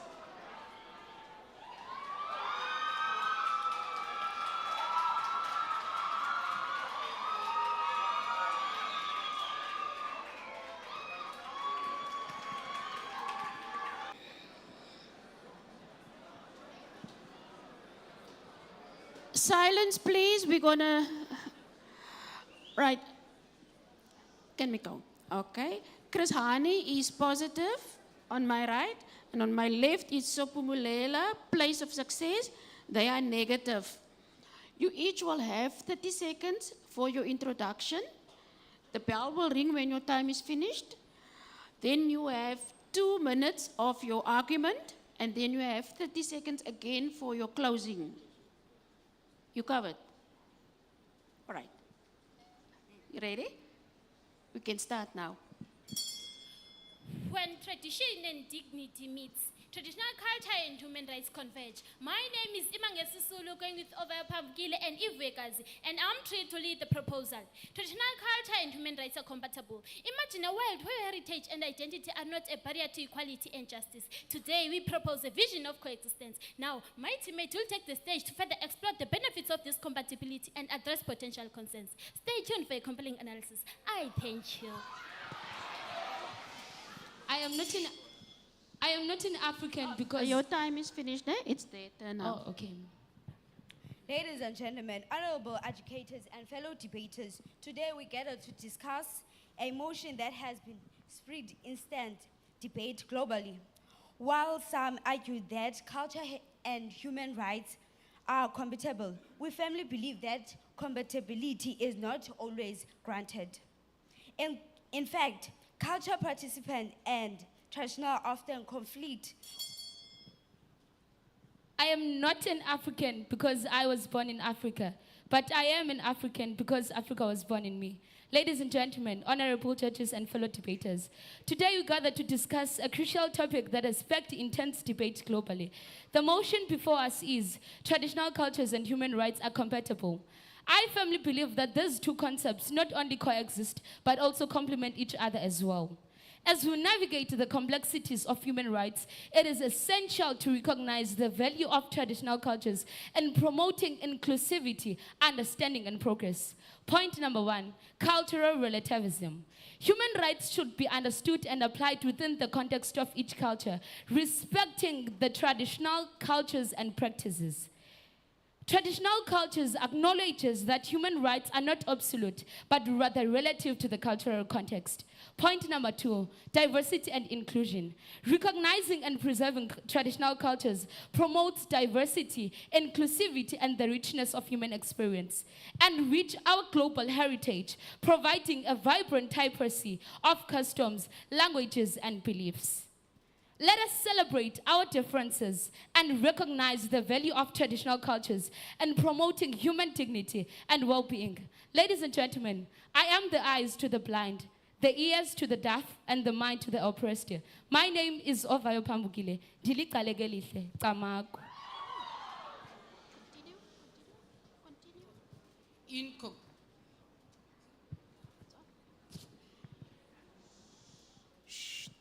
In conclusion, It's not your conclusion. You must discuss, continue. The mic is on. The mic is on. contextualism, human rights, traditional. In conclusion, Ladies and gentlemen, esteemed educators, my fellow debater highlighted concerns regarding the compatibility of traditional culture and human rights. I'll expand on these concerns, emphasizing inherent tension between these two. Traditional culture often prioritizes collective interest over individual rights, leading to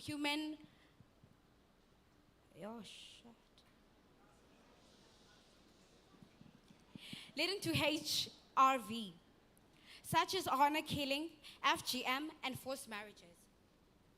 Proposing sides emphasizes on cultural diversity mustn't overshadow these critical HR concerns. Furthermore, cultural relativism can justify human rights abuses. The motion that cultural cannot justify violations undermines universal human rights standards. The proposing side argues that traditional culture promotes collective well-being. However, this ignores instances where cultural practices harm marginalized groups.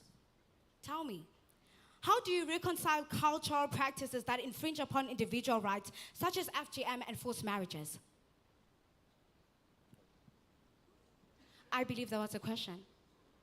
And also, can you tell us, how can you guarantee that traditional practices will not infringe upon individual human rights, especially in cases where cultural norms contradict universal principles of equality and justice? Also, please do tell us, should we justify the violation of human rights in the name of cultural preservation?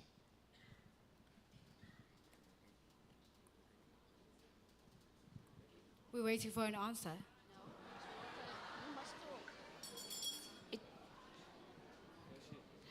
in conclusion, traditional culture complements human rights by providing universal applications and providing valuable knowledge and preserving valuable knowledge. And the first speaker and the second speaker, we don't want your prepared reading. We want your presentation.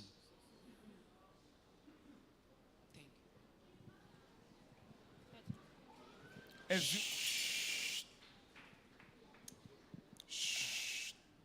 As you said, you want our prepared reading, but you failed to give us relevant answers. You failed to give us answers on the questions that were posed by my fellow debaters.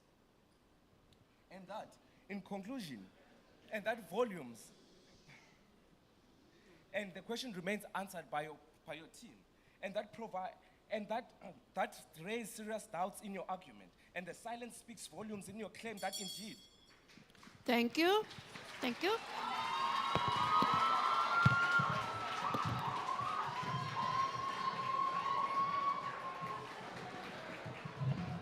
We call upon National Library and Libradors. National Library and Libradors.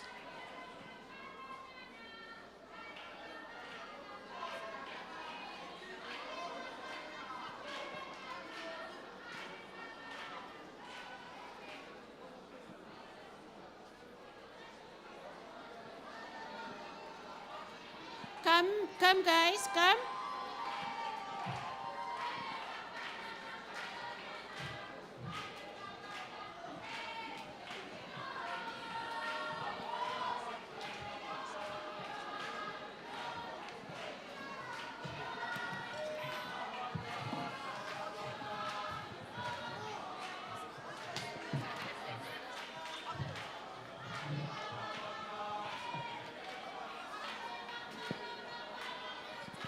Thank you, Northern Cape. Thank you. Thank you. On my right-hand side, I have National Libraries. They are on the positive. And on my left-hand side, is it Libradors, like the dog? Okay, they are negative. You have that, adjudicators? All right. You each get 30 seconds for your introduction. The bell will ring. Then you stop talking. Then it's the other group's turn. You will have 2 minutes for your argument, and you will have 30 seconds again for your closing arguments. You don't talk into the other one's turn. Ne? You talk until the bell, when you are busy talking, until the bell ring for you. Then you stop. The same goes for you. All right? You covered? Good luck. We start now. Hello, ladies and gentlemen. So I'm going to talk about are human rights and cultural rights compatible? And I say human rights and cultural rights are not mutually exclusive, but rather complementary and interconnected. The universal principles of human rights provide a foundation for cultural rights to flourish. Cultural diversity enriches human experience, and cultural rights ensure the preservation of diverse traditions, languages. Honorable judges, opponents in the House at large, I, the first speaker, Jordan, what my second speaker, Omukulu, and lastly, Lefika represents the Labradors Book Club. Today we gather to debate a crucial question. Are traditional culture and human rights compatible? And we strongly disagree. Ladies and gentlemen, my second speaker will elaborate on the topic. I thank you.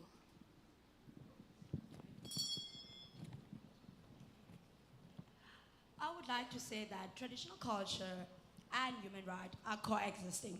Traditional culture is often misunderstood, being the odd with human right. But we would like to challenge this motive by embracing our cultural heritage. The compatibility of cultural rights and human rights is evident in their mutual reinforcement. The traditional culture promotes human dignity by providing a sense of identity and belonging. The Ubuntu philosophy, for an example, emphasizes community and interconnective.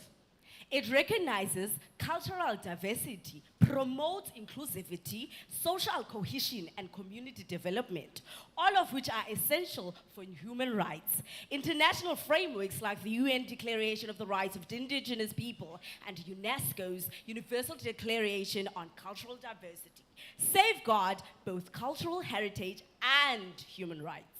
This aligns with the human right principle, as they are essential to our well-being and our self-expression.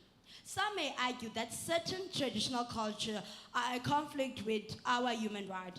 So, however, how about we just adapt to the traditional practices that are cooperating with our human rights values, ensuring that we have mutual respect and understanding through education and dialogues, opening graduated facilities that can educate about the changes in the changes in cultural beliefs instead of rejecting our culture that was entitled to us by our forefathers. And we can't only focus on South Africa's perfect examples are New Zealand recognition of the Maori languages and culture exemplifies how cultural rights can reinforce human rights, promoting diversity. These people don't have an integrated understanding of what they're saying. I say this because they are reading. Ladies and gentlemen, yesterday we read, today we are debating. So don't come here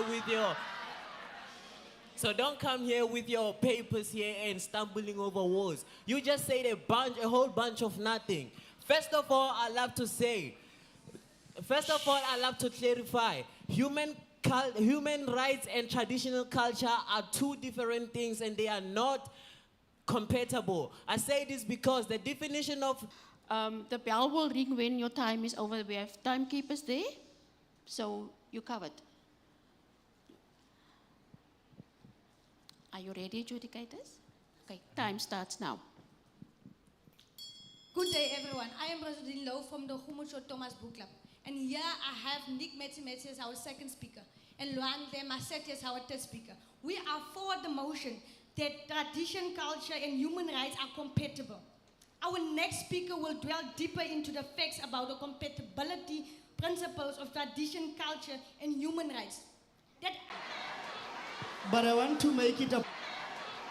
I want to make it a point that the facts she talks about, she's being naive. But I want to start by saying, she must now take a pen out and make some notes. Because I want to dwell and educate you that the compatibilities of tradition, culture, and human rights are compatible. Tradition, culture, and human rights are compatible because they respect the rights and human dignity and cultural diversity. For an example, the indigenous preservation, self-determination, and the protection of traditional practices. Take notes number 2. The protection of the vulnerable groups and the minorities. For an example, the rights to cultural expression and identity. Do you know what's identity? It's who you are.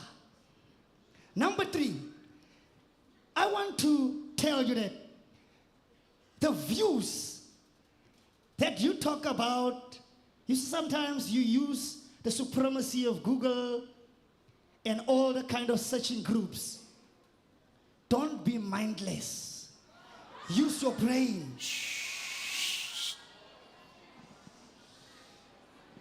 Secondly, in the Bill of Rights, in conjunction with tradition, culture, and human rights, it intersects. Ladies and gentlemen, I'll first like to set parameters which will be around the world because traditional culture as well as human rights are based around the world. Ladies and gentlemen, the reason why I say traditional culture and human rights are not compatible, it is because of these following key differences.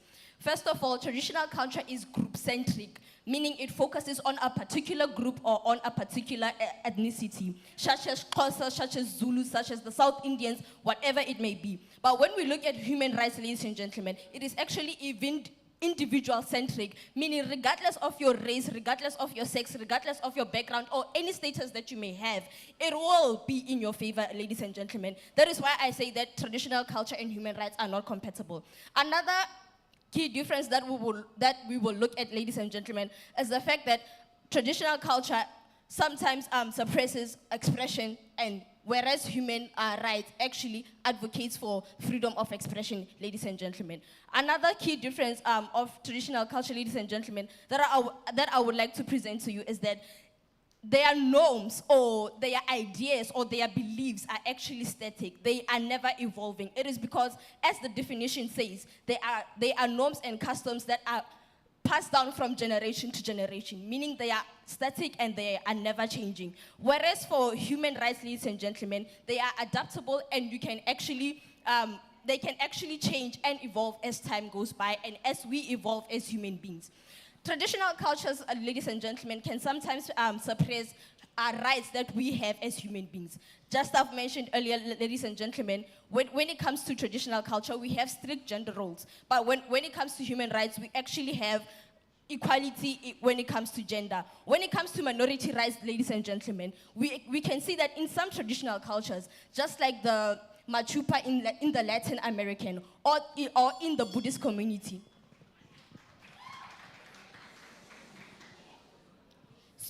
Stop with your brainless argument. Do you really think that we should believe? Shh. Do you really think that we'll believe your senseless opinions? He was just here lost like an headless chicken. Now, ladies and gentlemen, listen to me as I'm about to conclude what my fellow speakers have said. Ladies and gentlemen, we know that the world is becoming more westernized. 70 to 80% of people around the world now value human rights more than cultural beliefs, whereas cultural beliefs or traditional culture only stand at 61.9% according to statistics, ladies and gentlemen. And I can prove this because I get my information from https://www.hce.ru, ladies and gentlemen. That I would like to end my argument right there. Thank you.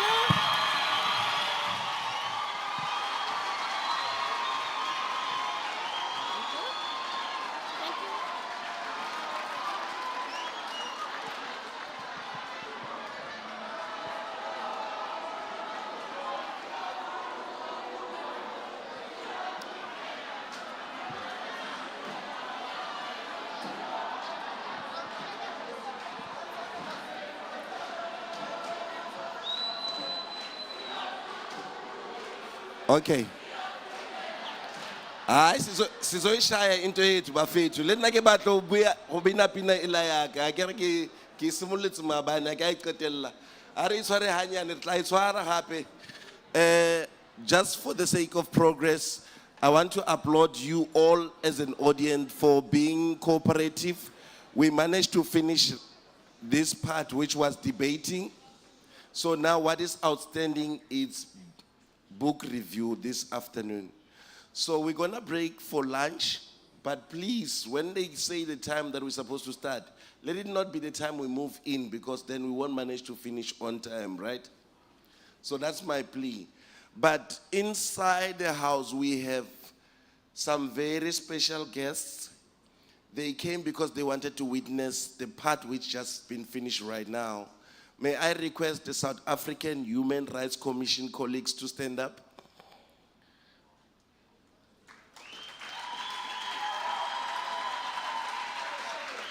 Thank you very much. They are the family, they are the addition to the family. So next year we'll give you proper what it is that they are coming with when they come on board. But I just wanted to introduce them to you so that you know that we have new addition to the family. This is FUNDA MZANTSI. Our FUNDA MZANTSI is continuing. The 15th fund is coming. But I was hoping Mr. Khalakhala will be close to me when I was doing all this. Mr. Khalakhala, where is he? He needs to give directions who goes where, so that's why I am waiting on him. The same. All right, so I'm told that the way in which we're going to be refreshed is that our guests will go through that door and they will be assisted. Someone will take care of them from that door. And the community book clubs, you know what you did. The coordinator went to the other side, right, to collect whatever needed to be collected for your teams, right? Let's do the same again today. My brothers here, they do know who's going to direct them, where they should get their things. They will do the right thing as well. But we need to agree on time. Now it's 27 minutes to. Can I say that by 1:30 we all be seated so that we can start with the other, so that we can conclude on time? Thank you very much.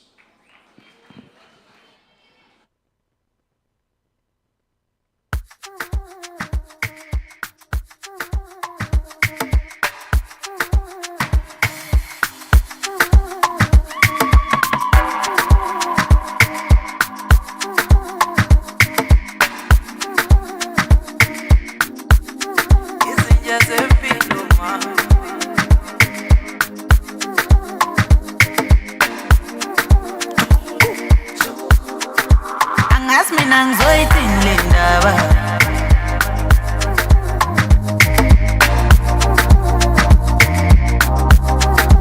Angazi mina ngizoyithini le ndaba.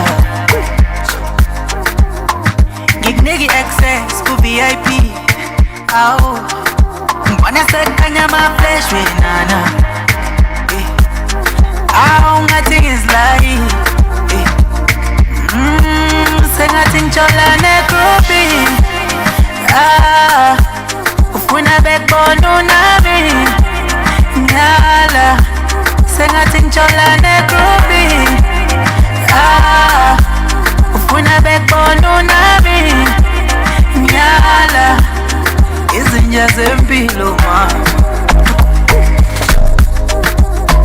Umuntu otiti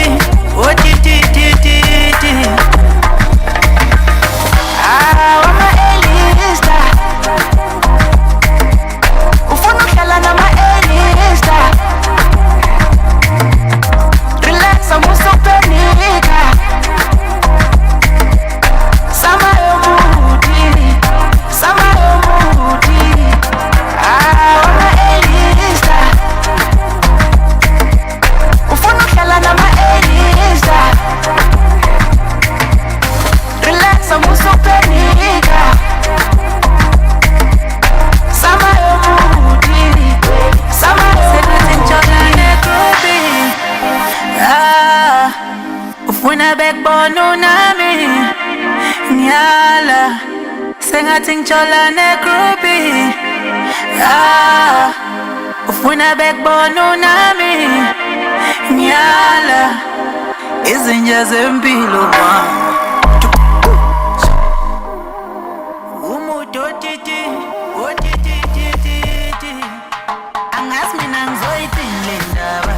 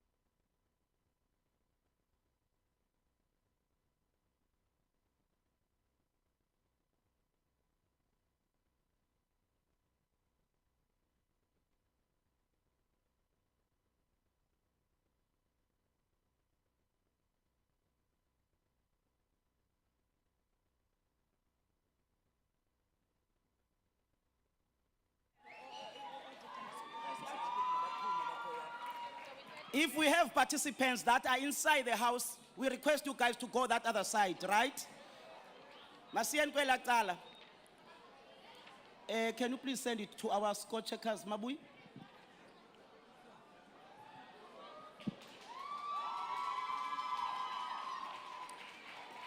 Come to the baby, oh. Can we be silent, please? Can we be silent? Bethuna, ndiyanicela, ndiyanicamagusha. Audience, you are not ready. Adjudicators are ready, score checkers are ready, timekeepers are ready. The participant right next to me is ready, but you are not ready.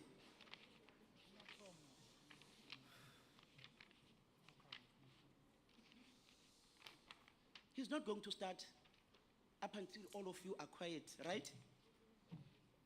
What's up? Yeah, right. Adjudicators, we are ready. On stage, we are having Amatole Book Club. Our first participant in 2024 for the book review. The stage is mine. Yours, but let's wait for... Timekeepers.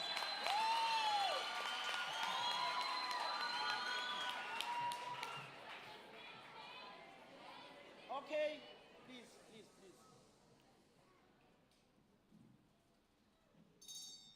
Greetings to everyone. My name is Lipong Penento. I represent the Amatole Book Club. The book I will review is The New Keepers by Jane Bowling. The author builds a fascinating post-apocalyptic world, and the story is an exciting adventure. The story takes place in a future age named the Prosperity. The story takes a theme of unity among various people, uniting in one purpose to fight against the government's control. Another theme is that disability does not define you. May is chosen to be the leader of the rebellion despite his autism. A theme of personal gain is shown by the protagonist of the story, Jabs, when he is using his fellow crew members to fund the quest to the mountain because he has visions of it. He has a calling from the ancestors to be a Nyanga and a Sangoma. The last theme is that of betrayal from an unpredicted character who is Halo, the antagonist of the story. It leads to a tragic accident. Keep in mind that everyone is used, so make sure the person using you is useful to you. The author uses descriptive language that is fun to read. It is narrated in the first person by Jabs and has a conversational tone. I would recommend this book to anyone that has imagination and loves adventures of uncharted lands. Buy this book now to be transferred to a world of fantasy and fun. Thank you. Nazo. Thanks, boss. Thank you so much. Let's invite on stage Sarah Bartman, Content Keepers. Sarah Bartman. Sarah Bartman, please take up the stage. You must remember that. You must remember that we have 75 book clubs between now and 5 o'clock. Sarah Bartman, Content Keepers, right? Sarah Bartman, Content Keepers. Sarah Bartman. Mic test.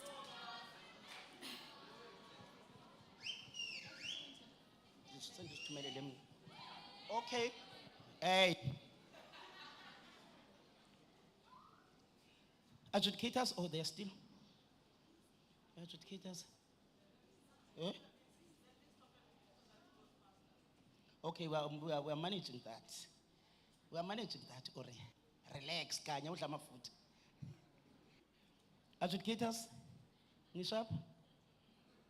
Abakabiko sharp. Abakabiko kendo right? Okay. They are eating it all. These book clubs, guys, they are amazing. They have no crumbs. Adjudicators?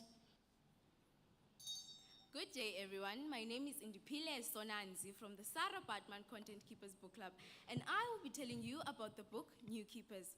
This is a novel written by Jane Bowling, and it follows the life of a gifted character who grew up as an orphan in the margins. So we see our character getting strange visions and hearing voices inside his head, telling him to go to a mysterious mountain into the wildlands. So he then puts together a band of misfits like him who boldly venture with him into the wildlands seeking this mysterious mountain.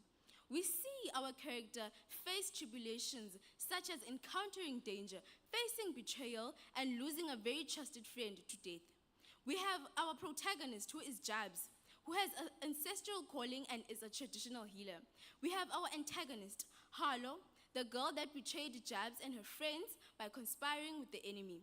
We then have Tata Futi, who summons Jabs to come to the mountain so he can give him the prophecy. The theme of the book is acceptance. The concept of acceptance is willingly receiving. So Jabs willingly accepts his ancestral calling and embraces it fully. The message of the book correlates with the theme. It tells us that we all have our flaws, but rather than seeing them as burdens, we should see them as beautiful flaws that define us, that make us who we are and make us extraordinary. The language that was used was very simple and understandable. The author also used code switching, whereby she used words from another language. She said, and I quote, "Impepho," close quote, rather than saying incense. By doing this, she is respecting the language and tradition of Black people. She is also promoting multilingualism, which refers to the ability to speak and write different languages. And how great is it that we all are here?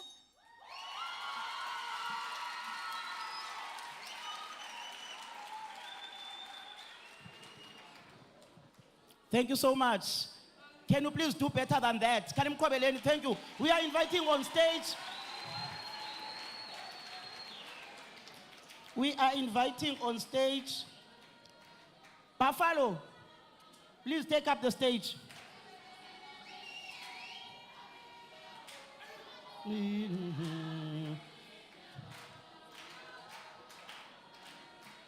Buffalo, please take up the stage.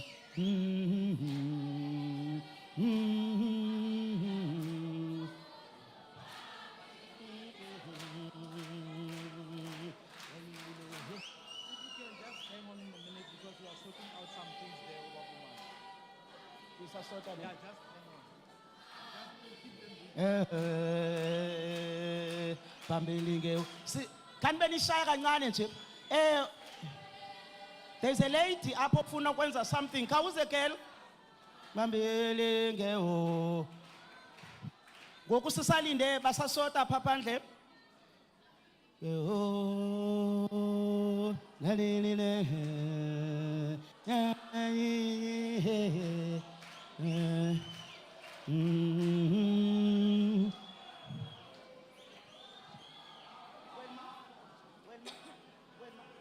Don't use this other list that I've just sent you there.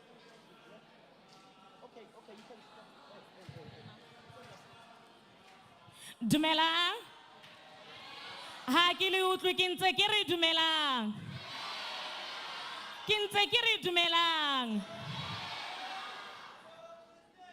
Ke re ho fetwa ke fitilwe fela ha ke le fetwa. Ke itse ho lona nna ho fetwa ke fitilwe fela ha ke le fetwa. Ka hlahlathela hlahlasulle mosollane ke jaeletse enwa motho ya mpolelletseng hore o tla mphutha hantle ho nna bahlankana ke mahlabaphio ba hlaba hlohlodingwane hlana phetho ba tjhobele matjholotjholo ba motjhobatjhobi. Ke itse ho lona ho fetwa ke fitilwe fela ha ke le fetwa.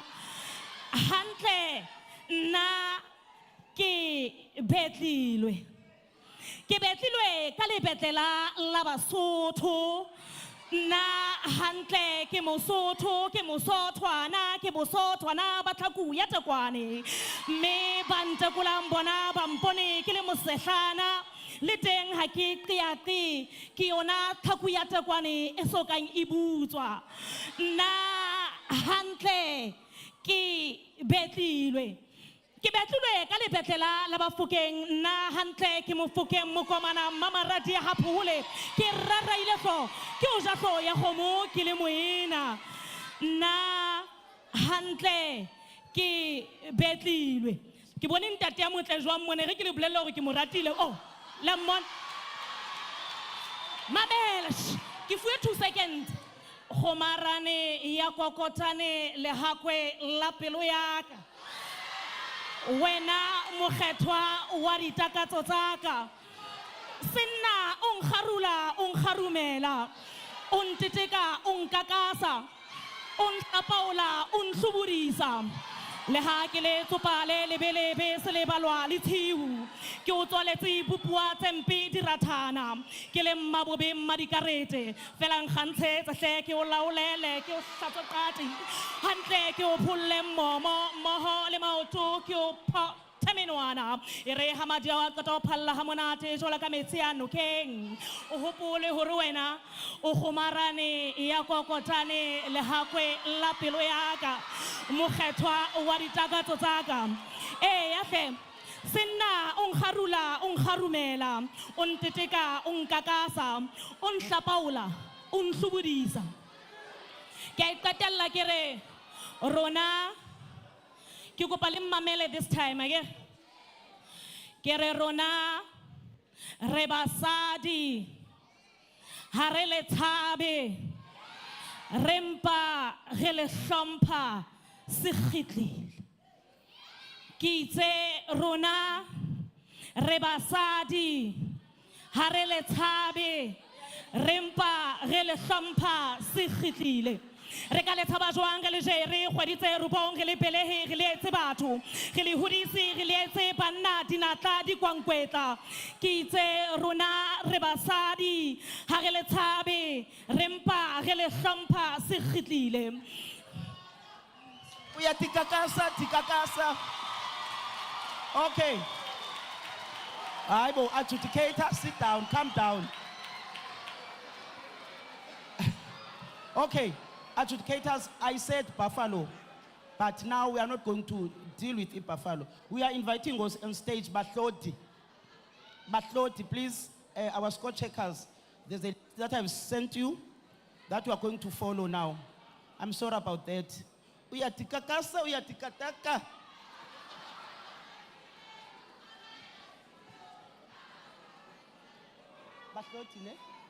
Batloti. Let's welcome on stage Abatloti. Thank you so much. Batloti on stage. We have Batloti on stage. Let's wait for our adjudicators. They are going to indicate when they are ready. All right. Can we please be silent? Yes. Yes. And I like the fact that the National Commissioner said you are a wonderful audience. Please stick to that. Stick to that, guys. Thank you. Thank you. All right? All right.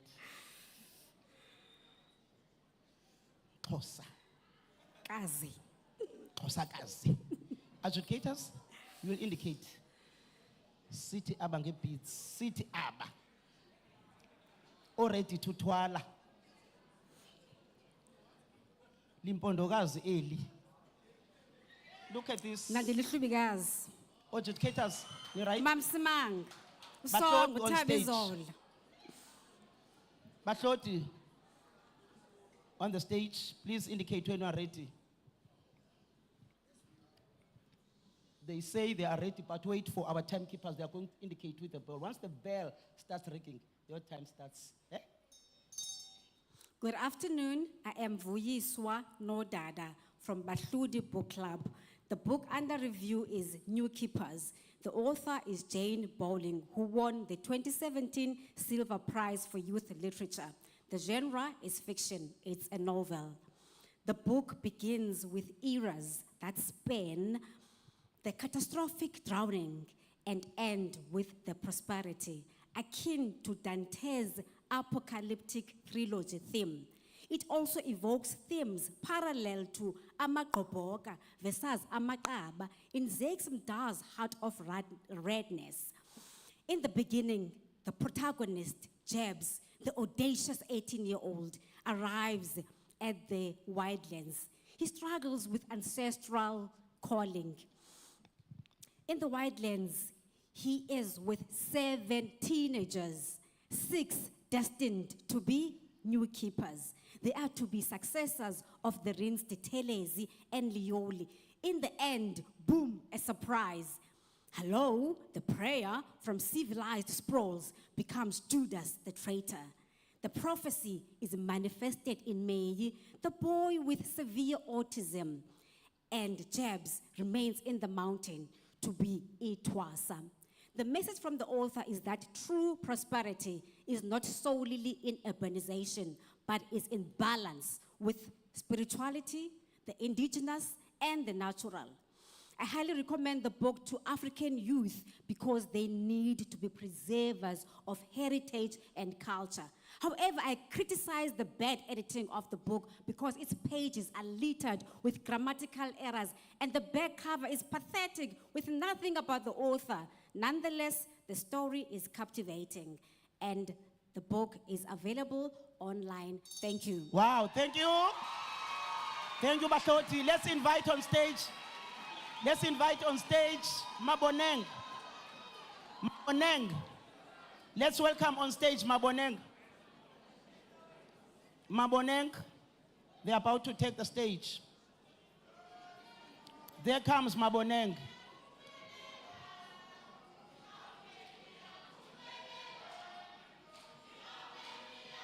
Let's wait for the timekeepers. They are going to tell you when to start, right? Ushap? Yes. Okay. Let's wait for our adjudicators. They are going to indicate when they are ready. Adjudicators? Okay. Timekeepers, your time starts. Good day, everyone. My name is Lerato Dumse from Maboneng Book Club. Today, I'll be reviewing this award-winning book titled New Keepers by Jane Bowling. In this 247-page book, Bowling deals a lot with the theme of judgment. She talks about how, as society, we often judge others without looking at our own shortcomings. In this setting, she has a group of youngsters who are joined together from different backgrounds to embark on a journey to visit on an expedition to the wildlands. She uses a lot of metaphors to highlight the different discrimination and rampant inequalities that happen in society. Bowling then directs us to how, different people are affected by different socio-economic conditions. The haves and the have-nots are always clashing, while in actual fact, we all somehow need each other. The youngsters are then on their trip.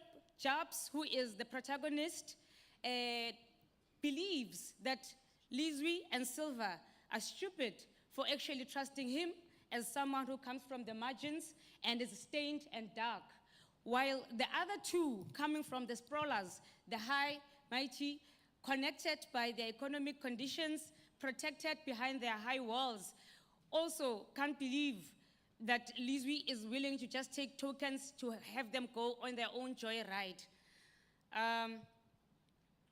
I would recommend this book to young people, especially those who are fans of fiction like Harry Potter. As we are celebrating Heritage Day, I will say in conclusion, this book is like a poikikos because the author just threw in a lot of things. There's many characters. Thank you so much, Maboneng. That was Maboneng. Let's welcome on stage Imang Muhu. What? Imang.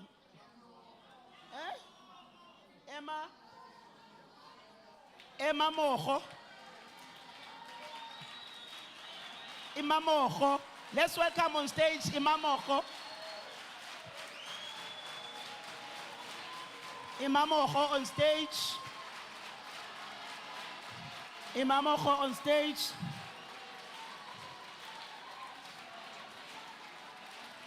Let's welcome on stage.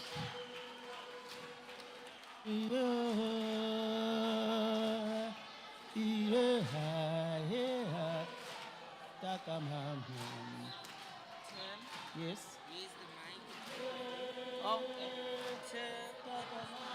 All right. Yeah.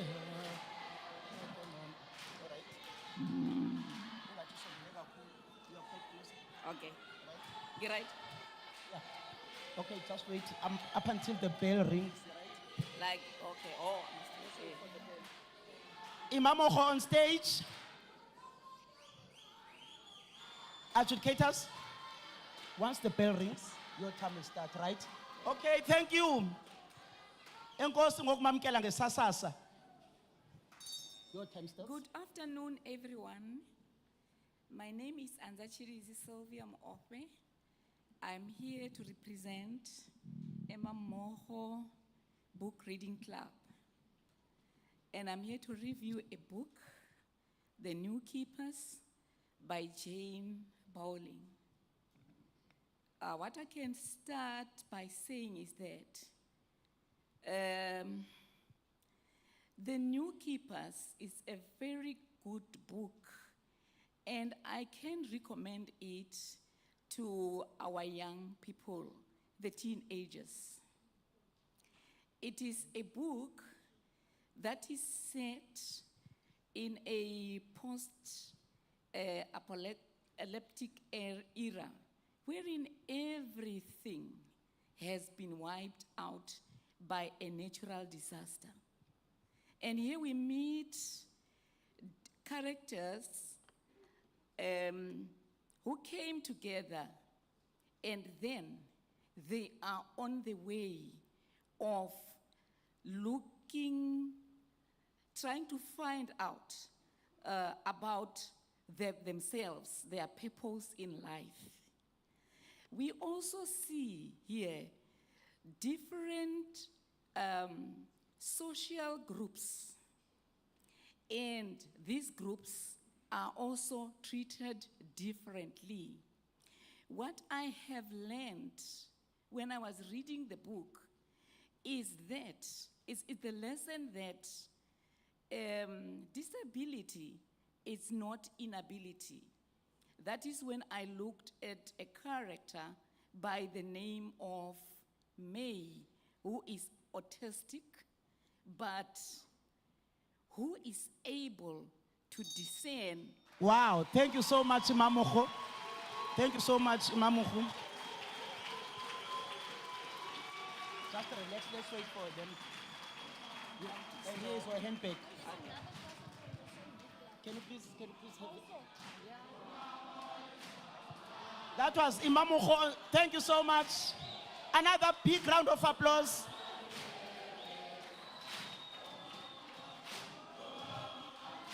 Let's welcome on stage Umukhulu Kayepe. Umukhulu, please take up the stage.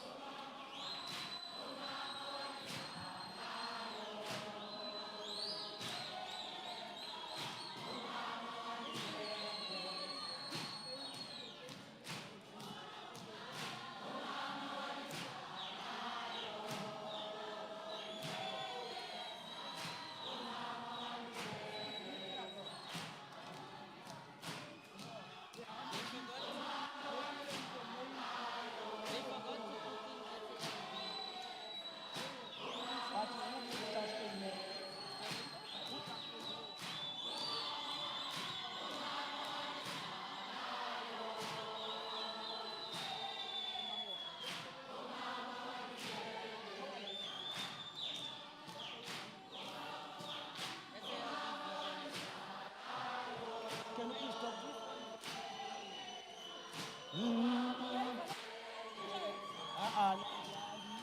What is happening now?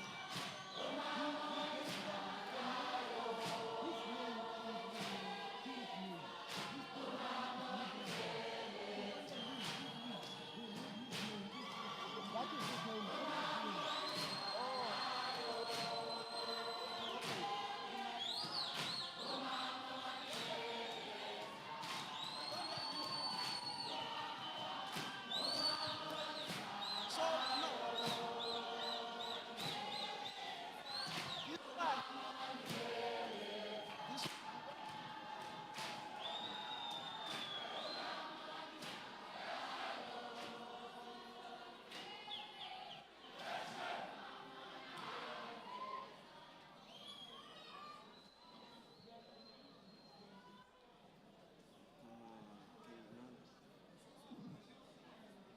Yeah.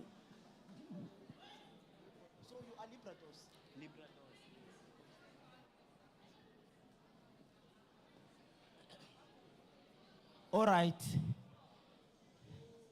That name, Umukhulu, is his name. He was supposed to give the name of the club Librados. Niyaibamba ne? He comes from Librados. Ladies and gentlemen, we welcome on stage Librados. Adjudicators, you got that one right? Relax. They will tell us when they are ready. They are ready and wait for the bell to ring. Ladies and gentlemen, my name is Omokholo Bebe. I am here representing Librados Book Club. I'll review a book titled New Keepers, written by Jane Bowling.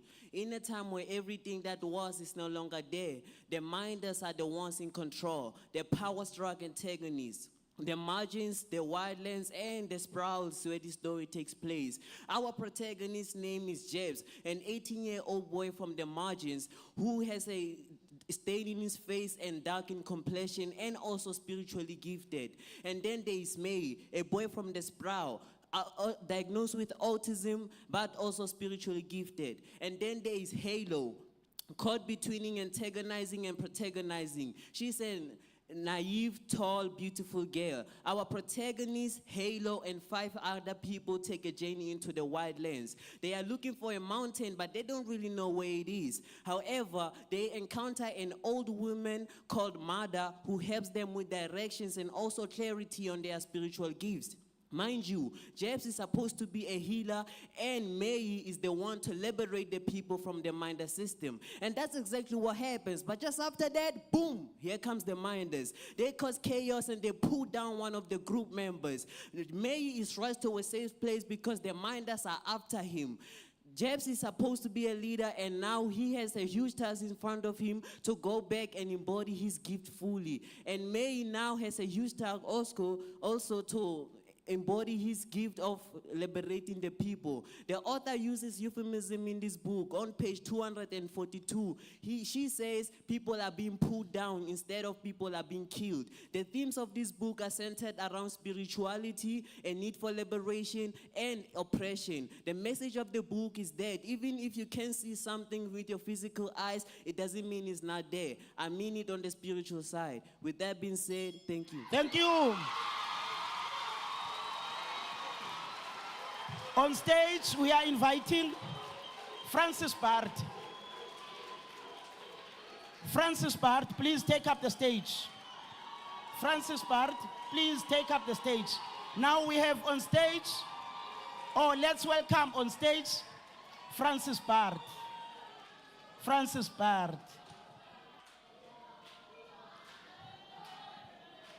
Yes, boss. Let's wait for our adjudicators to be ready. Can we destroy those score sheets?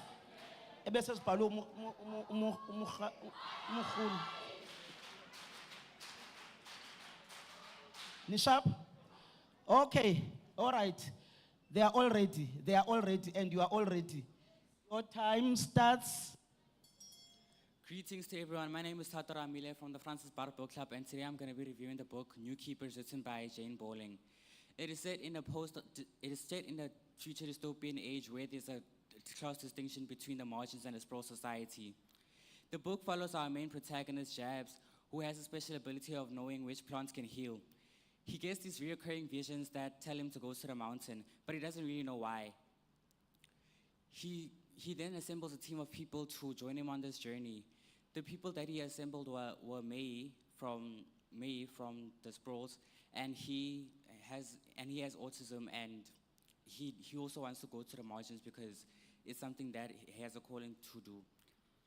And the other person who has a calling, who was on this expedition, was Silver, who's an adventurous young boy with attention deficit disorder. And through conversations with Jabs realizes that Silver's actually an intelligent young boy, despite his disorder.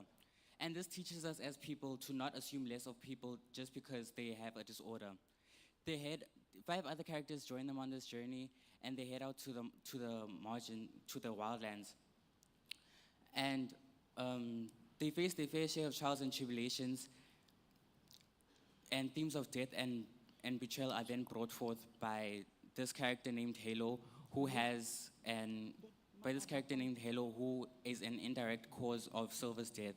They reached the mountain, and then it was then revealed that Jab's calling was actually that he's a traditional healer, and that May was set to liberate the people back in society. I find that what I learned from this book was to actually help people, because I might be a role player in them achieving their destiny. And I find that the language used is very immersive and descriptive, and from time to time uses languages from other.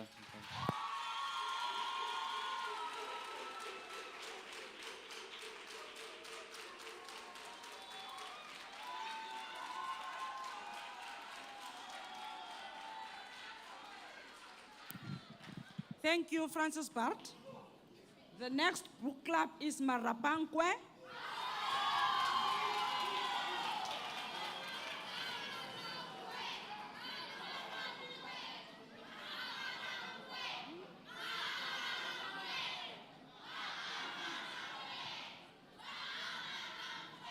Thank you for the correction, but I'm reading what's writing.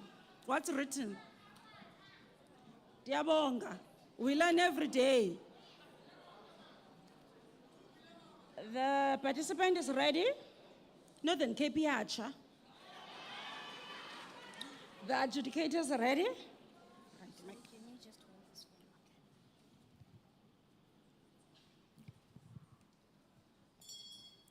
Greetings to the House at large.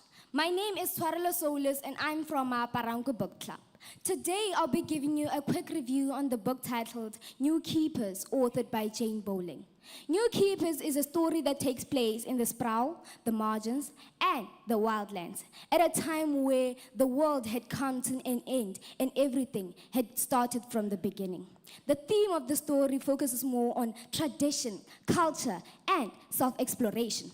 Our 17-year-old main character named Jabs, who also becomes a troubled but yet responsible character, goes on a journey with a group of friends after he experiences a spiritual vision about a mysterious mountain. Along his way, he met a very, very old woman that helped him uncover his true identity of being an Inyanga. Their journey was quite a dangerous one indeed. But at the end, Jabs helps his friends by consulting with his ancestors, seeking help after they were attacked by the wilders.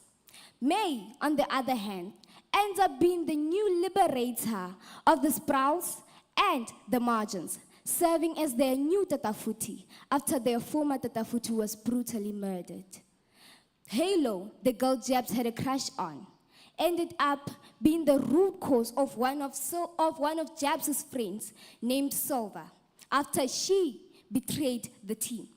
From this book, the writer uses a basic language that is understandable, readable, and cohercible. But she still struggles in softening an uncomfortable topic. For example, she ends up describing the word marijuana as the stuff. From this book, I have learned that perseverance and patience pays off, just as Jabs was patient throughout his journey that he ended up succeeding.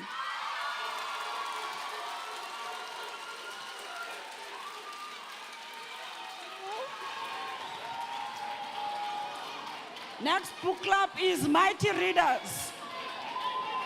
Mighty Readers.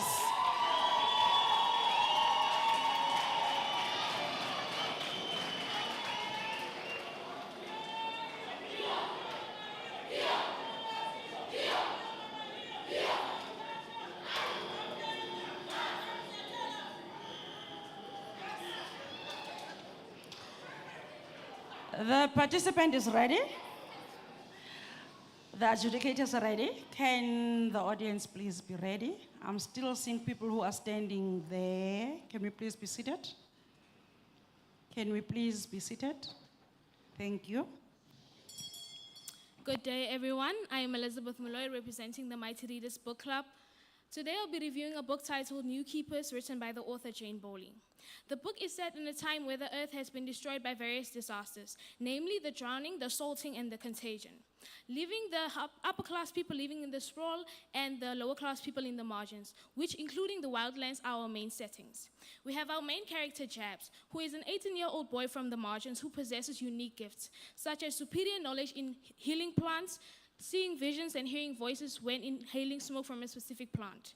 Driven by his vision, Jabs assembles a team of adventure-seeking sprawlers under the pretense of going on an expedition into the wildlands, with the actual purpose being to find a mysterious mountain from one of his visions. Among them is Mei, an autistic sprawler who is also connected to the mountain and called to receive a gift which will help him free the margins and the sprawls, and also Halo, who later betrays them. Along the way, they meet an old woman who reveals to Jabs that he needs to become Inyanga and a Sangoma and offers him guidance. They also meet a tribe of people who lead them to the mountain where they meet Tata Futi, a figure from Jabs' vision who gives May the gift. Their victory is short-lived as the Minders, an oppressive government from the sprawl, track them down with the help of Halo, and they end up killing Tata Futi and Silver. In the end, May sets back to fulfill his purpose, and Jabs embarks on his journey to become Inyanga and a Sangoma. The themes that can be found present in this book are betrayal, deception, murder, self-transformation, and growth. And the message is that your obedience can lead to the fulfillment of your own and someone else's destiny. Jabs, being obedient to his visions, allowed him and May the opportunity to discover their true purposes. Throughout the book, the author uses symbolism such as the wildlands representing transformation, danger, and uncertainty, and the plant representing ancestral guidance, visions, and connection, which are both associated with Jabs' vision. Thank you.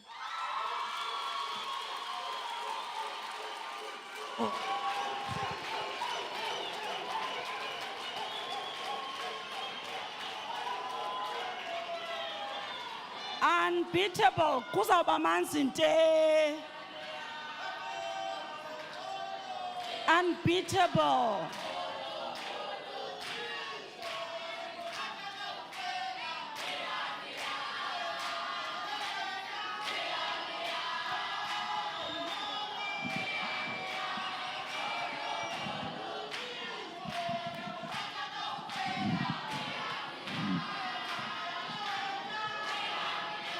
Thank you, Northern Cape.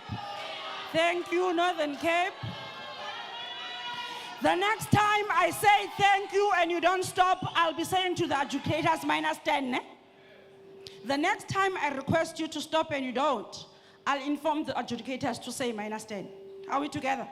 This is for everyone, by the way. We said we are against time, so we need to be obedient.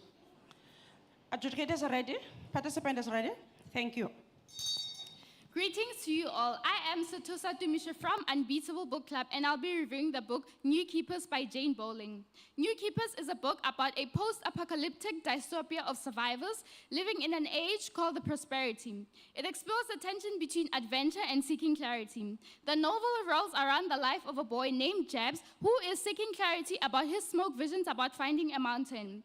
The book features a few characters from the sprawl, the margins, and the wildlands who play a role in helping the protagonist Jabs to find his mountain vision and to learn more about himself. The antagonists of the book are the Minders, whom the gang of sprawlers are afraid of as they'll be taken back to living their controlled lives, and Halo, who is a spy rather than an adventure seeker.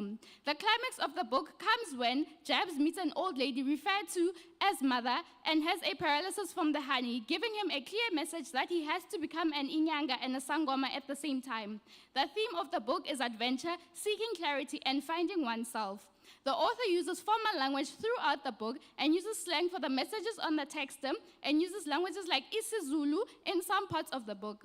In conclusion, the author did a great job in describing the experiences and the adventures that Jabs and his gang went through in order to find the mountain of his vision. I would recommend the book to readers over the age of 15, as the author sometimes uses vulgar and sexual language in the book. I would rate the book a 3.5 out of 5 because it does not get to the point until the last few chapters. Thank you. Thank you, Unbeatable.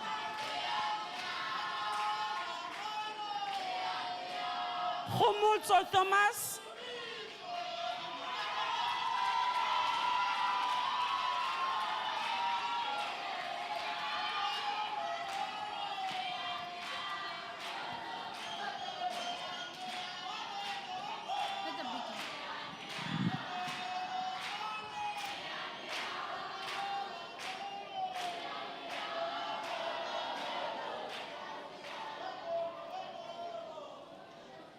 Niyathandwa ndim nina ba? Love you big time.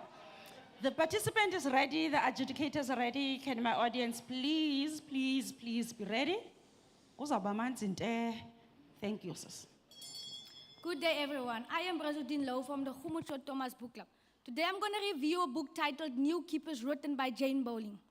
The theme of this story is about self-discovery, unknown traditions and cultures. The message is that we as the new kids need to start embracing our traditions and cultures, because where you are going, you need to know where you are coming from. The writer used a format of comparison. For example, the inequalities between the margins and the sprawlers. The story plays off in an era where tradition, knowledge, culture, and biology were extinguished by the natural disasters. For example, the contagion, salting, and drowning. Chaps, the main character, gets a vision and advertises an expedition. On this journey of self-discovery, discovery of their traditions, backgrounds, he meets the extremely different characters. Chaps, who has a stain on his face, as a punishment of what his forefathers did before the world could have ended. May, an autistic boy who really wanted to go to the wildlands. Then there's Silver, an intelligent boy with ADD.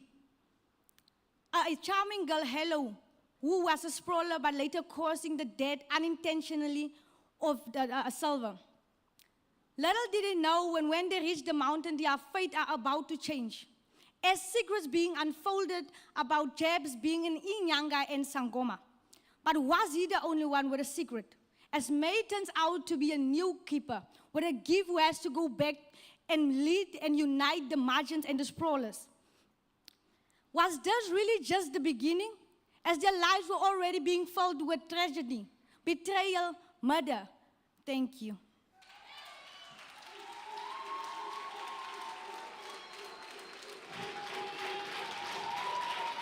Siabo. The next book club is Branders.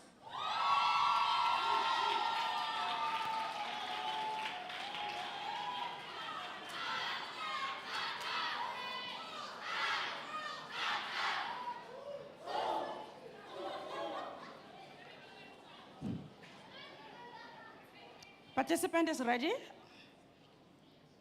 Okay, just a minute for the adjudicators.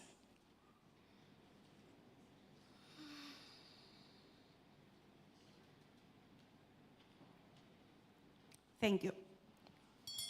Good day to my adjudicators and audience. I am Emile Ribason from Brander's Book Club, and I'm doing a review of New Keepers by Jane Bowling. This story delves into the themes of destiny, division, and self-discovery. As the characters navigate a landscape marked by violence and mysticism, the characters, especially Jabs and Mehi, are on a journey not just through the wildlands, but of self-discovery. The smoke-induced visions, the connection to the mountain, and the eventual revelation that they are the new keepers highlight the theme of finding one's purpose and place in the world. This story language is rooted in imagery and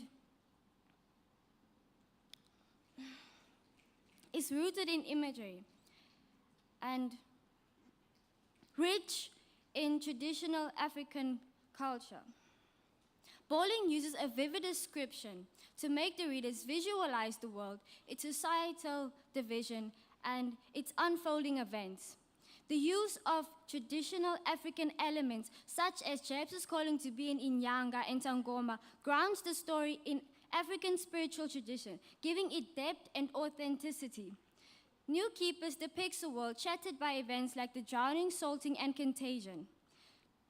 After the fall, society is divided into distinct groups based on their physical and social traits, with the privileged living in the sprawl, while others struggle in the margins. The story follows Jabs, and the protagonist, an 18-year-old boy, tied to prophetic visions. He attracts sprawlers and others with hidden motives. He leads this group of teenagers on a perilous journey to a mysterious mountain. On their way, Jabs meets an old woman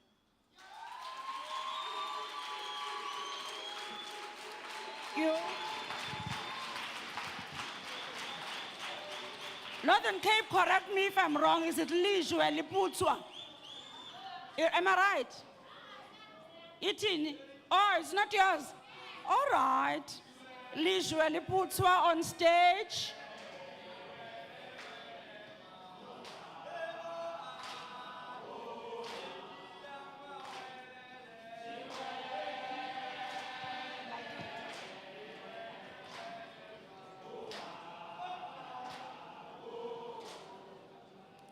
Hi, Johnny. I didn't say stop, so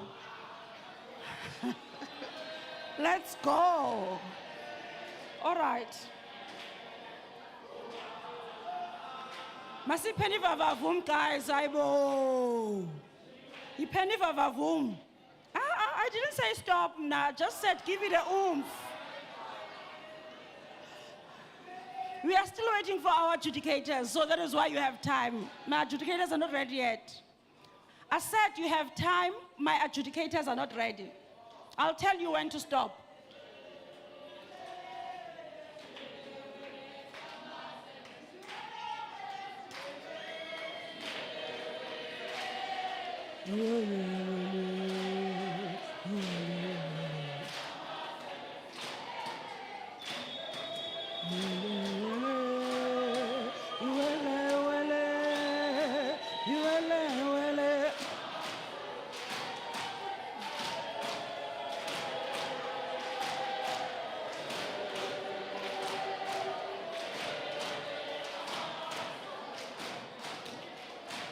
Okay, do you know, Mamela TCS? Mamela TCS, do you know the word in Afrikaans that says oorvatters? Did you see them in the house? Okay, I also saw them. My participant is ready. The adjudicators are ready. I'm waiting for my audience to be ready, please. Pangemva, I've got a gentleman standing on his 2 feet. Thank you, Ndata. Siyabonga. Good afternoon. My name is Mweketsi Mokhehle. I feel honored to come and give a review of this wonderful piece of literature titled New Keepers by Jane Bowling. This work is so creepy. It's a scientific creepy fiction that the author takes the reader deep down into the wild land. Oh.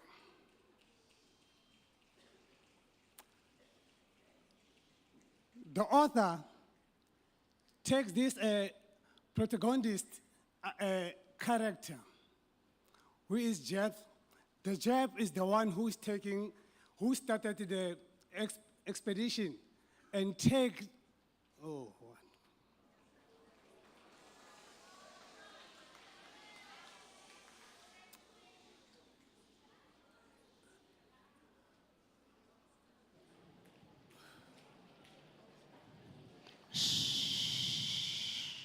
The story begins at a Goz. Goz is next to Sproul, where there are different places. The scroll and the Goz, oh God.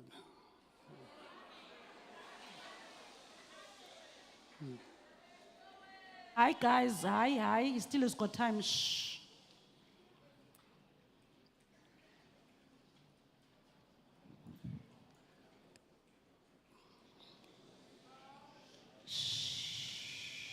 Let's give him time. Yes, as I've mentioned, that is a fascinating story. It takes place in the wildlands where the people who take the expedition. Thank you, Ndate. Thank you, thank you, thank you, thank you.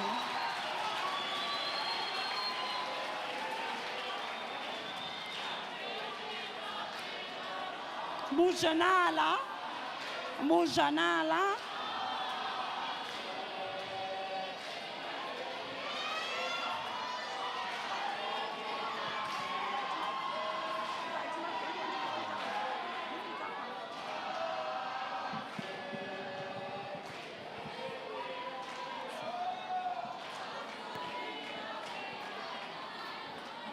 Have you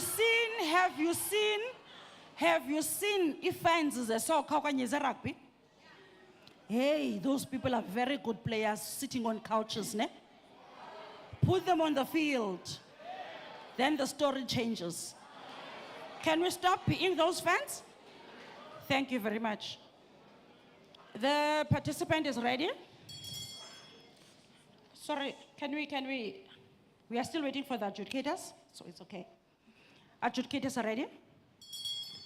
Greetings to the house at large. My name is Boyce Nompile, and I am from Bojana Book Club. And I'm here to present for you a book review on a book titled The New Keepers, written by Jane Bowling. The story is about a young man called Jabs. He is from a poor background, and he was called by the spirit of the deep, called by the ancestral spirit to restore the throne of the gods, rising and exalting the throne of the gods above the throne of the minders that was currently in place. He and his fellow partakers on the trip to the expedition, that's when they discovered their calling and the reality of them to be appointed as the new keepers to come. Now it is the minders replaced by the gods. Hence the title New Keepers. And characters and attributes, we have got Jabs, very courageous in every way and persistence as he stood firm even in the midst of his calling. We've got the minders. These are the rulers who are ruling with authoritarianism. They misuse their power. We have got supporting characters. Those are the allies and adversaries, both representing different societal aspects. And the message says the call in the midst of the call for courage in the midst of impossibilities.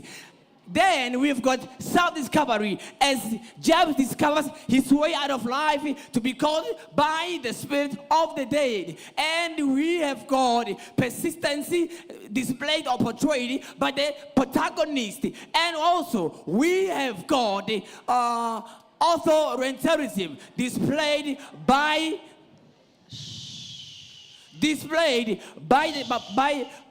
the minders. Thank you.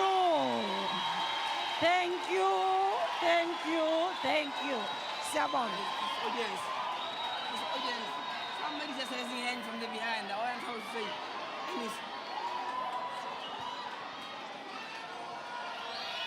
Thank you.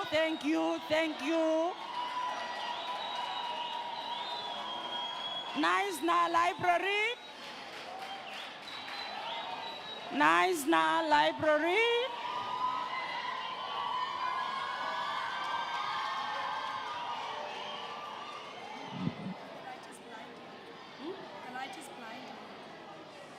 You're not so sure. Huh? No, I'm not. I'm just gonna chill. Can I look at the place so I can hold my key cards and then place the book after I just show the audience? I just want to show the audience the book. Okay, down. Okay.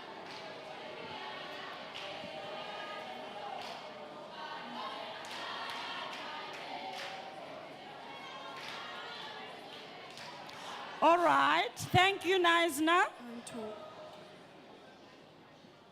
Naisna Library.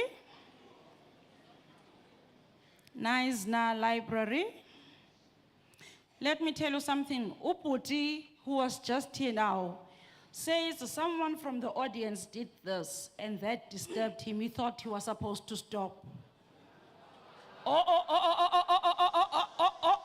Stop, Ilori.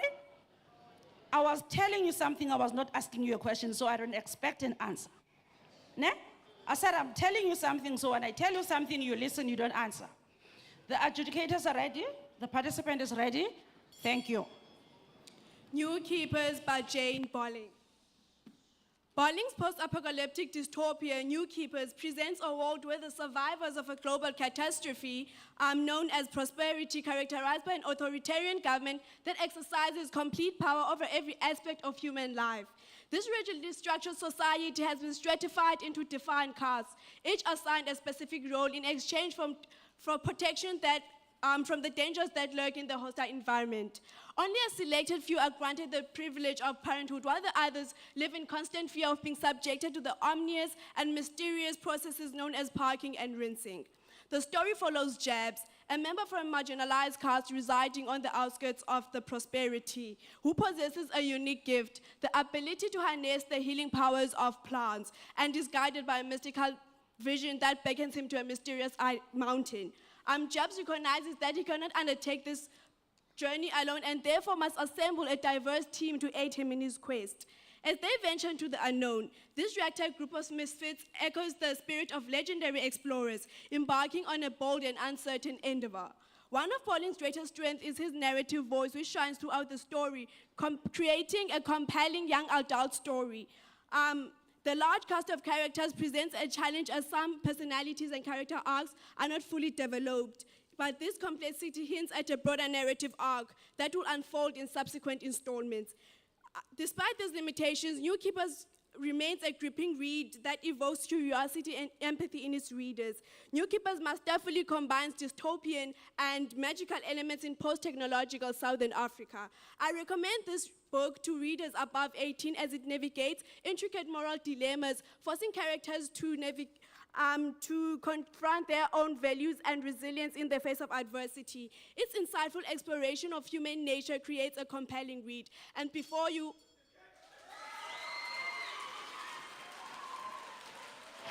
Thank you, Naisna Library. The next one is Sophumelela.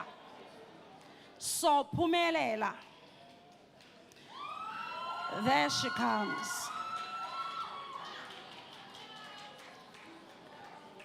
Aibo, uphuma kwi-province kodwa usophumelela yeyiphi lo province leyo? Hayi nisi-sell outs. Tishala, yadibona. Oh, yadiva. Okay. Okay, participants are ready, educators are ready. Can my audience please be ready? The wide lands whispered secrets to those who dared to listen. Greetings. Reviewing New Keepers by Jane Bowling about our protagonist who is a boy named Jabs, a safeguarding community member who is a stain, a caste that lives out of the margins. His gift is to know which plants can heal. Just light it and let the smoke rise. I got that from page 159, him talking about one of the plants. The story takes place in South Africa. I know that because the writer used words such as Puti, Tata, which are found in the Nguni languages. In his smoke visions, that is when he's called to the mysterious mountain far away from the world. He seeks people to travel with him because he cannot do this alone. His best friend, Olile, Mama Ella, the community leader, who supported him emotionally, Dr. Ngosi, the scientist, Zikona, and other rebels who've been there through his journey. Relating Jabs to our nowadays lives, we know that there are few young people who are interested in their cultural preservations, and thanks to Jabs for standing for those who are interested and not influenced by other cultures. There are various themes in this book, but the one that I love the most is unity, because it encourages us to support our communities. The message is the importance of communities. Let us love and appreciate our communities, because one day they might be the people that we need in our journeys. Let us support friends and loved ones as Xolile did. The writer used metaphors, symbolism, and a narrative language that engages with the readers, where he clearly viewed rich descriptions and settlements. His poetic language making the readers to be in the mood and interested. The wind carried the scent of blowing acacia trees. I quote, his language making the readers to be interested, influencing South African oral traditions, contributing to South African young oral literature. That is one of the things that made the writer win the Sanlam Prize, the unique blending of African culture. Shout out to James Bowling for that. I love how the book ends, James finding healing and enclosure, him reuniting. Oh.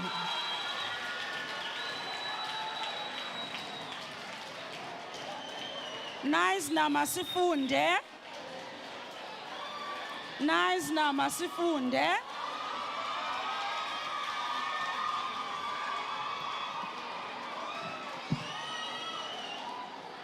Right. Okay. Kunzima up. Kunzima up. Kiyakuxelela. The participant is ready? Okay. Okay, adjudicators are just doing one thing. We'll give them that minute. Kodwa kunzima apha. Ziyatshisa. Hot in here, and it.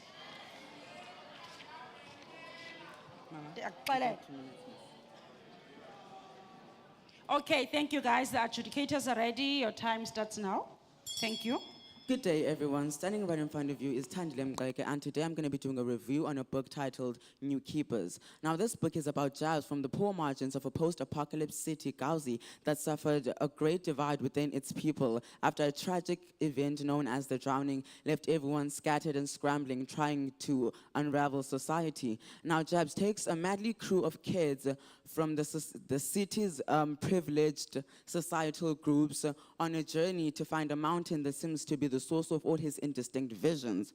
Now, Jabs and his new crew must journey to find this mountain that seems to be found in a place called the Wildlands. Now, this book explores a lot of themes, but two that really stood out for me were deceit and betrayal, seeing as how Jabs, the main character, wasn't really forthcoming about why he actually wanted this crew of kids to accompany him into the dangerous Wildlands. Now, to make matters worse, one of his new companions unintentionally betrays them, leaving them exposed to the higher order that seeks to stop them from finishing this journey.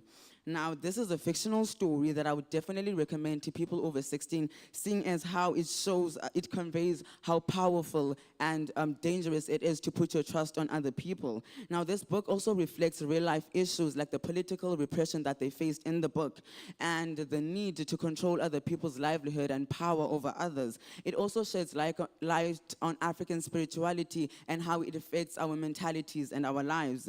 Do not believe everything you hear, because this book showed me how manipulative and vicious leaders can be when things do not go their way.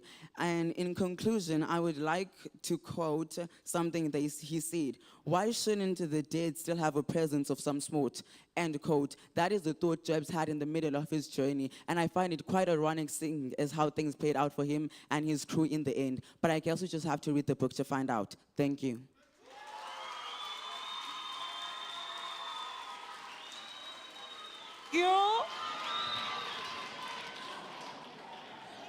I quote, thank you, close quote. Tembelihle.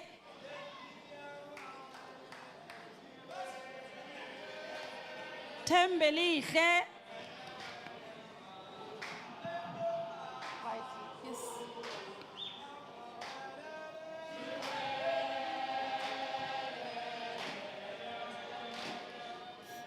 Thank you. Thank you. The participant is ready. I'm waiting for my audience to be ready. The participant is ready. The adjudicators are ready. The time starts now. Good day. Today I'm going to be reviewing a book called New Keepers by Jane Balding, published by Tafelberg. Jane Balding is an award-winning author, with this book getting the Sanlam Silver Award for Literature 2017. The book is a fictional story that is organized in chapters and is also It is meant for and is read for meant for young adults who love adventure. The book title is related to the book itself because it speaks about the characters who later become new keepers to the new rebellion about, against an authoritarian government. The book is about Jabs, a young Sangoma who gets a vision from his smoke that he must go to the wilderness, and there he believes he will find his answers. In there, he finds a few people he will go with, which are Mei, Lizwi, Silva, and himself, and Ofra. The characters in themselves talk about the protagonist Jabs, who is the leader in charge of ensuring that everyone is safe in this trip, but yet regrets his decision. At the end of the book, I quote, I was so strong, my intentions that I'd get answers. Instead, it's given me fear, grief, guilt, and death. In the end, Silver, an ambitious young man who wanted to be in the wilderness and wanted to see and wanted to be in an adventure, dies. May, an introverted young man, later finds out that he needs to be the leader to the new rebellion.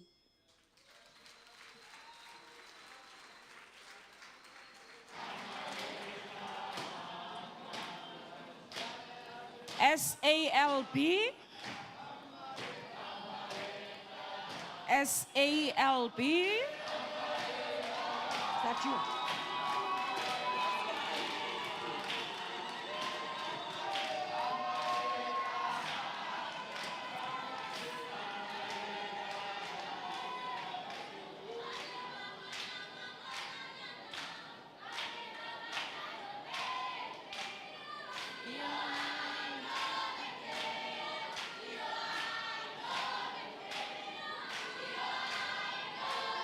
Thank you, Northern Cape. Thank you. Participant is ready.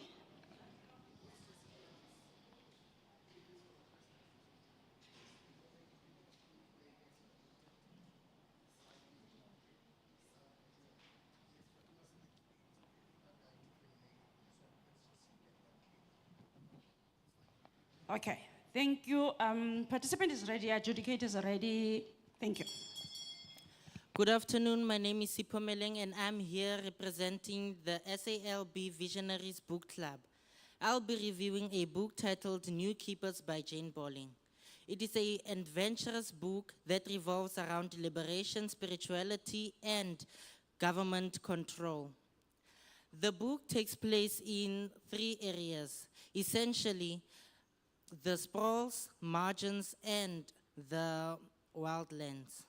It stars a character named Jabs, an 18-year-old stained boy who has been given the gift of seeing visions and also healing people, and has also been seeing constant visions of a mountain which is in the wildlands. The 2 areas, the sprawls and the margins, are governed by the minders. The minders don't want to lose control over the sprawls and margins.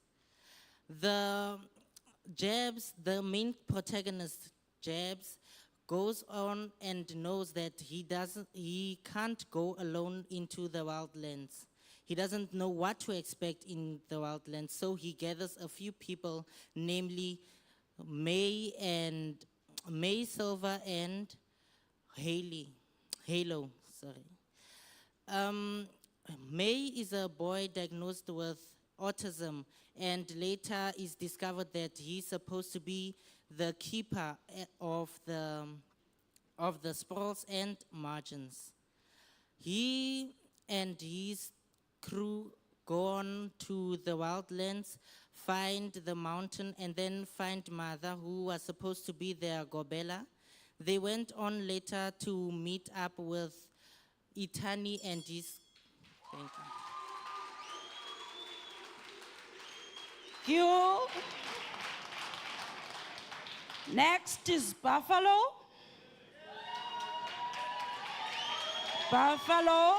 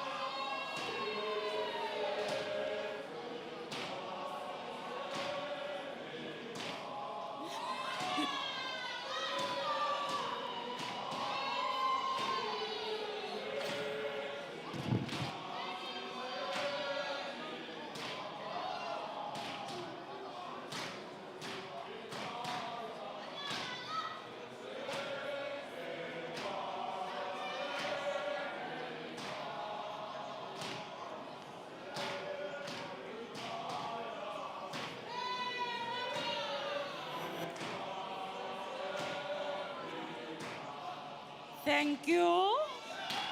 Thank you. Thank you. Remember my promise, na? Remember my promise, na? All right. The participant is ready. The adjudicators are ready. By the way, while I'm waiting for my audience, remind me later, there's a person in the audience who promised us to render a solo. Just remind me later. Am I where I'm supposed to be? Living another life? Am I who I'm supposed to be? Titled New Keepers, our author Jane Bolling takes us on an interesting journey in this post-apocalyptic dystopia novel. She blows us out of our minds with her creativity.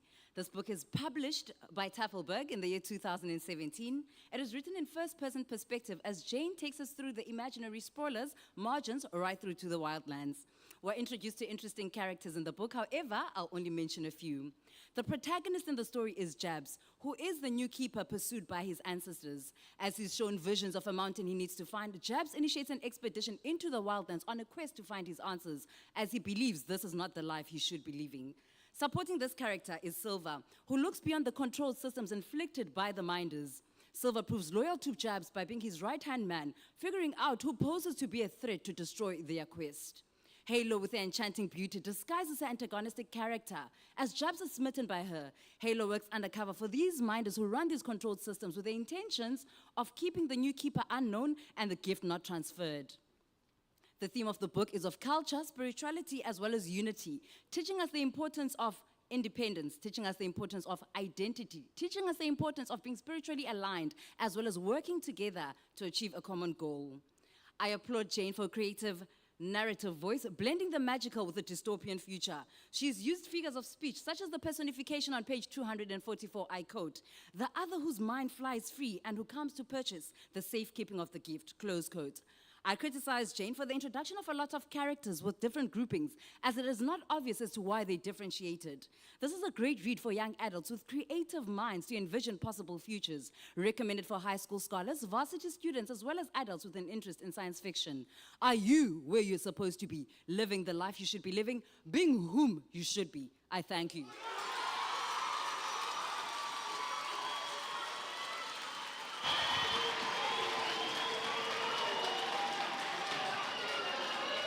Horse riders.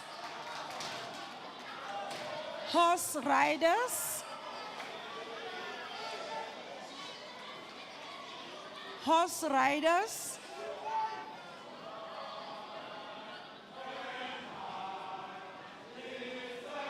Wonderful, wonderful world.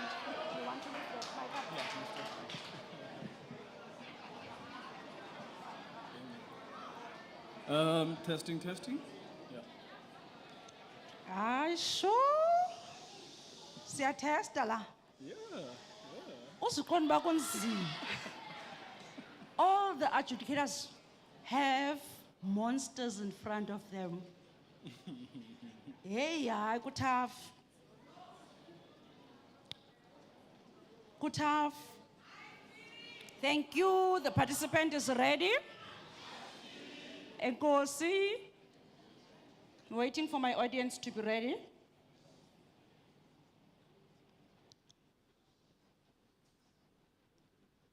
The adjudicators are ready. Greetings to you all. My name is Nebulele Singo, representing Horse Riders Book Club. This is my review of this mind-blowing piece of literature written by an award-winning Jane Bolling. New Keepers is the title of the book. Autism, spiritual calling, survival in the prosperity and exploration of mysterious places brings about revelations that are beautifully interwoven as themes in this novel. Set in an after-ravage imaginary South Africa, in a city called Gawuzi, where there are people living in divided groups, controlled by the autocratic minders, regarded as those that are in power, whom I recognize as the antagonist in this novel. The story unfolds when Jebs, the protagonist, who's known for having the ability to identify and mix herbs that help people in different ways, leads a crew of scholars on a journey into the wildlands to find the mysterious mountain of his visions. To navigate this quest, he's supported by an autistic boy called May. Unaware of the gift that they possess, they subconsciously assist each other into making this journey a success. In a remarkable turn of events, they discover that they are the new keepers of the new generation meant to lead in the prosperity, each one realizing their spiritual gift. Ladies and gentlemen, allow me to applaud the writer for a rich figurative language which raises all five senses, like the personification in page 161. I quote, "The smoke doesn't speak to me," close quote. On the contrary, I deplore her for using too many flat, unnecessary characters that are not contributing to the essence of the story. The author shares with us a message that says, through our diverse societies, we should recognize the abilities of people living with autism and also to respect our spiritual and cultural diversities. Rating it with a 9 out of 10, this book will likely appeal to fans of young adult science fictional novels, which may also delight readers of all ages. I leave it to you to cross the T's and dot the I's.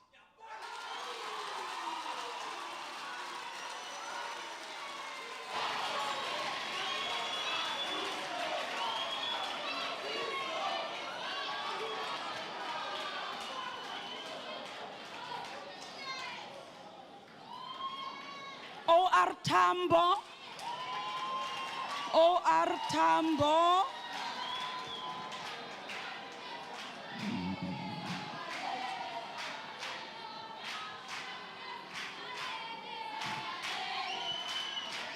Thank you. Thank you. The participant is ready. The adjudicators are ready.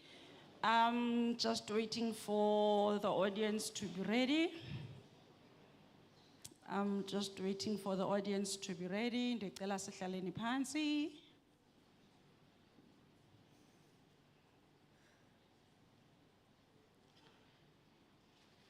The audience is ready. Thank you. Are the rumors of wild people and savage animals true? And perhaps Jab is not the only one keeping secrets. Ladies and gentlemen, standing before you is Akanya Gibeni from O.R. Tambo Kids Book Club, here to do a book review on the book entitled New Keepers, a novel written by Jane Bowling and published in 2017, consisting of 30 characters, 12 chapters, and 247 pages. The story revolves around our protagonist, Jabs.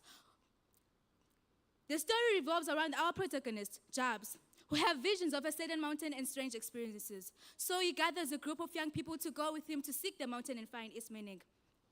As they move together, they uncover hidden truths and confront powerful forces. But it turns out that Jab is not the only chosen one here, but also May, who happens to be our full character. In the story, he is shown as someone who is diagnosed with autism. The story takes place in the lands of Margin and Gezi, where all our characters were groomed. On the journey, they meet a wise lady who foretells the story of a chosen one. But Jab's spiritual abilities and May's unique connection to the universe tells them that May is the chosen one. As the story unfolds, we see Halo, who is our antagonist, betraying their trust. How is that even possible, you may ask? But now is your time to take the book and dive through its sweetness and bitterness. To clear the air, the author skillfully waves together the themes of identity, self-acceptance, and personal growth. I strongly recommend the book to be read by the youth because it tells us more about finding yourself, and also it dives through the themes of religious clashes. I read the book an 8 out of 10 because the author used emotive language and also made a mistake in page 201 by writing the word want instead of the word went.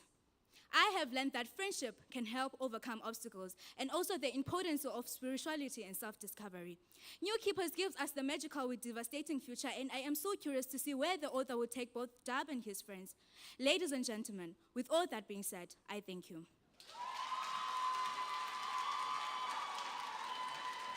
Mbo, kudos.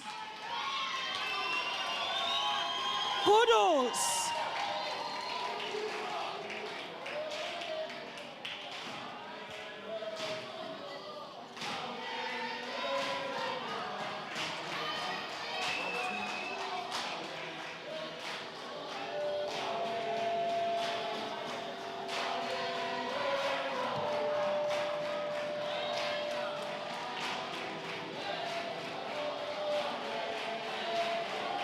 Lawulele thongo lami andizenzanga ndenziwe ngabaphansi kubuhlungu ukugula thongo lami andizenzanga ndenziwe ngabaphansi kubuhlungu ukugula thongo lami.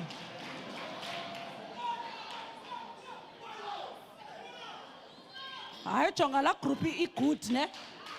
They first were amadodana sewisile where they asked to God to be with their participant. And now they are talking with their ancestors to say, hey man, get in. They are praying. You still have time, adjudicators, sapumil. Kanitanda, adjudicators, sapumil. Masinive.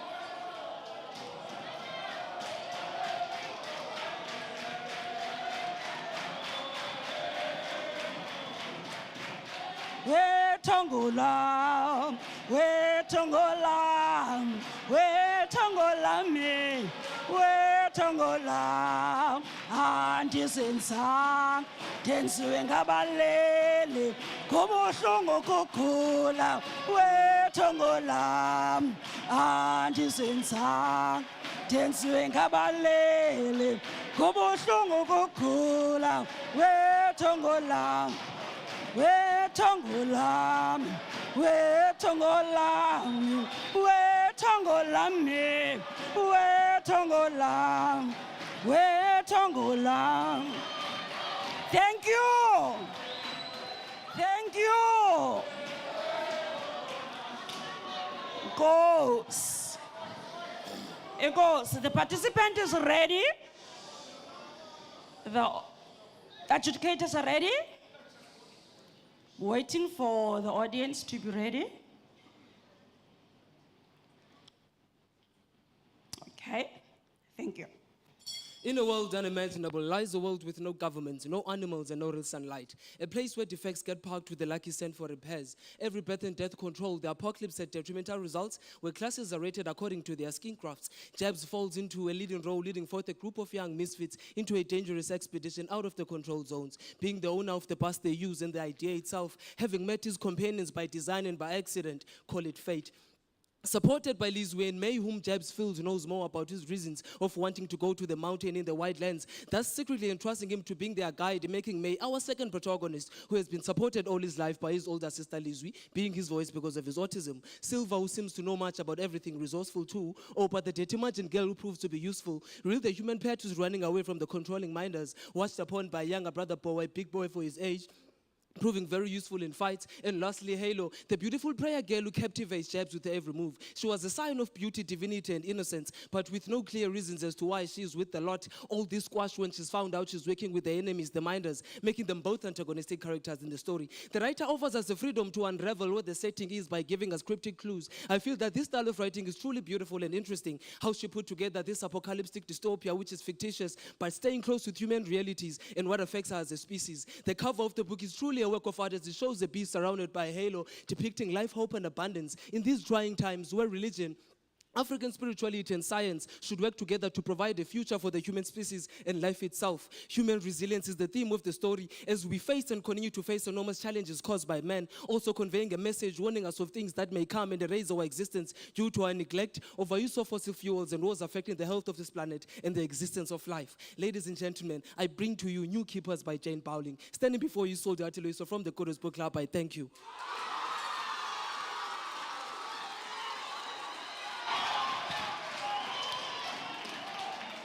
Siyabonga. Elephant. Elephant.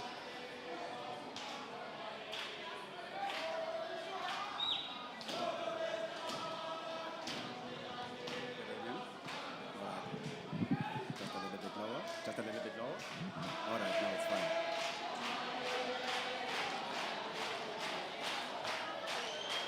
Amayeye, amayeye, skanda amayeye. Thank you. Adjudicators are ready. Thank you. Let's sit down, guys. Asizumnceda sonke uzawuncedwa sibani bari.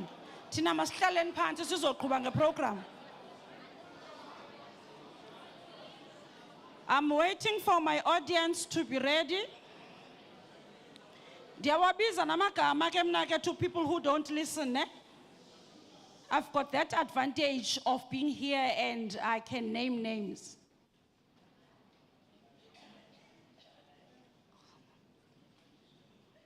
Siyabonga.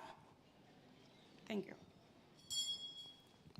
Just the cover itself gives us a divine cycle of a light surrounding the bee. This expression of our opinion is carrying a story of spiritual belief. Ladies and gentlemen, I'm Tumisani Leleki from Elephant Book Club. I'm here to present my book findings of a post-apocalyptic dystopia titled New Keepers. The story of this novel started at, this is a story of the young, okay, sorry. This story of this novel begins at the, this story took place from the poor mountains of, this story took place from the poor Gauzi of South Africa. And the protagonist of this novel is Jane Bolling. Just the cover itself gives us a divine cycle of this bee. The expression of this novel is,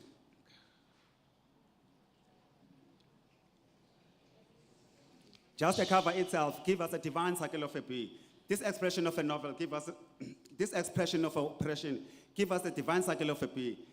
This novel took place from the poor margin of the Gazi in South Africa after the destruction of the world.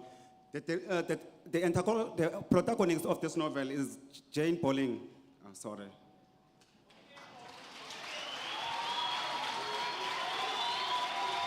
Thank you. Thank you. Ngunis. Ngunis.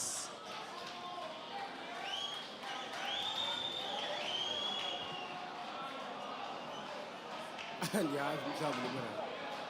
I right.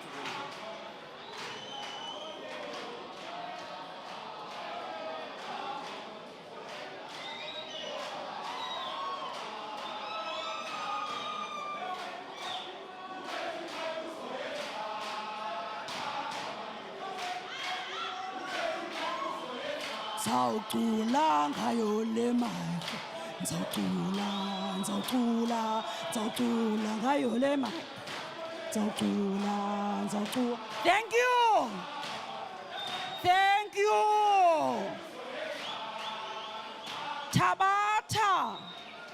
Tabata. Singalibalela shumi. Tabata. Thank you, audience. Thank you, audience. I still hear people talking. Non-talk. Thank you. Live your dreams now while time is on your side. You've got nothing to lose but fear of the unknown. Greetings to all parties at present. My name is Yamtanda Kininda from the Ngunis Book Club, and I'm here to do a book review titled New Keepers, authored by Jane Bolling. This is a fictitious novel that takes place in an age dubbed as prosperity during the post-apocalyptic era. The events such as the drowning of the continent and dilapidated buildings depicts that. Jabs, an 18-year-old boy from the margins who has the gift of knowing which plants can heal, and through his smoking visions, he was summoned to go to a mysterious mountain, is the driving force behind this powerful tale. He rounded up a motley gang of adventure seekers to find his journey. Despite tribulations along the journey, they still cling to hope that things might change in their world. The Minders are portrayed as the antagonist. This is after they brutally murdered Silver, one of Jeb's companions, and tried by all means to seize May because they wanted to control his gift. This book is about the power of spiritual calling as much as it is about the power of spiritual healing, of survival in a global suffering where everyone is constantly in fear of being rinsed, and every aspect of their lives and society is arranged strictly in their classes. The author cautions us not to stigmatize others simply because they differ from us spiritually, and shows that there are medical conditions which seek spiritual attention. I criticize the author for failing to take us through Jeb's spiritual journey. I take my hat off to the author, though, for envisioning us with a possible future. I urge you all to read this book as it bears mystical scenes which many of the Black African child can relate to. I thank you.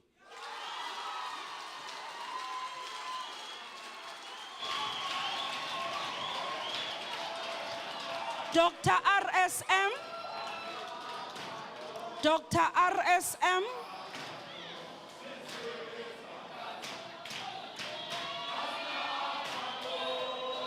Asnavalo, sisebenza kanzima.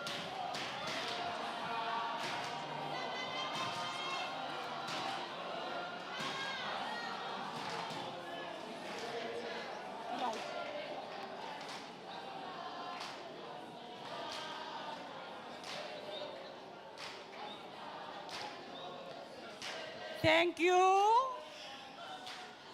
Siyabonga. Participant is ready, adjudicators are ready. I'm still waiting for the audience. There are still people walking up and down. Can we close the door, please? Can we please close that door? Can we please close that door?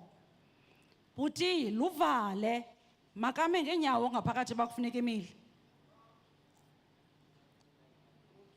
Siyabonga. Thank you. Greetings, my name is Comfort Khaushibele from Dr. Ruth Somuzi Mompad. Today I'll be reviewing a book titled New Keepers by Jane Bowling. In this gripping tale, the author, Jane, transports us to a world divided into two classic contrast areas. Gauzi, a marginalized and impoverished zone, and Sprawl, a privileged and affluent enclave. We follow Jeps, a determined and encouraged young man who embarks into a journey with Louise, a kind and courageous woman, and their embodied guide. Their mission to reach a mountain, a mysterious mountain, where one of them will be chosen to lead the rebellion against the controlling city minders. Through Jeps, our protagonist, Jane explores themes of social discovery, power, and social inequality. The book urges us to question authority, seek knowledge, and celebrate diversity, conveying a very strong message. Courage is not about being fearless, but being brave enough to face our fears. The characters' distinct voices and perspective created a very rich tapestry, making it easy for us to invest in their journey. Jane's writing is very engaging and vividly descriptive, crafting an immersive world that draws us in.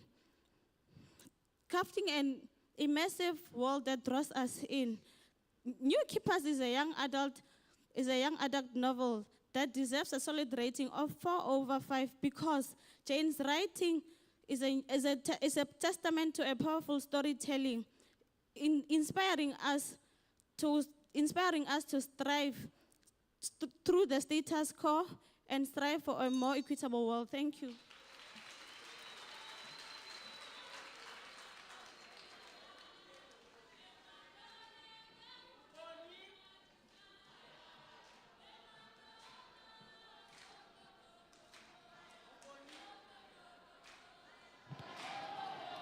Thank you.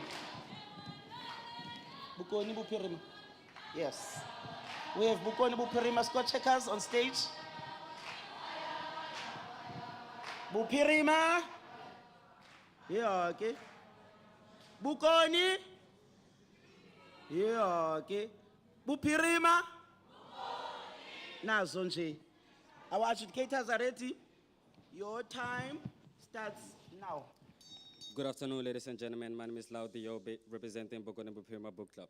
And the book that I'm reviewing is called New Keepers, written by Jane Bowling. Jeps is our protagonist, a particular cast we sustain. Liz is May's sister, accompanying him as he's too young to travel alone. Silver loves working with texting machines. Bo is a fighter who believes fighting is a natural skill. And Halo is a traitor amongst them, working with the city minders. The story takes place at the poor margins of post-apocalyptic city of Gauzi out in the wildlands. Jeps, our protagonist, who lives in the edges of prosperity and in the ruins of the old world. He has a gift for knowing which plants can heal, and in his smoke visions and messages he receives, is called up to a mysterious mountain that exists far out in the wildlands. But he can't go on this expedition alone, as he needs a team to help him finance the quest. So he picks a motley crew of adventure seekers from the city sprawl, which is Halo, Silver, Lizwi, May, and Boa, onto his old quantum bus. Mind you, none of them has ever ventured before, not knowing that they're expendable. As they reach the wildlands, their trip becomes protracted as they meet with difficulties and episodes of getting lost in the wild and having to fight for their lives against the city wilders, the wildest and savage animals. Costing Silver his life, and Boa getting injured during battle. Standing at the top of a small mountain, Jeps realizes that this expedition hasn't been productive at all. Instead, it has brought pain and grief, danger and death. The theme of the book is the realities of human existence, post-apocalyptic dystopia, and a high cost for protection in a hostile world. The message of the book is that we shouldn't take unauthorized trips to unsafe spaces as we put our lives at risk and the lives of others.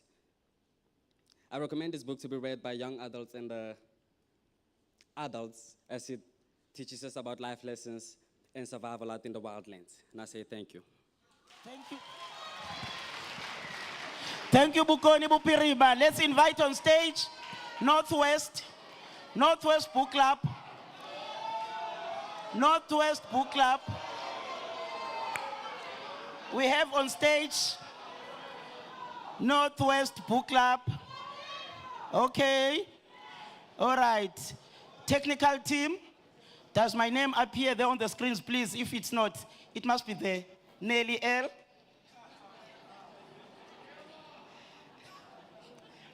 Our adjudicators are still doing their things. They will tell us. Northwest on stage. Your time starts now. Good day, ladies and gentlemen. My name is George Watson from the Northwest Book Club. And it's my honor today to represent to you today a summary of Jane Bowling's book, New Keepers. Now, what we find in this book, we find our main character, who's called Jabs, whose patient in life is to get himself out of the quagmire that he is, which is seeing himself as a minor person from out of what we call the outside world. So in doing so, he innocently so, okay, acquires a group of people from different backgrounds with whom he plans to go out on an expedition, basically to challenge himself and to get over the fears that the world that he feels he lives in as an inferior man has basically drawn boundaries to. Now, what this book teaches us, all right, it tells us that in life, you can overcome your bounds. No one has got to set the bounds for you. Because when they go to the wildlands, okay, they are going to meet challenges that they don't know. And what they find is that amongst themselves is one of the people that has basically been chosen as a future leader, but they don't know amongst themselves who that is. So it tells you again that as people, when we live, we don't know basically what is happening around us. But that shouldn't hold us back to can go out there to challenge our curiosity to find out what is going to be in our lives tomorrow.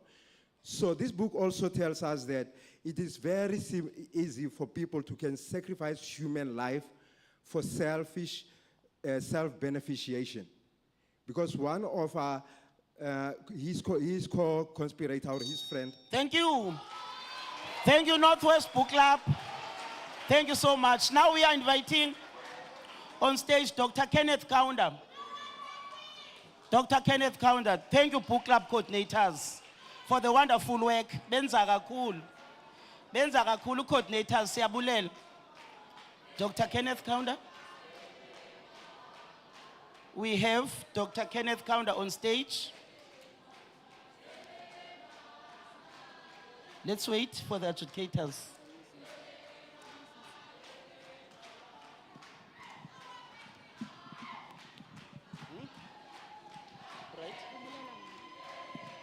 Right.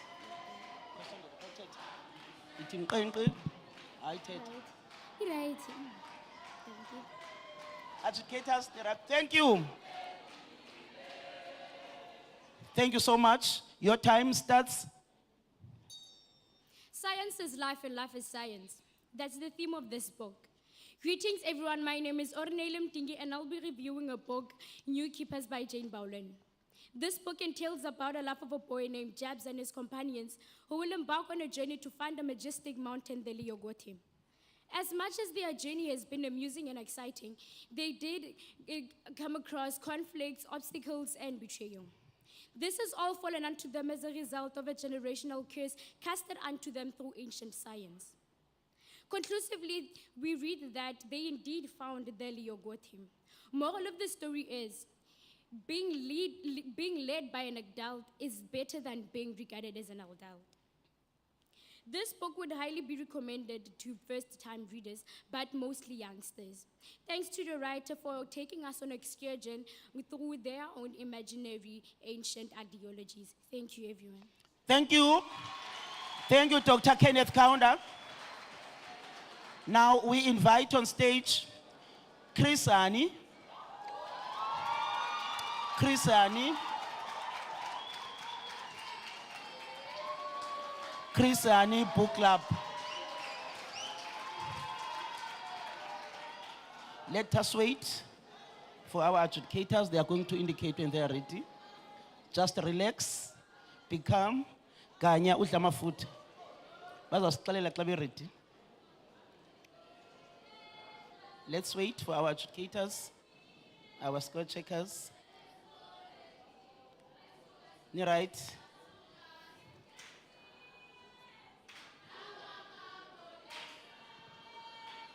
Okay. Thank you. Thank you. Thank you so much. Forever, Nina. Your time starts now. Hello, everyone. Buckle up.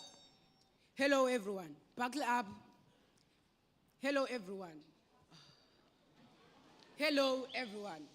Buckle up for a journey into the world of New Keepers by Jane Bowling, published in 2017. I'm your host, Iviwe Gazi. In summary, New Keepers by Jane Bowling is a thought-provoking novel set in future, where society is divided into two groups, the rich and powerful, and the poor. The story follows Jebs, a young man from the poor side, who joined a group of misfits on a journey to explore the unknown. The book explores the theme of power struggles, self-discovery, and social class. And it masterfully explores thought-provoking messages, including the importance of embracing one's true identity and finding strength in vulnerabilities. Jeb's journey is the highlight of the novel, as he navigates complex emotions and grapples with his own identity. The characters are complex and relatable, with each one bringing their unique perspectives to the story. The language is descriptive and immersive, creating a vivid world that draws the reader in. Janie's use of language effectively conveys the characters' emotions and motivations, making it easy to become invested to their stories. The two key lessons from this novel are, firstly, true strength lies in embracing our vulnerabilities and weaknesses. Secondly, the unity and collaboration can overcome even the most entrenched social divisions. This is a thought-provoking read that challenges the readers to question their beliefs. For those interested, it is available in local libraries, bookstores, and online. May Jeb's journey inspire you all to embrace your uniqueness and celebrate your differences. In a world that whispers, you are not enough, New Keepers screams out, you are worthy. May Jeb's story be the echo that awakens your soul. Thank you. Thank you. Thank you, Chris Ani.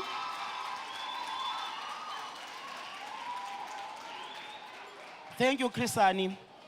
Now we are welcoming on stage Fezile Tabi Book Club. Fezile Tabi. Fezile Tabi. Fezile Tabi, right?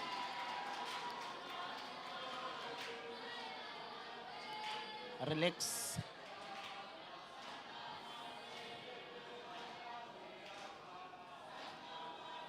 Okay. Thank you, Skanda Mareka. Time. Thank you so much. Thank you. We are.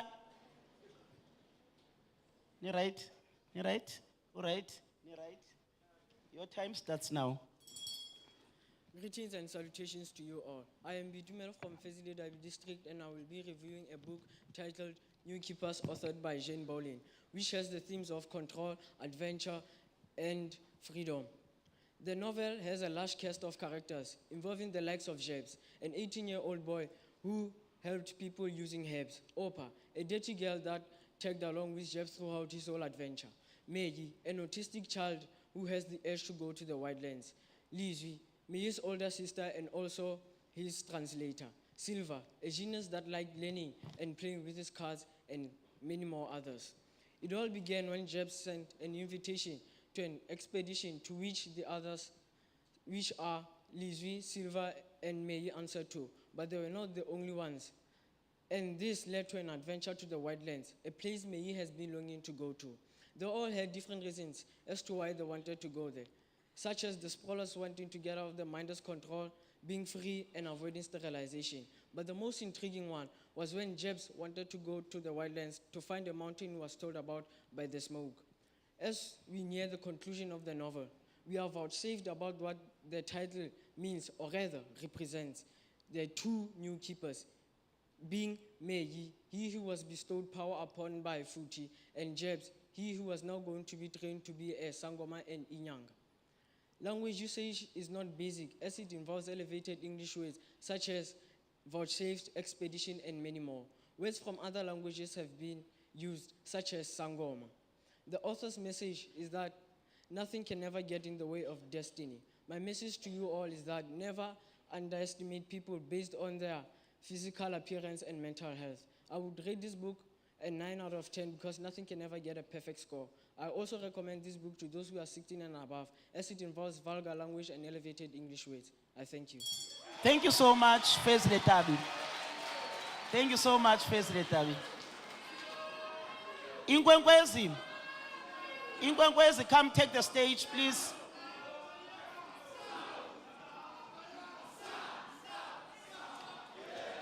Okay, all right, you can do it. We have Inkwenkwezi on stage. Inkwenkwezi? Uyindoni? Yes, ma'am. Uyindoni? I'm all right.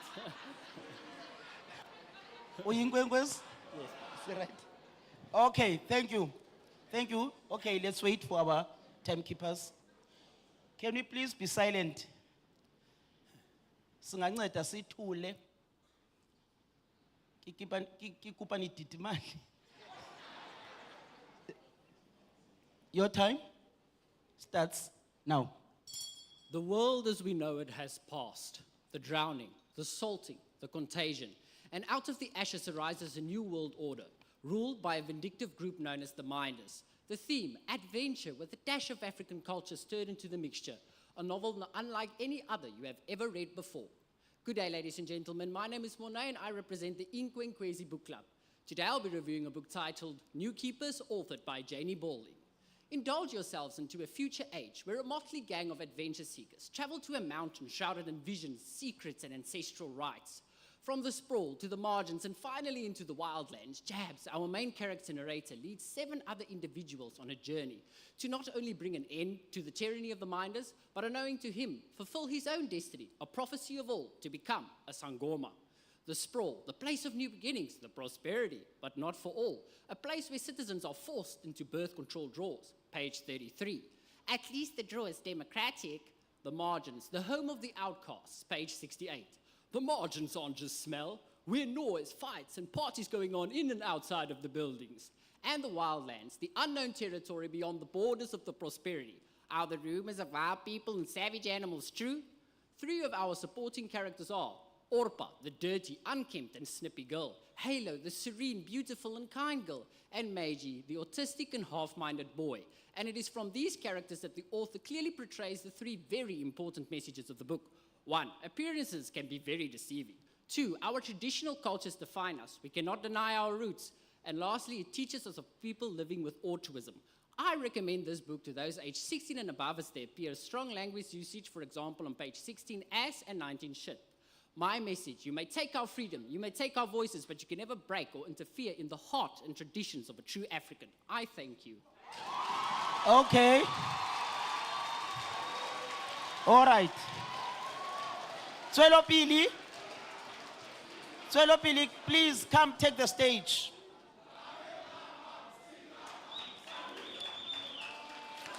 Tswelo Pili.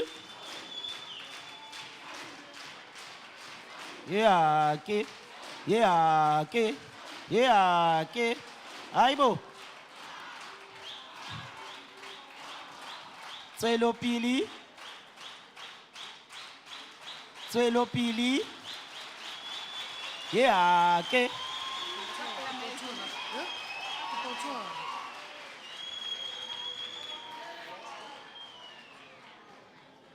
He wants to hold it. You want to hold the mic? Yes. Don't come closer because there will be those sounds, right? I'm Alright? fine. Okay. All right. Okay, sharp. Yeah, I'm great. Kikupa ni titimale hle batho. Ke kopa nititibale, nititimale. Ndo le bua ngamanda. Adjudicators, are you ready? Just wait for the bell. Once they ring the bell, you do your own thing, right? Greetings, ladies and gentlemen.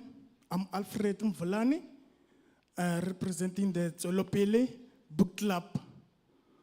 I'm about to review a book that's called New Keepers, written by Jane Bowling. The book is all about abuse, spirituality.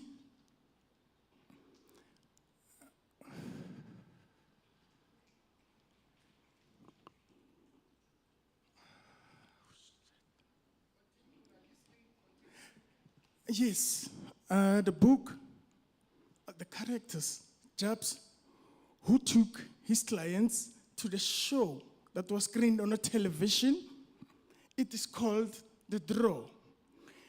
And Itani, the leader of the segregate place, and Futi, the guy who transferred his spiritual powers to May, and also a woman known as Mada, who is a traditional healer. The author emphasizes that no one has a right to abuse or even to force someone to do things that they don't want to do. I rate the book 9 out of 10, and I recommend it to be read by everyone, but most importantly, by our leaders, so that they know the challenges the society faces on daily basis. And I say, as a person, you. Thank you so much, Tsolopele. Thank you. Thank you. Thank you. Someone is helping? Thank you.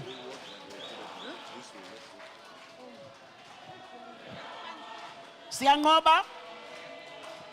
Siyangoba. Siyangoba. Is it too high?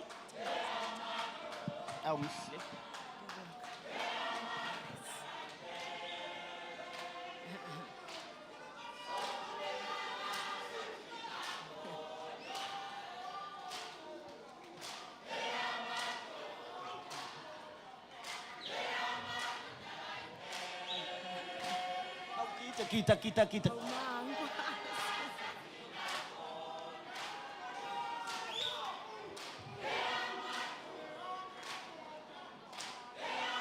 Don't I pay?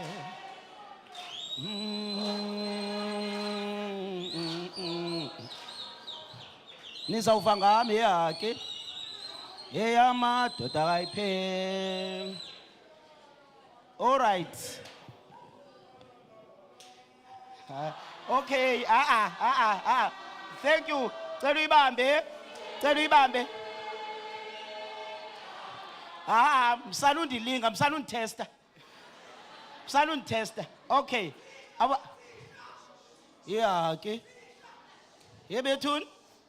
Our adjudicators are ready. Our timekeepers are ready. Our score checkers, our Siyangoba people are ready. Ngiyabonga mina. Your time starts.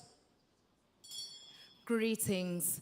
Jane Bowles' New Keeper will be reviewed by yours truly, Khanyisile Ndlela from the Siyangoba Book Club.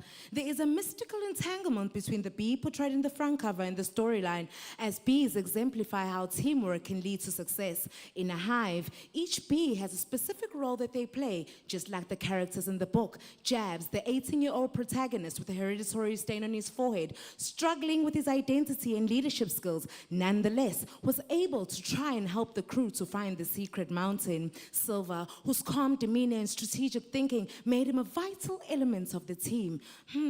Now I ask myself, what the fate of the crew would have been had he not been the anchor and backbone to Jabs. May, the falsely labeled retard because of his autism disorder, but ended up being their human compass.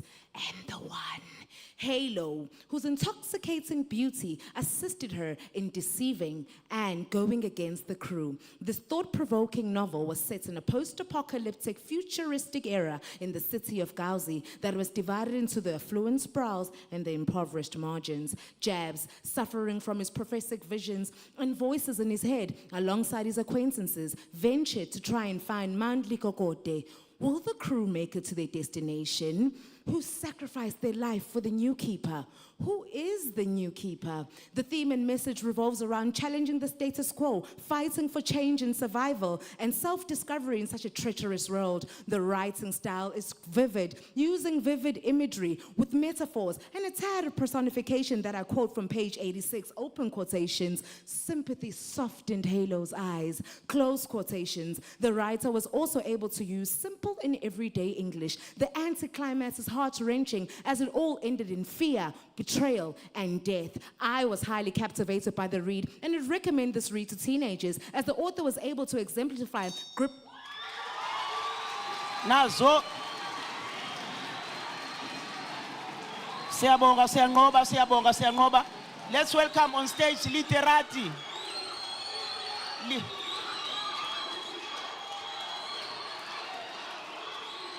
Literati.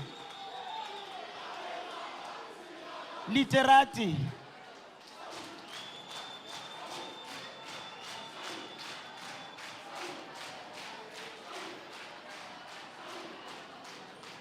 Are these your people over there? Are they your people?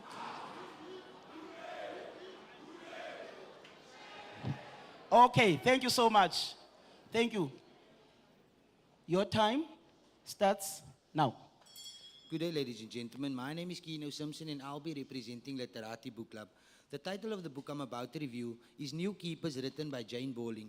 This fictional novel is an epic saga based on adventure, self-discovery, and ancestral callings. In a future age called the prosperity, the population of humans are controlled and monitored in order to maintain abundance. In this world, tradition and cultures are extinct. These events unfold in the land of Africa.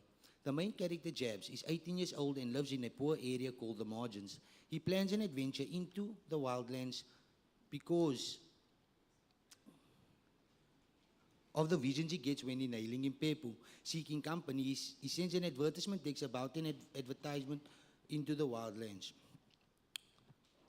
A crew of teenagers show up and are ready for this thrilling adventure. May is 14 years old and is diagnosed with autism. He is a sub-character and has a hidden secret of his own. Leslie is 18 years old and is May's older sister. She translates what May wants to say or do. The crew of 8 travels in a built-up quantum of Jabs, and as they enter into the wildlands, they encounter a tribe of dangerous wild people and are suddenly attacked. Mother, an ancient-looking woman, takes Jabs and his crew into refuge. She becomes Jabs' mentor and imparts the cultural knowledge she possesses. Unfolding the mystery behind these visions, Jabs accepts his calling reluctantly and realizes that he was called by his ancestors to deliver Mai safely. Will the new keepers be able to protect the secrets of tradition and culture? The theme of the novel is about a world where people don't know their origins, while the message of the book tells us that you should believe in yourself and accept your calling. The writer cleverly excels in making us aware of autistic people and that they are very special and loving indeed. The language the writer used is standard English and a few words in isiXhosa, like on page 210, and I quote, "I will be Gobela and you Itwasa," close quote. Gobela means teacher of a Sangoma and Itwasa means apprentice of a Sangoma. I recommend this book to all age groups because it has a great storyline indeed. Thank you. Thank you so much, Literati. Thank you so much, Literati. Place of success. Place of success, please take up the stage. Okwe to look. Place of success.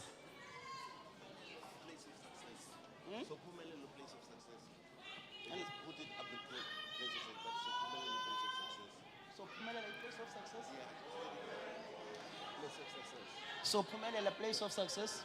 Or you can even say the place of success. Okay, Martha. So Phumelela, place of success. So Phumelela, Dr. Matuan, ndicela uncedise go-checkers ngelist. So Phumelela, place of success, ne? So Phumelela, place of failure. Oh, place of success. Place of success. Oh, okay, I'm sorry. Okay. All right, I got it all wrong. All right, okay, two guys, kukutula for 2 minutes. Noba umntu wenzani apha phambi kwale mic. Thina sithula sithini?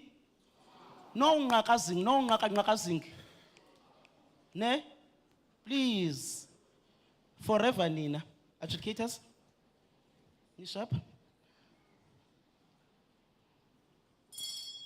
Imagine a world where your identity is determined by the color of your skin, where your fate is sealed before you are even born. Ladies and gentlemen, New Keepers, written by Jane Bowling. The novel is set in a post-apocalyptic world in the city of Kauzum. In a society where people are divided into castes, Jebs, a young staying from the margins, discovers his new powers, his hidden powers, and joins a group of rebels to fight against the oppressive system. As he navigates into the new world, he uncovers the secrets about his past and the truth behind the government's intentions. Harnessing his powers and the support from his allies, he defeats the oppressive government, paving a new era of freedom and hope. Jebs, our protagonist who appeared to be on a mission of self-discovery. The rebels, a group of individuals fighting for freedom and justice. The director, the perpetrator who appeared to be maintaining control through fear and manipulation. In this book, I have discovered 3 themes, which are the struggle for identity, power, and freedom in a society torn apart by oppression and marginalization. The message of the book is that true leadership comes from within, and that those from the marginalized backgrounds can rise to challenge these oppressive systems. The writer wrote the book using local languages, highlighting the cultural diversity in South Africa. And that led to her being honored with a silver medal in the 2017 Salam Book Awards. I would recommend this book because it explores themes and issues relevant to our world today. Like the people from the margins in the book. We South Africans, a nation that was once marginalized, defeated the oppressive apartheid government through resistance, activism, and unity, inspiring social justice movement, proving that those from the marginalized backgrounds can rise to challenge these oppressive systems. Thank you. Thank you. So Phumelela, place of success. Now we are inviting on stage Tika Kapa. Tika Kapa, please take the stage.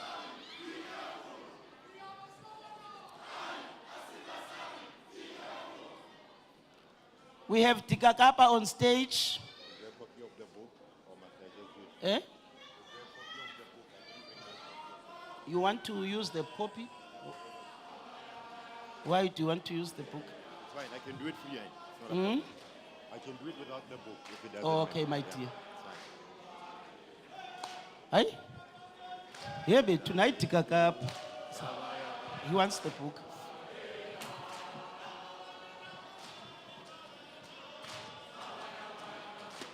Okay, thank you. Remember, we have 75 book clubs. We are still on number what? We are still on number what? Our adjudicators are ready. Our audience is not ready. Our participant is ready on stage. But our audiences,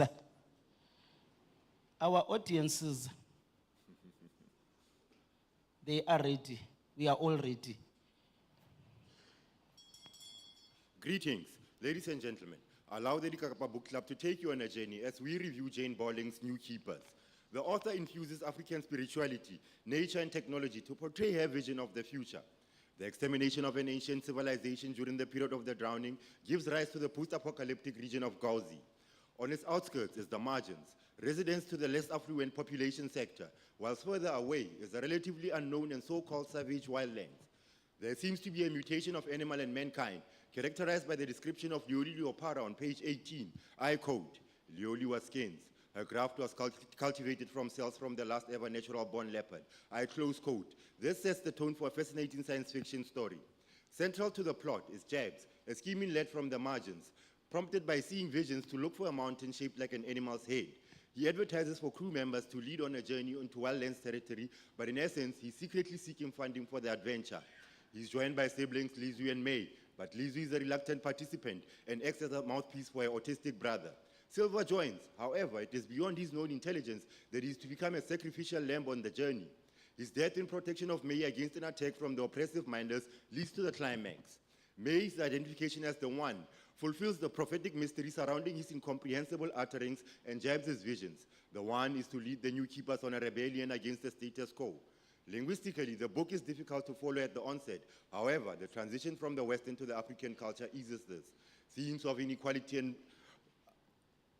and class are prominent, and with hints of jealousy and mistrust. The lesson learned is to love them all, but trust no one. The book is gold for science fiction enthusiasts, and kudos to Ms. Bolling for giving us the first edition of Mani. I thank you. Thank you. Ngwati, ngwati, ngwati. Ibuyisele, apubuyithathe, ndiyayifuna. Ibuyisele.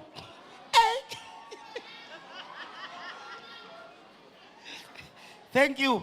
Now we are inviting on stage Imi. Hey, say lapha ubizwa ngubani? Ubizwa ngubani? Kuthe phuma kutsho bantu yachongo. Utata waphi nango ndimo ophethe apha. Okay. We have Imi stars on stage, all right, girl? Yes. All right. We have Imi stars on stage. We have Imi stars on stage.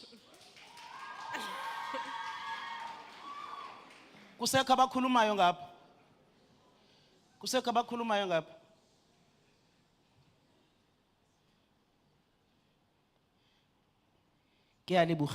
Your time starts now.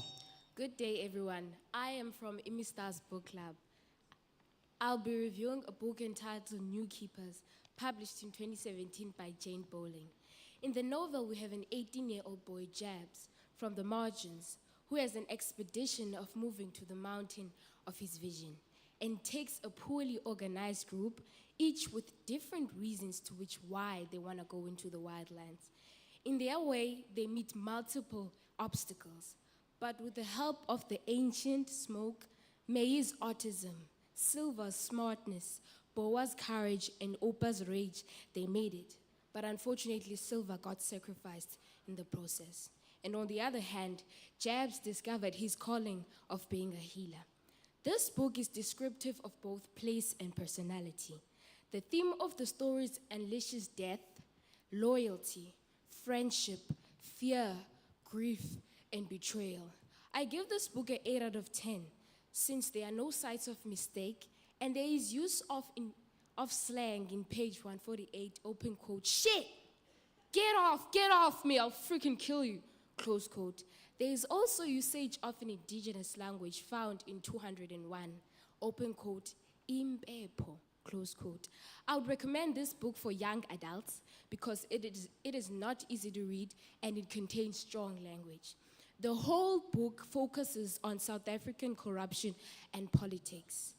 This book is available in South Africa at Briggs Books at a very affordable price. Thank you very much. Thank you so much, Imi Stars. Thank you, Imi Stars. Let's invite on stage Gemsbok. Nisor by Gemsbok, Kamayo Gemsbok. Gemsbok, please take up the stage. Gemsbok. Indoni Gemsbok, no why Gemsbok? Gemsbok, why not Gemsbok? Because there's a G there. Why?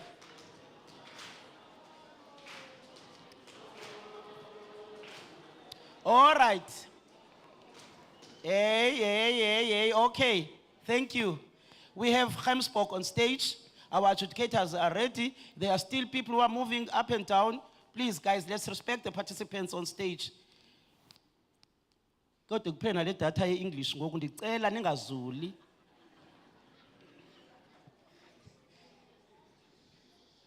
Okay. Good day, ladies and gentlemen. Standing before you is Montewa Innocent from Gemsbok Book Club. In New Keepers by Jane Bowling, a disaster befalls the world, forcing humankind to occupy little land with insufficient sustenance. Leaders, being scientific-minded, develop Project Contagion, mercilessly reducing the high number of people through manipulating birth control rates, choosing survivors based on beauty, skills, and strength, ultimately leading to the prosperity, a culmination of three places: a scientific suburb, a low-class residential area, and the wildlands. This is a world of science whereby traditional African culture is obliterated through manipulation, brainwashing, and propaganda. Unbeknownst to the leaders, ancestors had appealed to Jabs, the main character, to bring about change and overthrow the terrible scientific regime. Jabs gets on the expedition together with May, a hypersensitive boy with autism, Lizwi, Silver, Orpa, Real, a girl who escaped being used as a pet, Boa, and Hello, a wolf in a sheep's skin. They all travel to the mountain, where the key to end all the injustices lies. Do they become successful in their mission? The answer lies in the book. Street fighting, gunshots, and cannibalism will keep you at the edge of your seat. The theme is about the dangers and implications of scientific exploitation, autism awareness, and cultural preservation. The cover illustrates the forces of darkness within our perimeters, and the bee represents a spiritual beacon of hope and light. The author used standard English with a touch of vernacular. For example, the word inyanga, which means traditional doctor in Xhosa. The message of the book is that goodness will always overpower evil, that traditional culture can never go extinct and will always be the DNA and backbone of Africa. From Gemsborg Book Club, Montewa Innocent says thank you. Thank you, Gemsborg. Thank you, Gemsborg.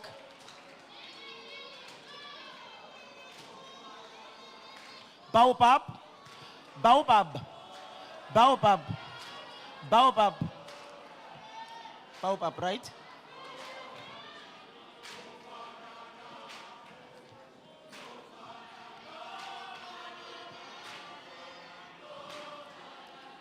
Okay. All right. Ukhona ozofana naye siyabonga. Can we please be quiet? Audience, audience. Sanikhupha ibhetri nini? Sanikhupha amabhetri nyani? Okay, let us all be ready. Let us all be silent. Thank you. Good day, ladies and gentlemen.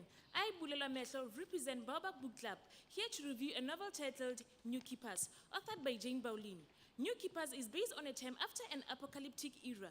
The world as we know has been drawn by what I assume were tidal waves 100 times more damaging than a tsunami. Contact with other countries was lost, as well as South Africa's coastal cities. What was left was a place called Gauzi, also known as the Sproul and the Margins. The author takes us into an aura of African spirituality, deep science fiction journey of our main character, Jebs, who's capable in defending himself in a rough and tough environment, the Margins. Gauzi is governed by Minders, the authoritative group that gives everyone the prosperity by deciding who may have children. They also get to decide who gets repaired, people with disabilities, and who gets put down. The Margins is a place outside Gauzi, not governed by Minders, but observed by them. The supporting characters featured in this book are Silver, an intelligent young man. Lele go, that's May. Autistic, yet the chosen one. Trying to say, le gogote, stands the most. A group of young people led by Jebs takes on an adventure into the wildlands.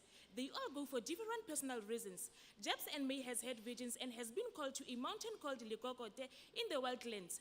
On their journey, they encounter a group of wilders that attack them, but they manage to get away from them, battered and bruised. They then come across an old woman called Mother. She somehow knows about the prophecy received by Jebs and May.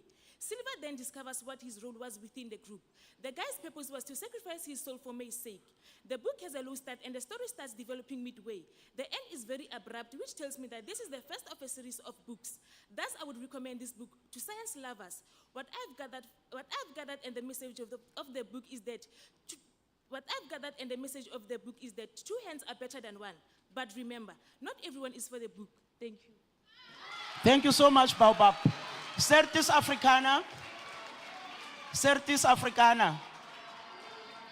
Certis Africana, please take up the stage.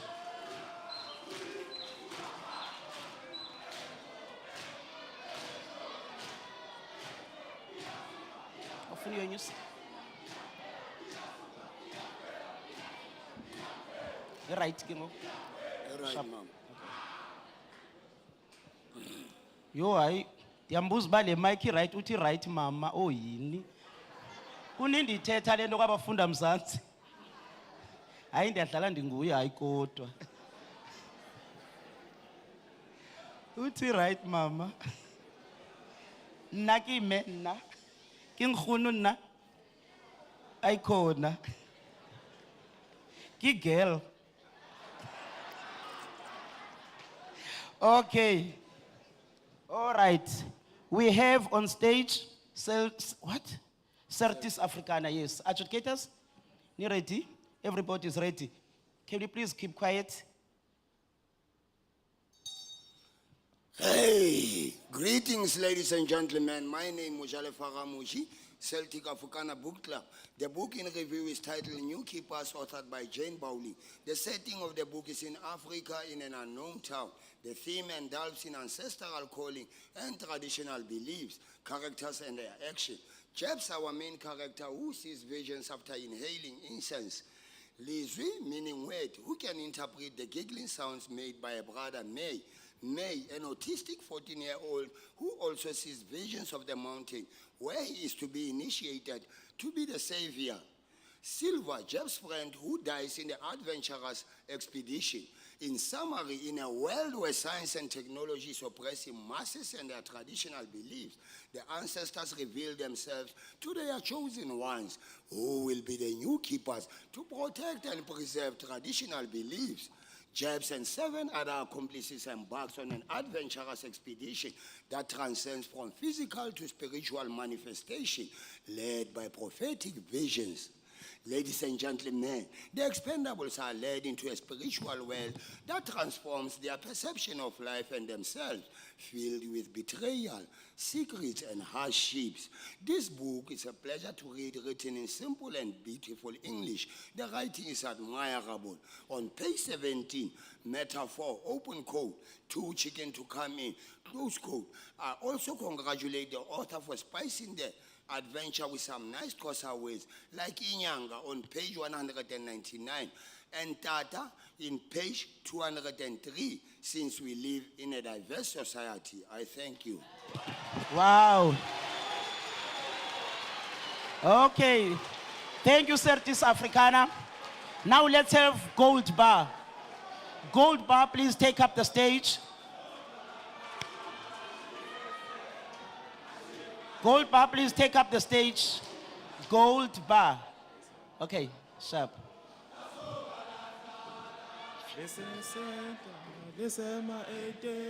Yeah, okay.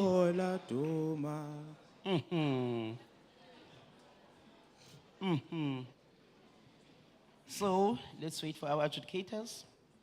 They are still doing their thing. Nishap? Okay, all right. Okay, all right.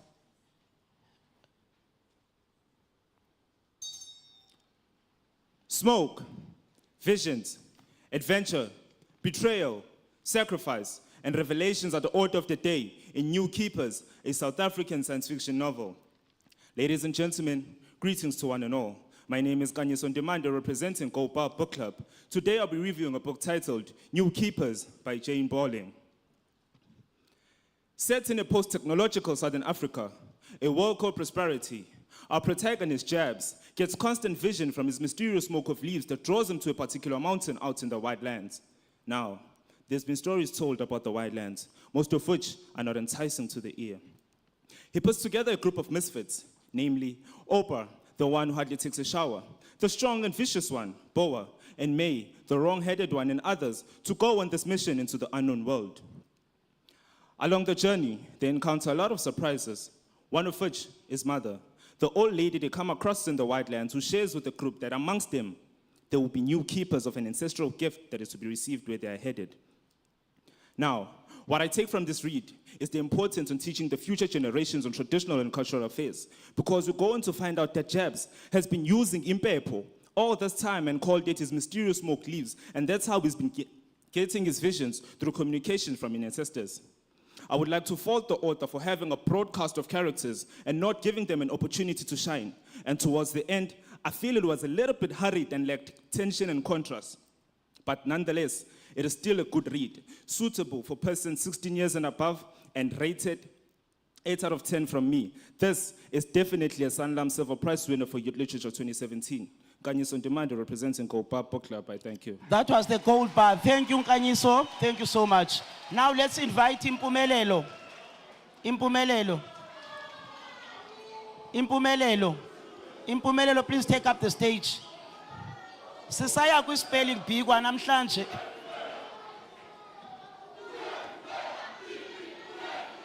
What time is it? Banixesha ngoku.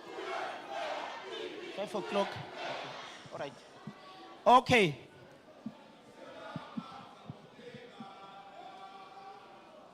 Impumelelo. Impumelelo. Afternoon. Ah, Ibu. Yebo, Mpumelelo. Checking the mic. You're checking the mic. Yebo. Okay, check the mic then. Iwethu uyayithanda le mic. And I got it. Yeah.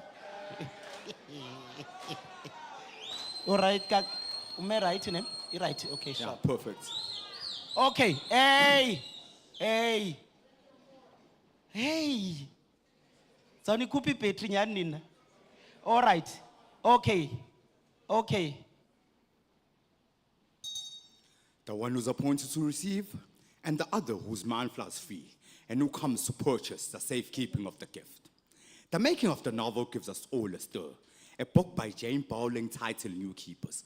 In this adventurous suspense awakening future-based tale, there's wonders of discoveries. As the protagonist, the state Jabs, who's gonna be our expedition guides, taking us from Gaozu to the wildlands where we will lead him and his companions to the mountains of Lekokote. With only visionary messengers and ensigns to navigate him through this catastrophic journey, Jabs has a variety of passengers. And amongst them, there's the one who holds the true calling. One of Jabs' first clients is Lizwi, the bossy, fierce, privileged caretaker, who brings along a boy named May, who's autistic, gifted, and yet still tender.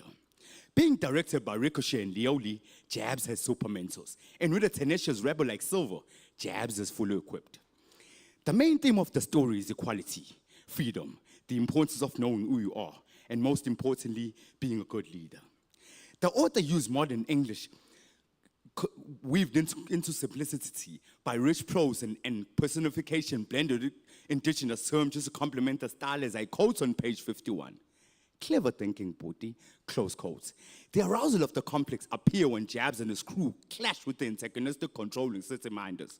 But despite the obstacles, Jabs reaches his destination and realizes his true calling, giving us a superb climax. The message of the story is that it doesn't matter if you're stained, feathered, or simply skinned. The main key is to follow your dreams. And please show some love for the autistic, for they're also human like us. When it comes to analytic criticism, I would say that this book is superstitionally inspired by dark magic. But, however, it'll be a great read and movie for the young adults and school children. Commendable writing indeed. I am Barcelona Susini of the Mpumelelo Book Club. And these are the New Keepers. Take care.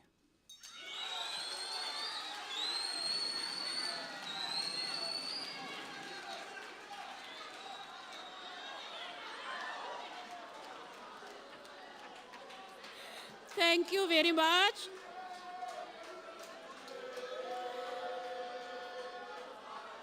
Gentlemen, can we settle down, please? Can we settle down, please? Basifunde Book Club.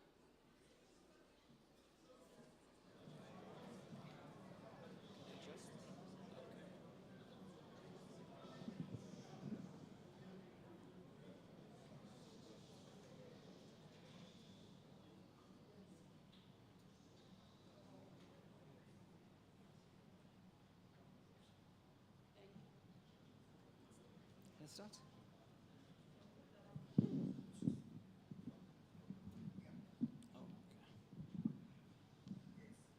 All right. Looks like my hovercraft has landed me in the ancient ones times. I can see fabled lights and windowed windows. I come from the future age of prosperity, a land called Masifunda, where I marked Ravishka Ramgalam. This may seem quite strange to your ancestors, but perhaps Jane Bowling's New Keepers shall explain the purpose of my mission. You see, the world isn't the same since the drowning. The contagion caused divisions. The margins, wildlands, and Gauzi is all that is left of your land. The time has come. We're looking for keepers. Bees are buzzing, not just you workers. We need the vouched. The previous keepers had quite a mystical past.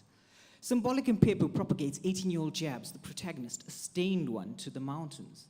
Did he reach? How did he try? Ah, yes, that revamped quantum. However, heavenly twist comes in angelic fire starters like the aptly named Halo, a prayer whose breathtaking beauty may just veer you off your path.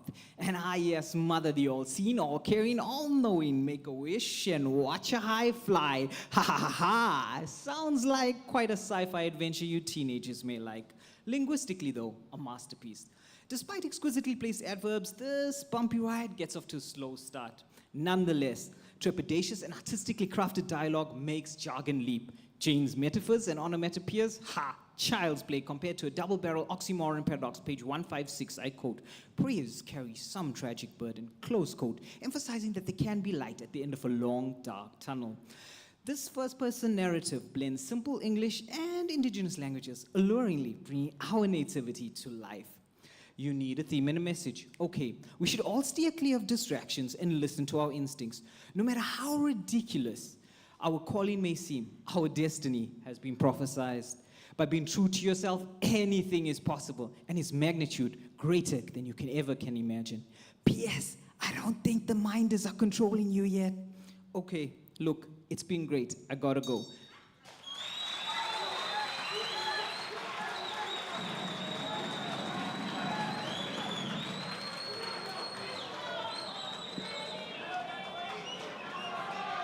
Thank you. Thank you. Thank you, gentlemen. Thank you.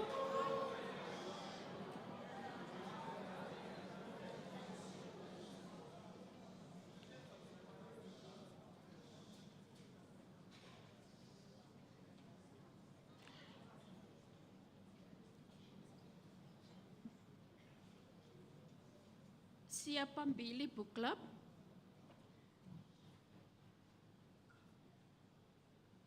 Siapambili.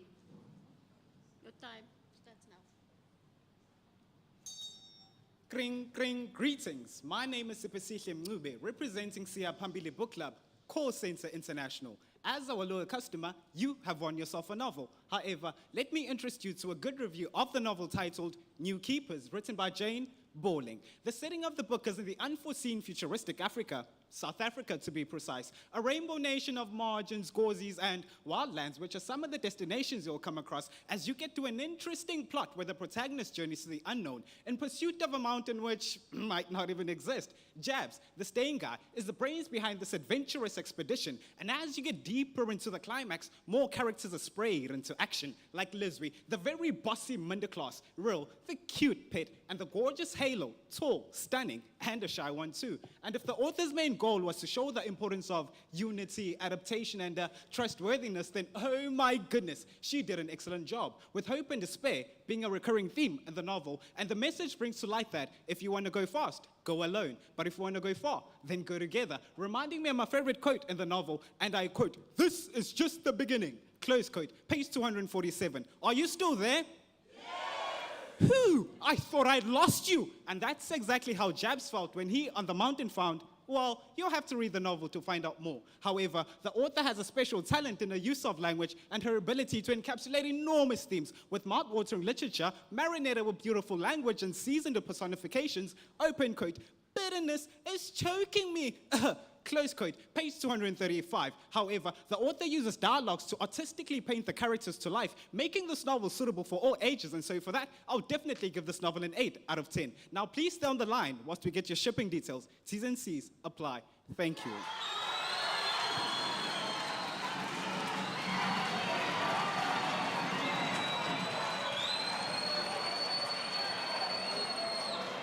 Thank you.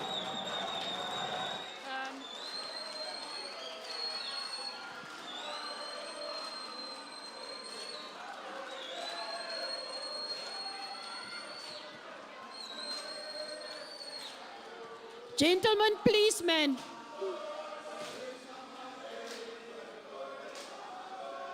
Can you please call the guys to order for us, please? We want to continue.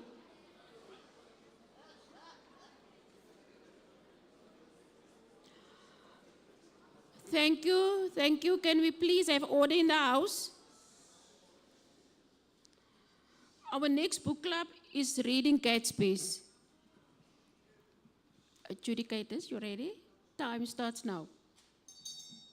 Embrace your calling, lest it devours you. Greetings, I am Sihle Mapapo, representing the Reading Gatsby's Book Club. I will review Jane Bowling's novel, New Keepers.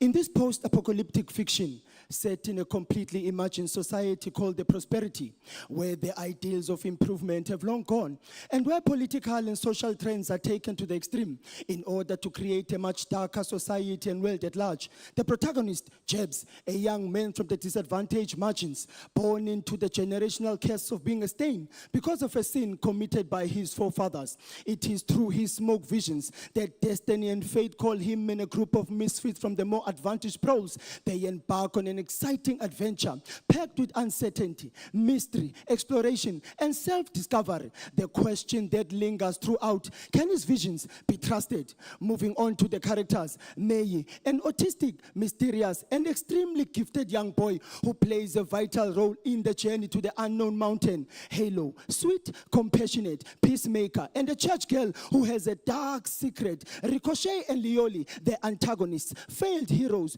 old keepers, and enemies to the rising of the new keepers. The story explores themes of secrecy, betrayal, self-discovery, and the resilience of the human spirit. The message, never settle for less, nor look down on yourself, because you are destined for greatness. New Keepers uses common English and figurative English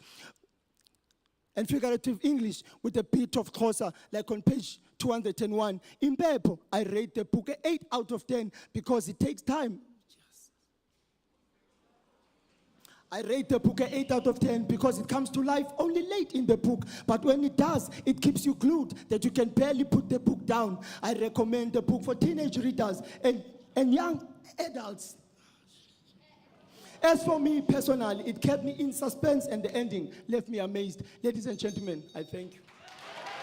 Thank you, thank you.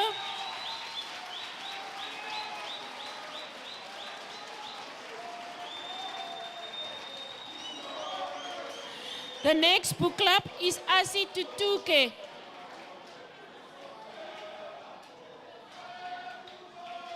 Gentlemen, you.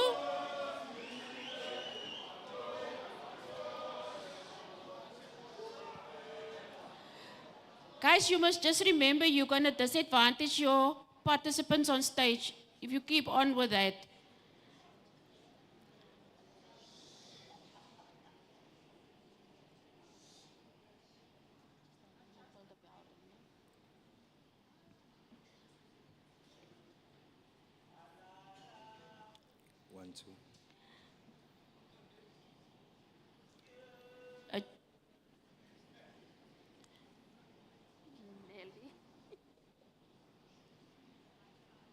Is the mic fine? Thank you.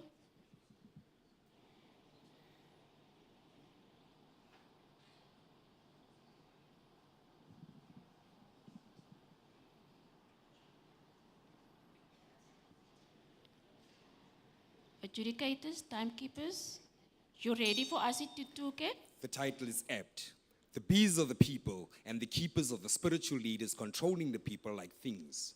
That is the crux. Greetings. New Keepers by Jane Bowling is a futuristic fantasy set partially in the sprawl, a dark, suffocating megastructure, and the margins, a lawless borderland outside of the main city from whence hails our leading character Jabs, who offers rich kids from the sprawl a taste of adventure by guiding them into the wildlands. Silver, Leesby, and the autistic May become key players on the journey into Forbidden Land. The tension rises as they realize that more than just adventure awaits them. The Minders, guardians of the status quo, are added to the conflict when they seek the chosen one, and the cryptic references to a prophecy propel the narrative toward a riveting climax. New Keepers explores themes of control versus freedom and the search for identity in a fractured world. Bowling's writing style is immersive and evocative. Language is descriptive thanks to pertinent adjectives, and the use of figures of speech heightens the novel's sense of foreboding. Metaphors like on page 9, maybe the sprawl has softened their brains, close quote. And the vivid personification of the violence add depth to the narrative, making the environment itself feel like a living, breathing character. However, some readers may find the pacing uneven. In the middle section, the sense of urgency wanes slightly. If you like The Knife of Never Letting Go by Patrick Ness, with its combination of dystopia, tension, and adventure, you'll find New Keepers equally thrilling. Jab's journey to find the mountain is a powerful message encapsulated in a metaphor for the search for meaning. New Keepers ultimately says, with resilience and community effort, fight for what is right. Thank you very much. Thank you. Thank you. We call upon Western Cape Stormers.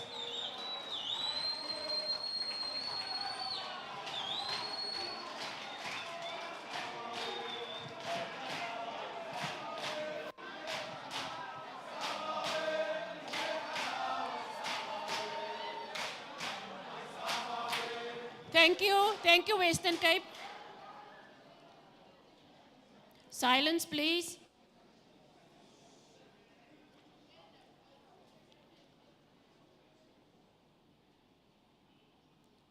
Adjudicators, you ready? Time starts now. What?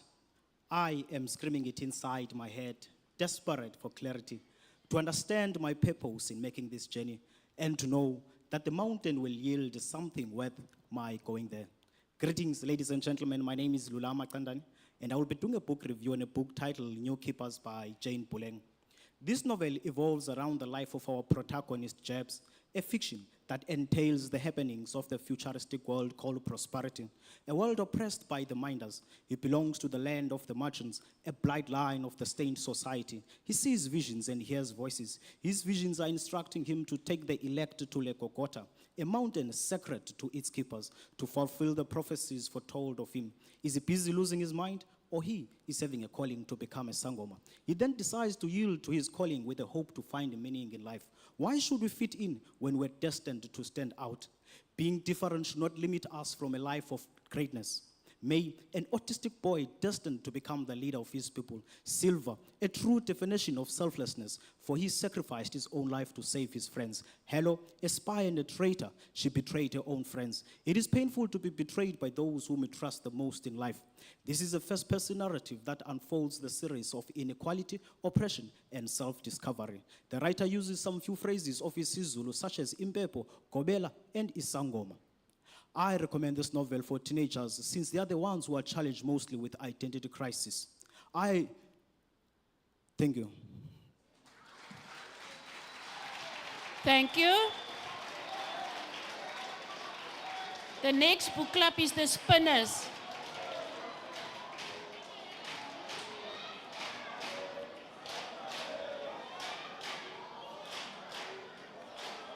Western Cape, settle down, please.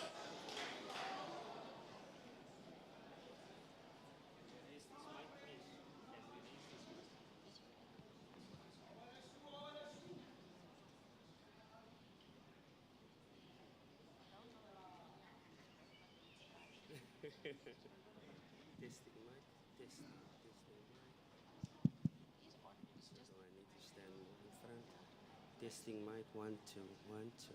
Are you okay with this one? I'm okay, probably. Thank you. Silence, please. I don't know how these things work there. I just tried because I can't afford to pay for it if it breaks. Adjudicators, are you ready? Timekeepers? Greetings, Funda MZANTSI family. I'm representing the Spinners Book Club, reviewing New Keeper by Jane Bolling. The scene is set in a futuristic world, where the world as we know it has succumbed to a great drowning, granting an opportunity to the founders of prosperity to shape the future and marginalizing and deceive our people. Yet with all their measures in place, will they be able to derail the prophecy of the keepers? On this amazing adventure, you will meet our lead character, Jabs, a gifted 18-year-old who has a vision with a mission, and May, who needs his destiny revealed by a keeper, and Halo, who is a manipulator, with many more diverse characters who unfolds this beautiful, dangerous journey into the wildlands. This amazing, inspired novel is written in English with scattered phrases in isiXhosa and Afrikaans like sisi, puti, and ya. The terminology used being repaired, controlled, and park makes you believe that you are dealing with a bunch of robots and makes it difficult for our less patient readers, but I guarantee those who persist will be rewarded. For the author has entwined the theme and the cover page with the message of the title of the book, making it Jab and May's fate comes together. And I like the way that I love the level of suspense in this book because it has made it possible for me to rate it an 8 out of 10. And I would recommend it to all adventure seekers. The theme features deception, oppression, and hope with a powerful message that one should heed your calling because we are not all perfect, but you might just be the spark to light up this dark world. Jane Bowling, thank you for inspiring me to not judge another soul. My name is Franklin Wessels. I thank you. Thank you. The next book club is the Horsey.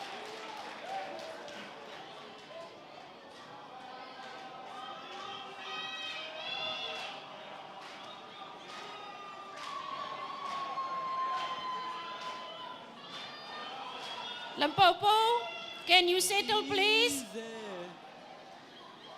Thank you. Thank you.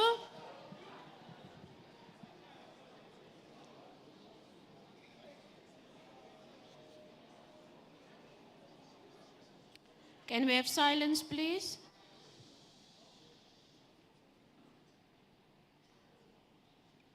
Ready? Greetings all, my name is Wayne and I represent Tiosi Book Club. I'm delighted to present my review of New Keepers by Jane Bowling. New Keepers takes us on a journey of adventure, set against the backdrop of a post-apocalyptic South Africa. The novel weaves together themes of adventure, deception, and enlightenment. The story revolves around Jabs, an outcast, who receives spiritual messages, driving him to enlist a motley crew of misfits to embark upon a journey of adventure into the unknown wildlands. The character of Jabs is richly developed, and his interactions with supporting characters such as May, Halo, Bo, and others reveal the burden of responsibility accepted by Jabs, the stained one. Their ruling government's aim was to keep the people in submission by preserving a devastating lie. During this adventure, new keepers are ushered in, a new leader emerges, and Jabs discovers the truth about his traditional callings and heritage. The language usage and writing style is richly developed, and his interactions with supporting characters. However, readers can find New Keepers at major bookstores, online platforms, and libraries, and is available and is suitable for the younger generation who seek adventure in the new world order. Do yourself a favor, go and get your copy. It is really, really that good. And if you like my review, give me a thumbs up. Thank you. Thank you, Tiosi. Next book club is the Tau.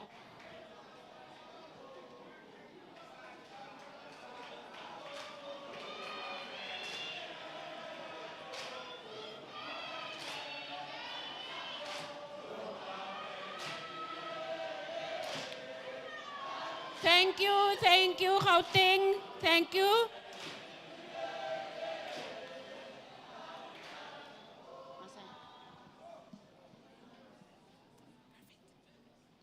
Thank you very much, adjudicators. Can we just have silence, please?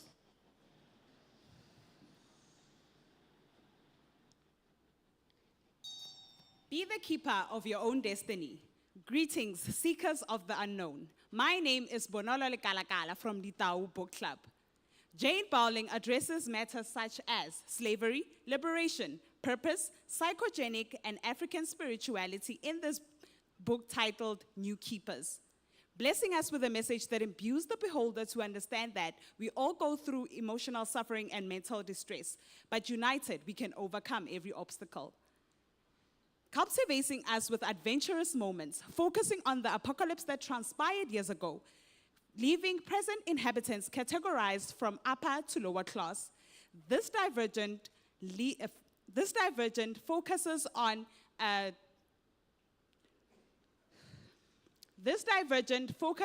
inquisitive 18-year-old Jabs from the margins, a medium with the ability to decode a message from an Asian voice and to see visions of a mountain that he wanted to voyage upon, recruiting teenagers to accompany him on this journey, whereby they are going with a few people that are going to be on this journey, where they're going to be meeting spiritual guides who are going to be guiding them towards the journey of discovery.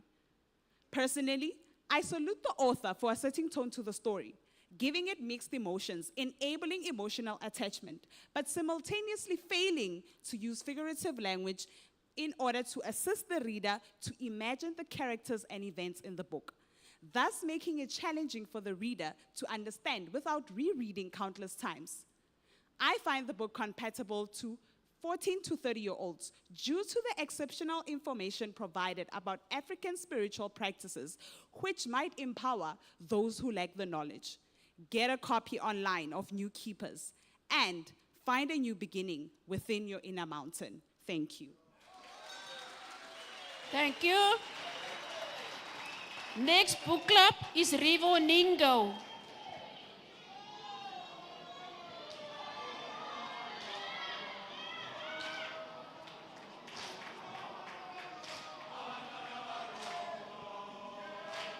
Thank you, gentlemen.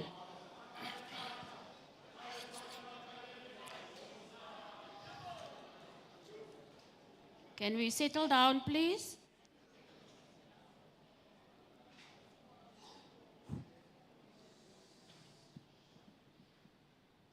You ready, adjudicators? Thank you. Good day. Standing before you today is Tuto Mufugeng, here to review a book titled New Keepers by Jane Bowling, a futuristic African science fiction novel based in Gauzi and its margins, extending into the wildlands. It's about life in a post-apocalyptic dystopia where survivors were segregated into strict castes, each with a distinct marking. Jabs, our main character, is a stain, a caste group from the margins. With the know-how to heal using plants and an ancestral calling, he goes on a journey in search of a mountain he got visions of when using an ancient leaf. In Pepo, he meets Silva, Lizwi, and May, her autistic brother, who may have a dream, who may have a calling of his own, as he is also in search of the same mountain Jabu is in search of.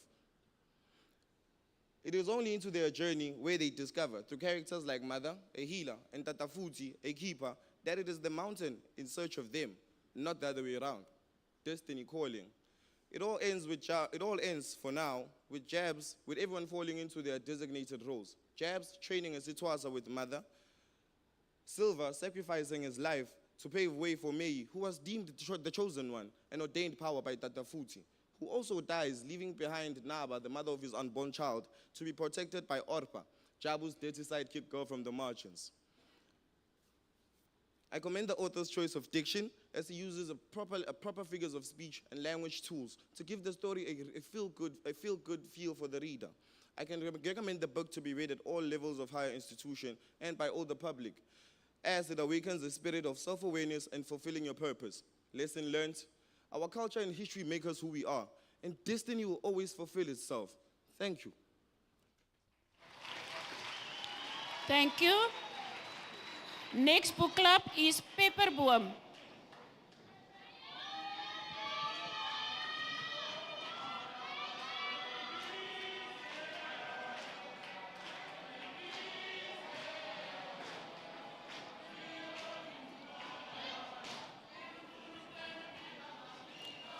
Thank you.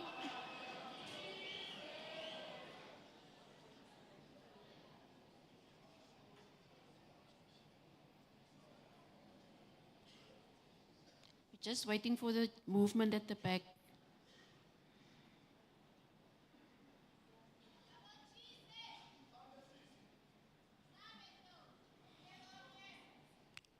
Pepperboom. Start now.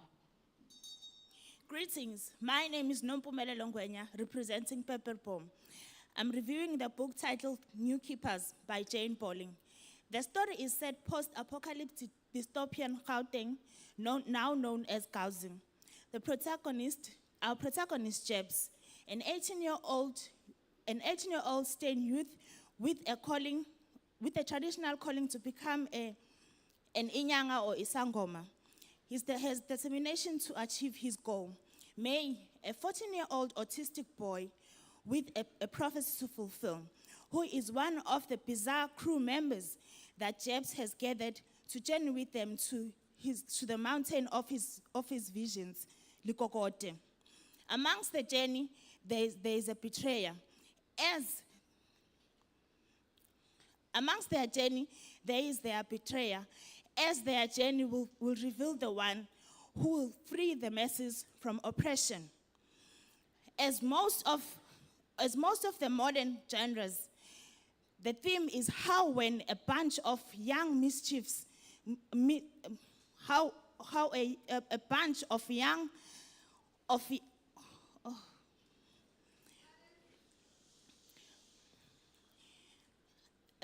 most of new modern genres reveals the theme of how most of young misfits can lead an uprising against elitist rulers. This book is a stereotype of a dystopian genre. It lacks imagination. For an example, the names of the places like Tshware. It's a combination of Tshwane and Pretoria. It is shallow, has an obvious storyline. Thank you. Nelson Mandela Metro.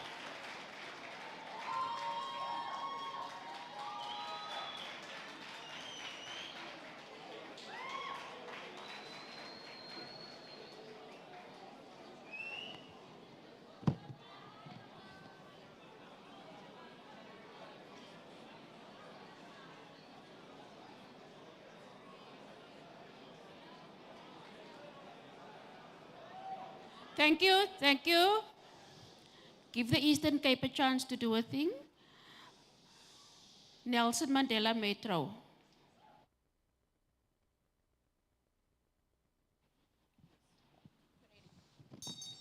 The most potent weapon of the oppressor is the mind of the oppressed, and that is a quote by Steve Biko. Greetings to the floor at large. I am Alulu Topai, representing the Nelson Mandela Bay District. I'll be reviewing New Keepers by Jane Bowling, a dystopian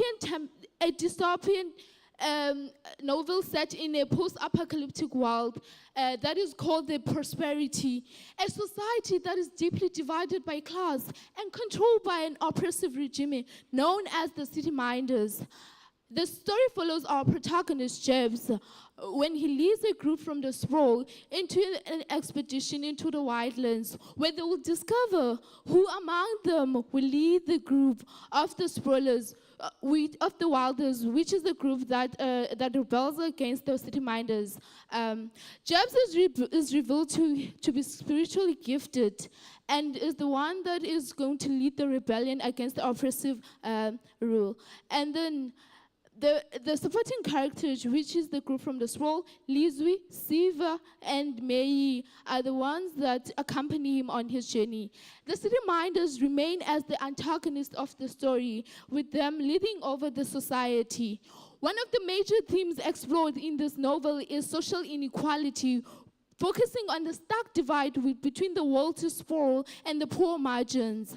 Dictatorship is another key theme, with the City Minders representing the oppressive regimes that oppress people.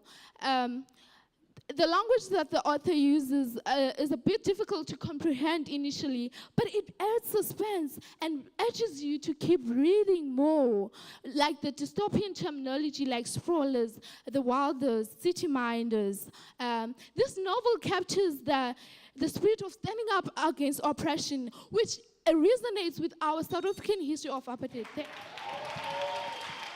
Thank you. Thank you very much. Next one is Buffalo City.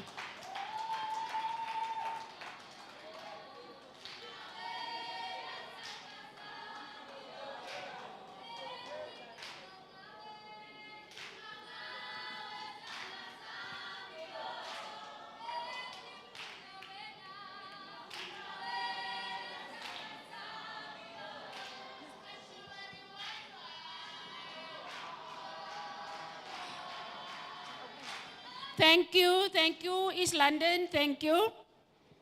I know your place, I was there before. Buffalo City, adjudicators, you ready? Oh.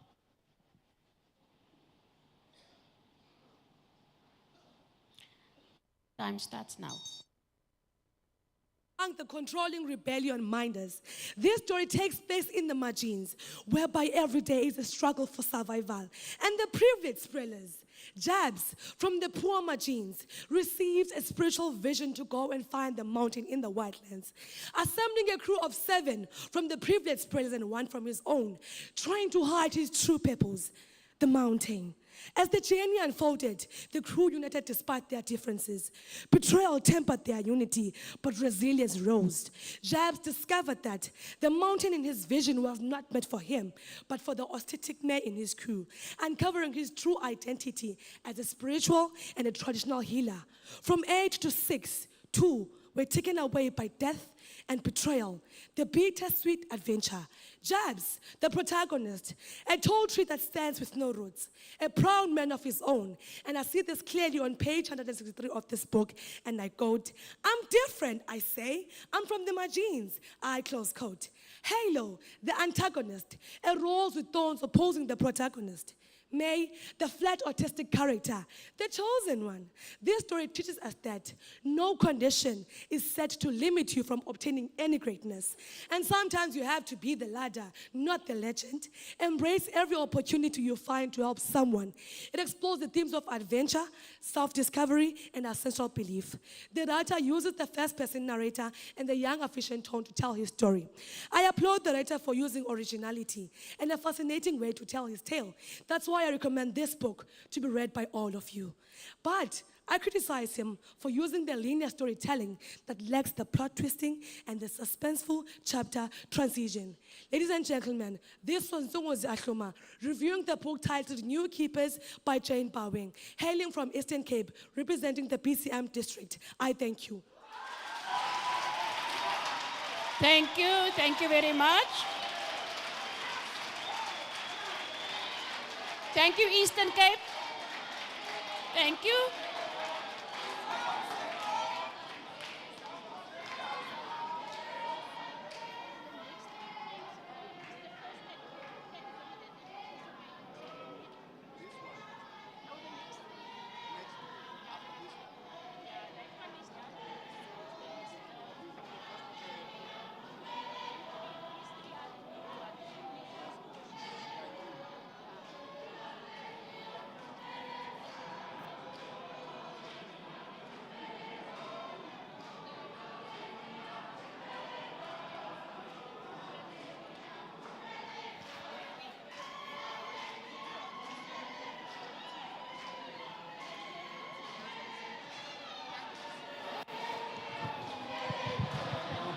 iGauteng iyaphumelela ufunda mzansi Nelly. uyasivumela. Thank you. Nelly is going to make you dance now. The next participant is Co-Messenger. Co.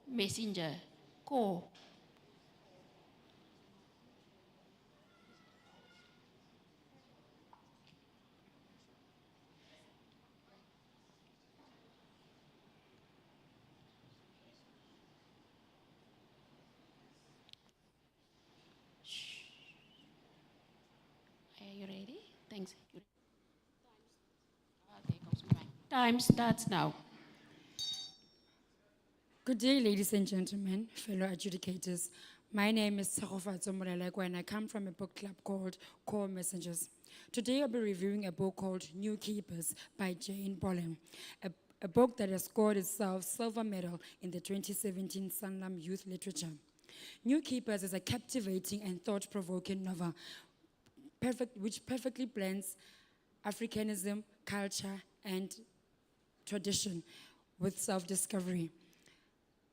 The novel's multifaceted themes explored identity, spirituality, freedom, and destiny, making it relatable and engaging. The story rather has a small cast, Jabs being the protagonist, Silva and May, the autistic child, and an old lady whom they refer to as mother, amongst many others. Jabs and his friends embarked on an adventure to the mountain. On their journey, they encounter an old lady who prophesied Jabs as a spiritual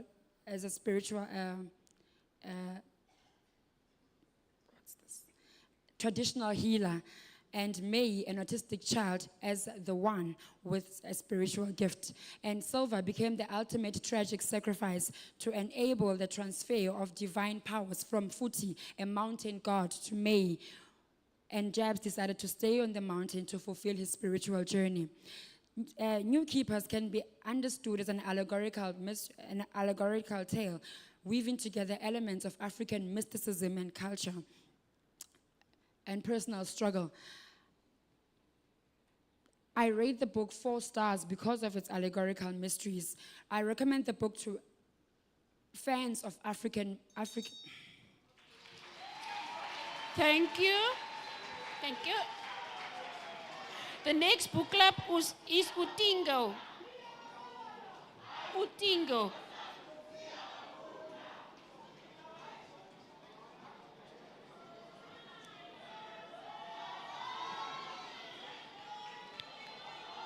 Thank you, Gauteng. Thank you. Oh, that congestion there at the back, can we just hang on until this participant finish, please?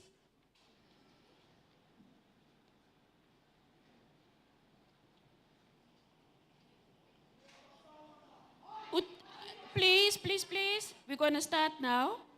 Please, we're just giving a chance. We don't want those movements there.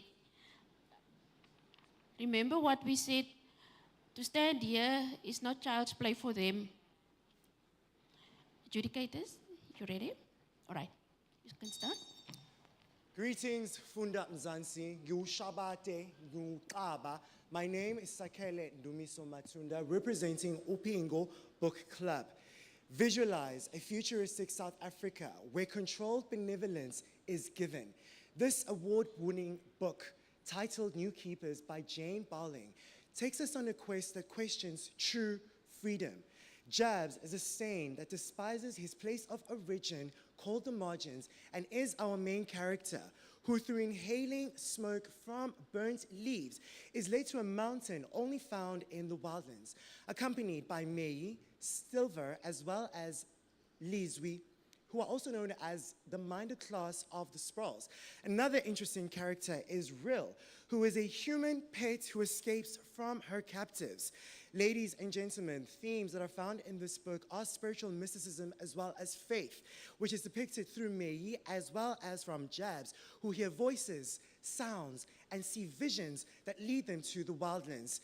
Self-discovery as well as trust is another theme that is depicted through this book, through each character's ability to make conscious and subconscious decisions and actions. If you are a person who is intrigued by African heritage, as well as is intrigued by adventure, this is a book that I recommend for you. As for the language that is utilized here, it is an English language-based book, but also utilizes words such as umrojo, as well as impepo.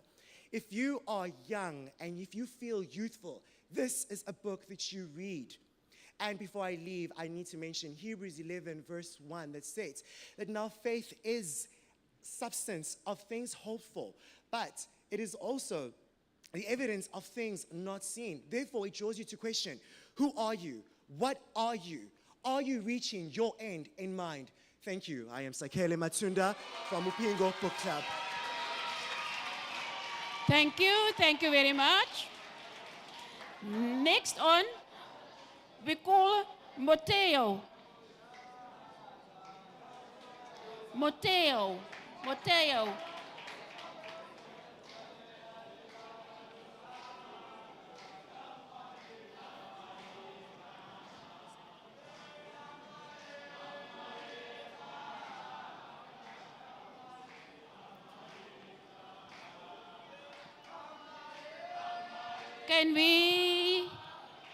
Can we just calm down, please? Adjudicators, you ready? Timekeepers, can start.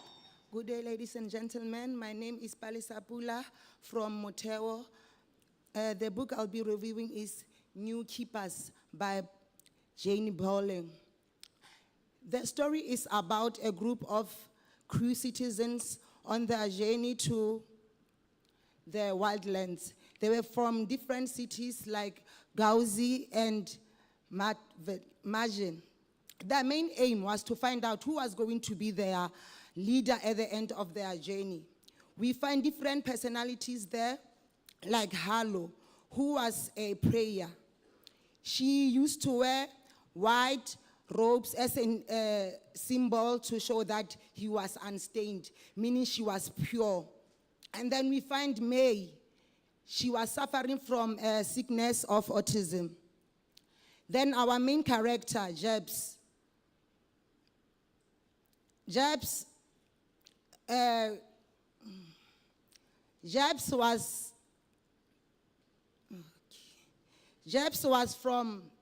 he organized a trip to the mountain of his vision because he believed that he did not belong to where he was staying. So he wanted to find out more about himself.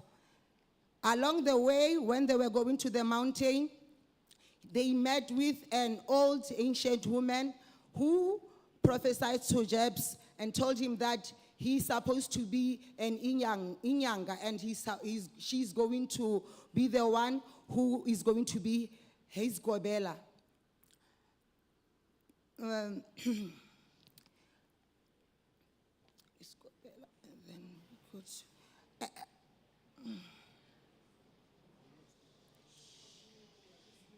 Okay, the theme of the story is about the...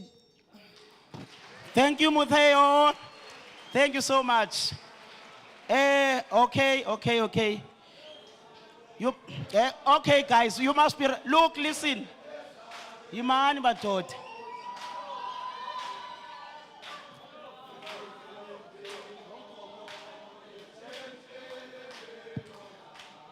Manta.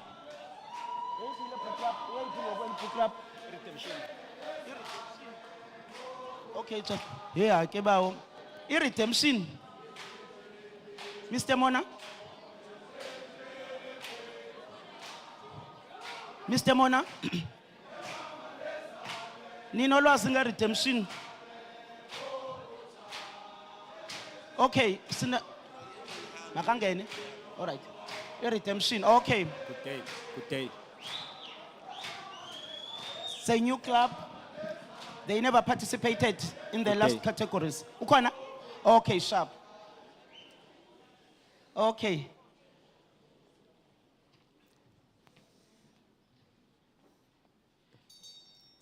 Good day, ladies and gentlemen. Jane Bowling's novel titled New Keepers presents us a future world after disaster. The story takes place in Gauzi, from the sprawls to the wildlands. Jebs bends leaves. Through the smoke, he received a vision calling him to the mountain. He gathers a group of adventure seekers and asks for Ricochet and Lioli for directions. Jebs noticed the two cannot be trusted, then tussled over Silver's texter, dropped it and proceeded to the wildlands. Got chased by the wilders, but they escaped. They met an old woman whom they referred to as Mother. She tells Jebs that the leaves he's been burning to see visions is called Impepo, and he must come back and initiate as a Sangoma and Inyanga. And the rest of the group was told that they are the new keepers of culture and history passed on to them. Minders called out to the new keepers, looking for the one. Mother chased them away using bees and directs the new keepers to the mountain. On top of the mountain, they met Tatafuti, who laid hands on the one, transferring their powers to lead the rebellion against the prosperity regime.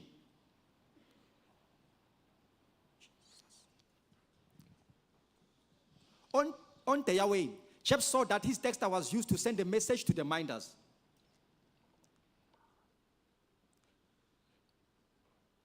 Disappointed and angry, minders left and Halo shouted, I quote, "Take me back with you. I've done everything you said." Close quote. Jeff's the protagonist narrating the story. He's spiritual, determined, and a guide.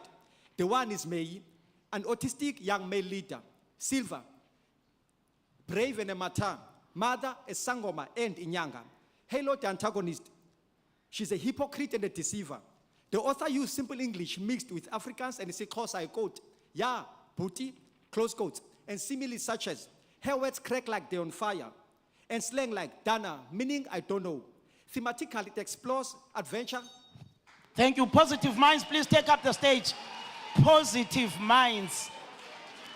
Positive minds, please take up the stage.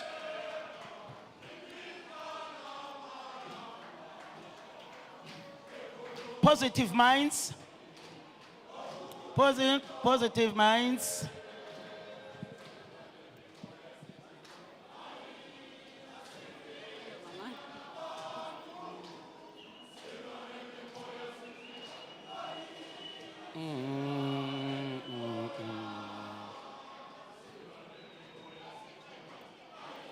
Nilwa nompu moya.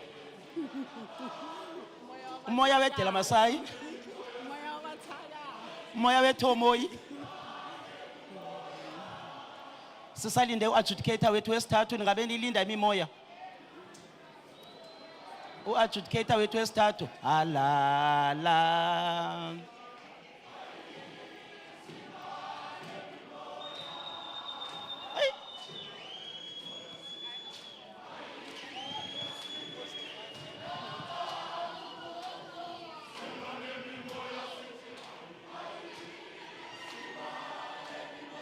Umoya wethomoyi. Umoya wetela Masai.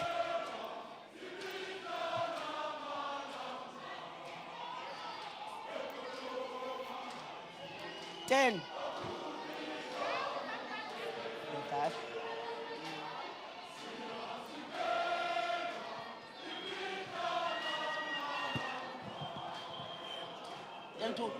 Ten to 6. Okay, thank you. All right. Thank you so much. We have on stage Positive Minds. Imimoya ireti. All right. Can we please be okay? Okay. Thank you. All right, our adjudicators are ready.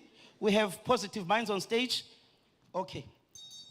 You are more than what they say you are. Humble greetings from Positive Minds Book Club. My name is Pamela Nzuza. Allow me 2 minutes of your time to review Jane Pauling's fictional novel, New Keepers. Here's a once-in-a-lifetime sci-fi adventure, Mzansi style. And after an apocalyptic drowning of our world as we know it, humanity became just as violent as nature. Narrated by Jabs, a stained young man with a gift for healing, he gathers a misfit crew of eager travelers who each have their own motives for this trip. The feisty opera, there to fight and protect Mei, a special autistic boy who shares the same vision as he does.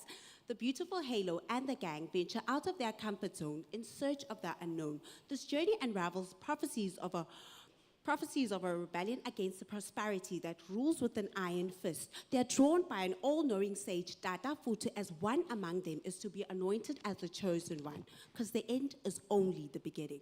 New Keepers is a reformed perspective on post-apocalyptic human existence from an African point of view, though the inconsistencies in the plot fails the writer's idea of a futuristic Africa.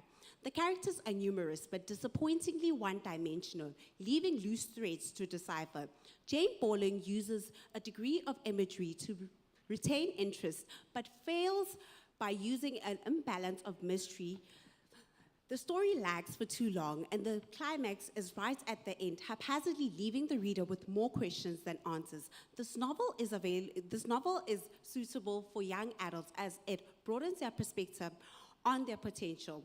Issues of mental health, discrimination, socioeconomic classing, African spirituality, even knowledge of past history are some of the themes that have been creatively explored in this novel. It's available online and in bookstores nationwide. Hats off to Bolling for including African names, practices, and South African quirks to the sci-fi genre, sharing our voice in that scheme of things.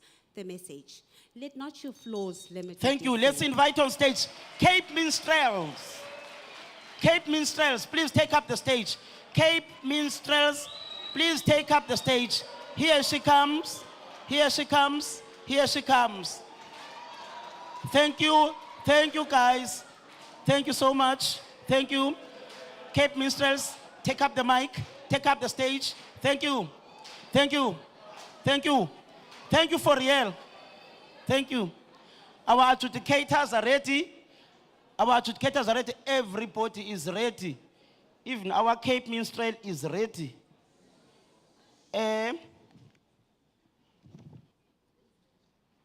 Adjudicators?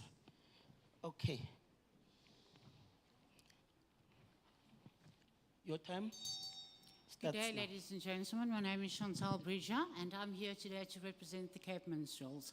Today I'm going to be doing a book review titled The Keeper, New Keepers, author Jane Boulding, and 2017. This novel is set in a post-apocalyptic world. A global catastrophe, living in an age dubbed by prosperity, where every aspect of their lives has been controlled by the authoritarian government. Society has been stratified into different castes, each with their own function. Our protagonist, Jabs, is a stain and lives in the mine, and is a stain and lives in the mines. Lives in the mines. He lives in the mines, where I just hit a blank. Where he lives in the mines, the old rules of the world. The old runes of the world. His decisions are symbolic and imagery and must be interpreted to be understood. No one has ever been to the winelands before. This leaves me with a question. Is the wildlands a dangerous place, or is Jabs the only one keeping a secret? The winelands serve as a backdrop to the character's growth, adding unfolding rebellion and depth and excitement to the story. The crew must rely on their survival skills in order for them to make this journey successful. There is a snitch in the gang. Who is this?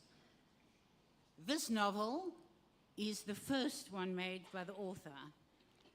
This book might not be everyone's cup of tea. I recommend it to people that is into science fiction, and I recommend it to the younger generation. I rate this novel. Thank you, Cape Minstrel. Thank you so much.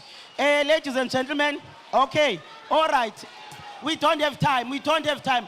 Colleagues, comrades, look, guys, we are still left with 10 book clubs, remember? Okay, listen. Ladies and gentlemen, good afternoon. Standing in front of you is Nelly L. That was our last book club for 2024. Book review category. Thank you so much. Mr. Khalakhala, Mr. Mona, take up the stage.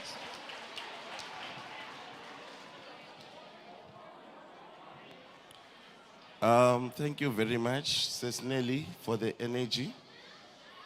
You made Heritage Day a wonderful day to remember. Let's also take this moment to appreciate everyone who contributed in the past 2 days, from the program directors. I won't list you by name, but we want to thank our 3 program directors. They know themselves. They've done very well. Let's give them a round of applause, please. We also want to thank our judges. One of our judges, ma'am, did they know that you are an author? Did you tell them about the book launch? And Pella, these are the buyers of books. They must buy your book. Don't just tell them like you are making an announcement. You must tell them to buy. Anyway, she's launching a book. Is it in a week or 2? There you have it. That's where you can go get yourself a copy of a book. She will sign it after you buy the book. Exactly. Thank you very much for that. They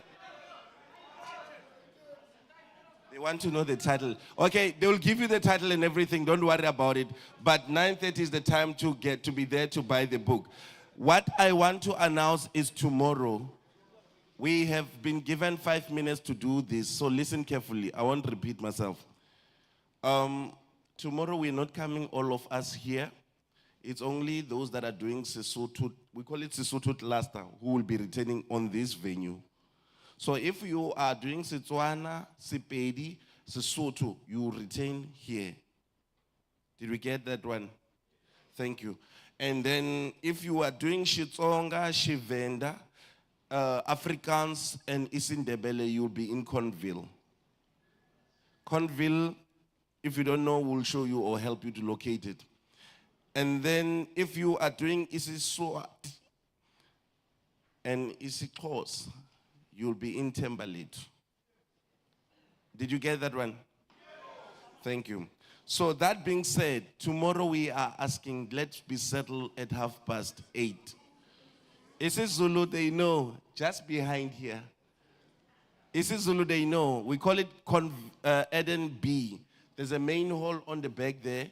Setting will be done. You will be starting right then. Tomorrow, sharp. Isindebele, they are with me in Conville. All right. All right. So we got that one right. Fine. Now the starting time is 8:30. Now we didn't mention what are you starting with. In Conville, the first language to start, because there are many book clubs, it's Afrikaans. We'll do reading. Reading Afrikaans tomorrow. In Timberlake, because there are a lot of isiXhosa book club, we will start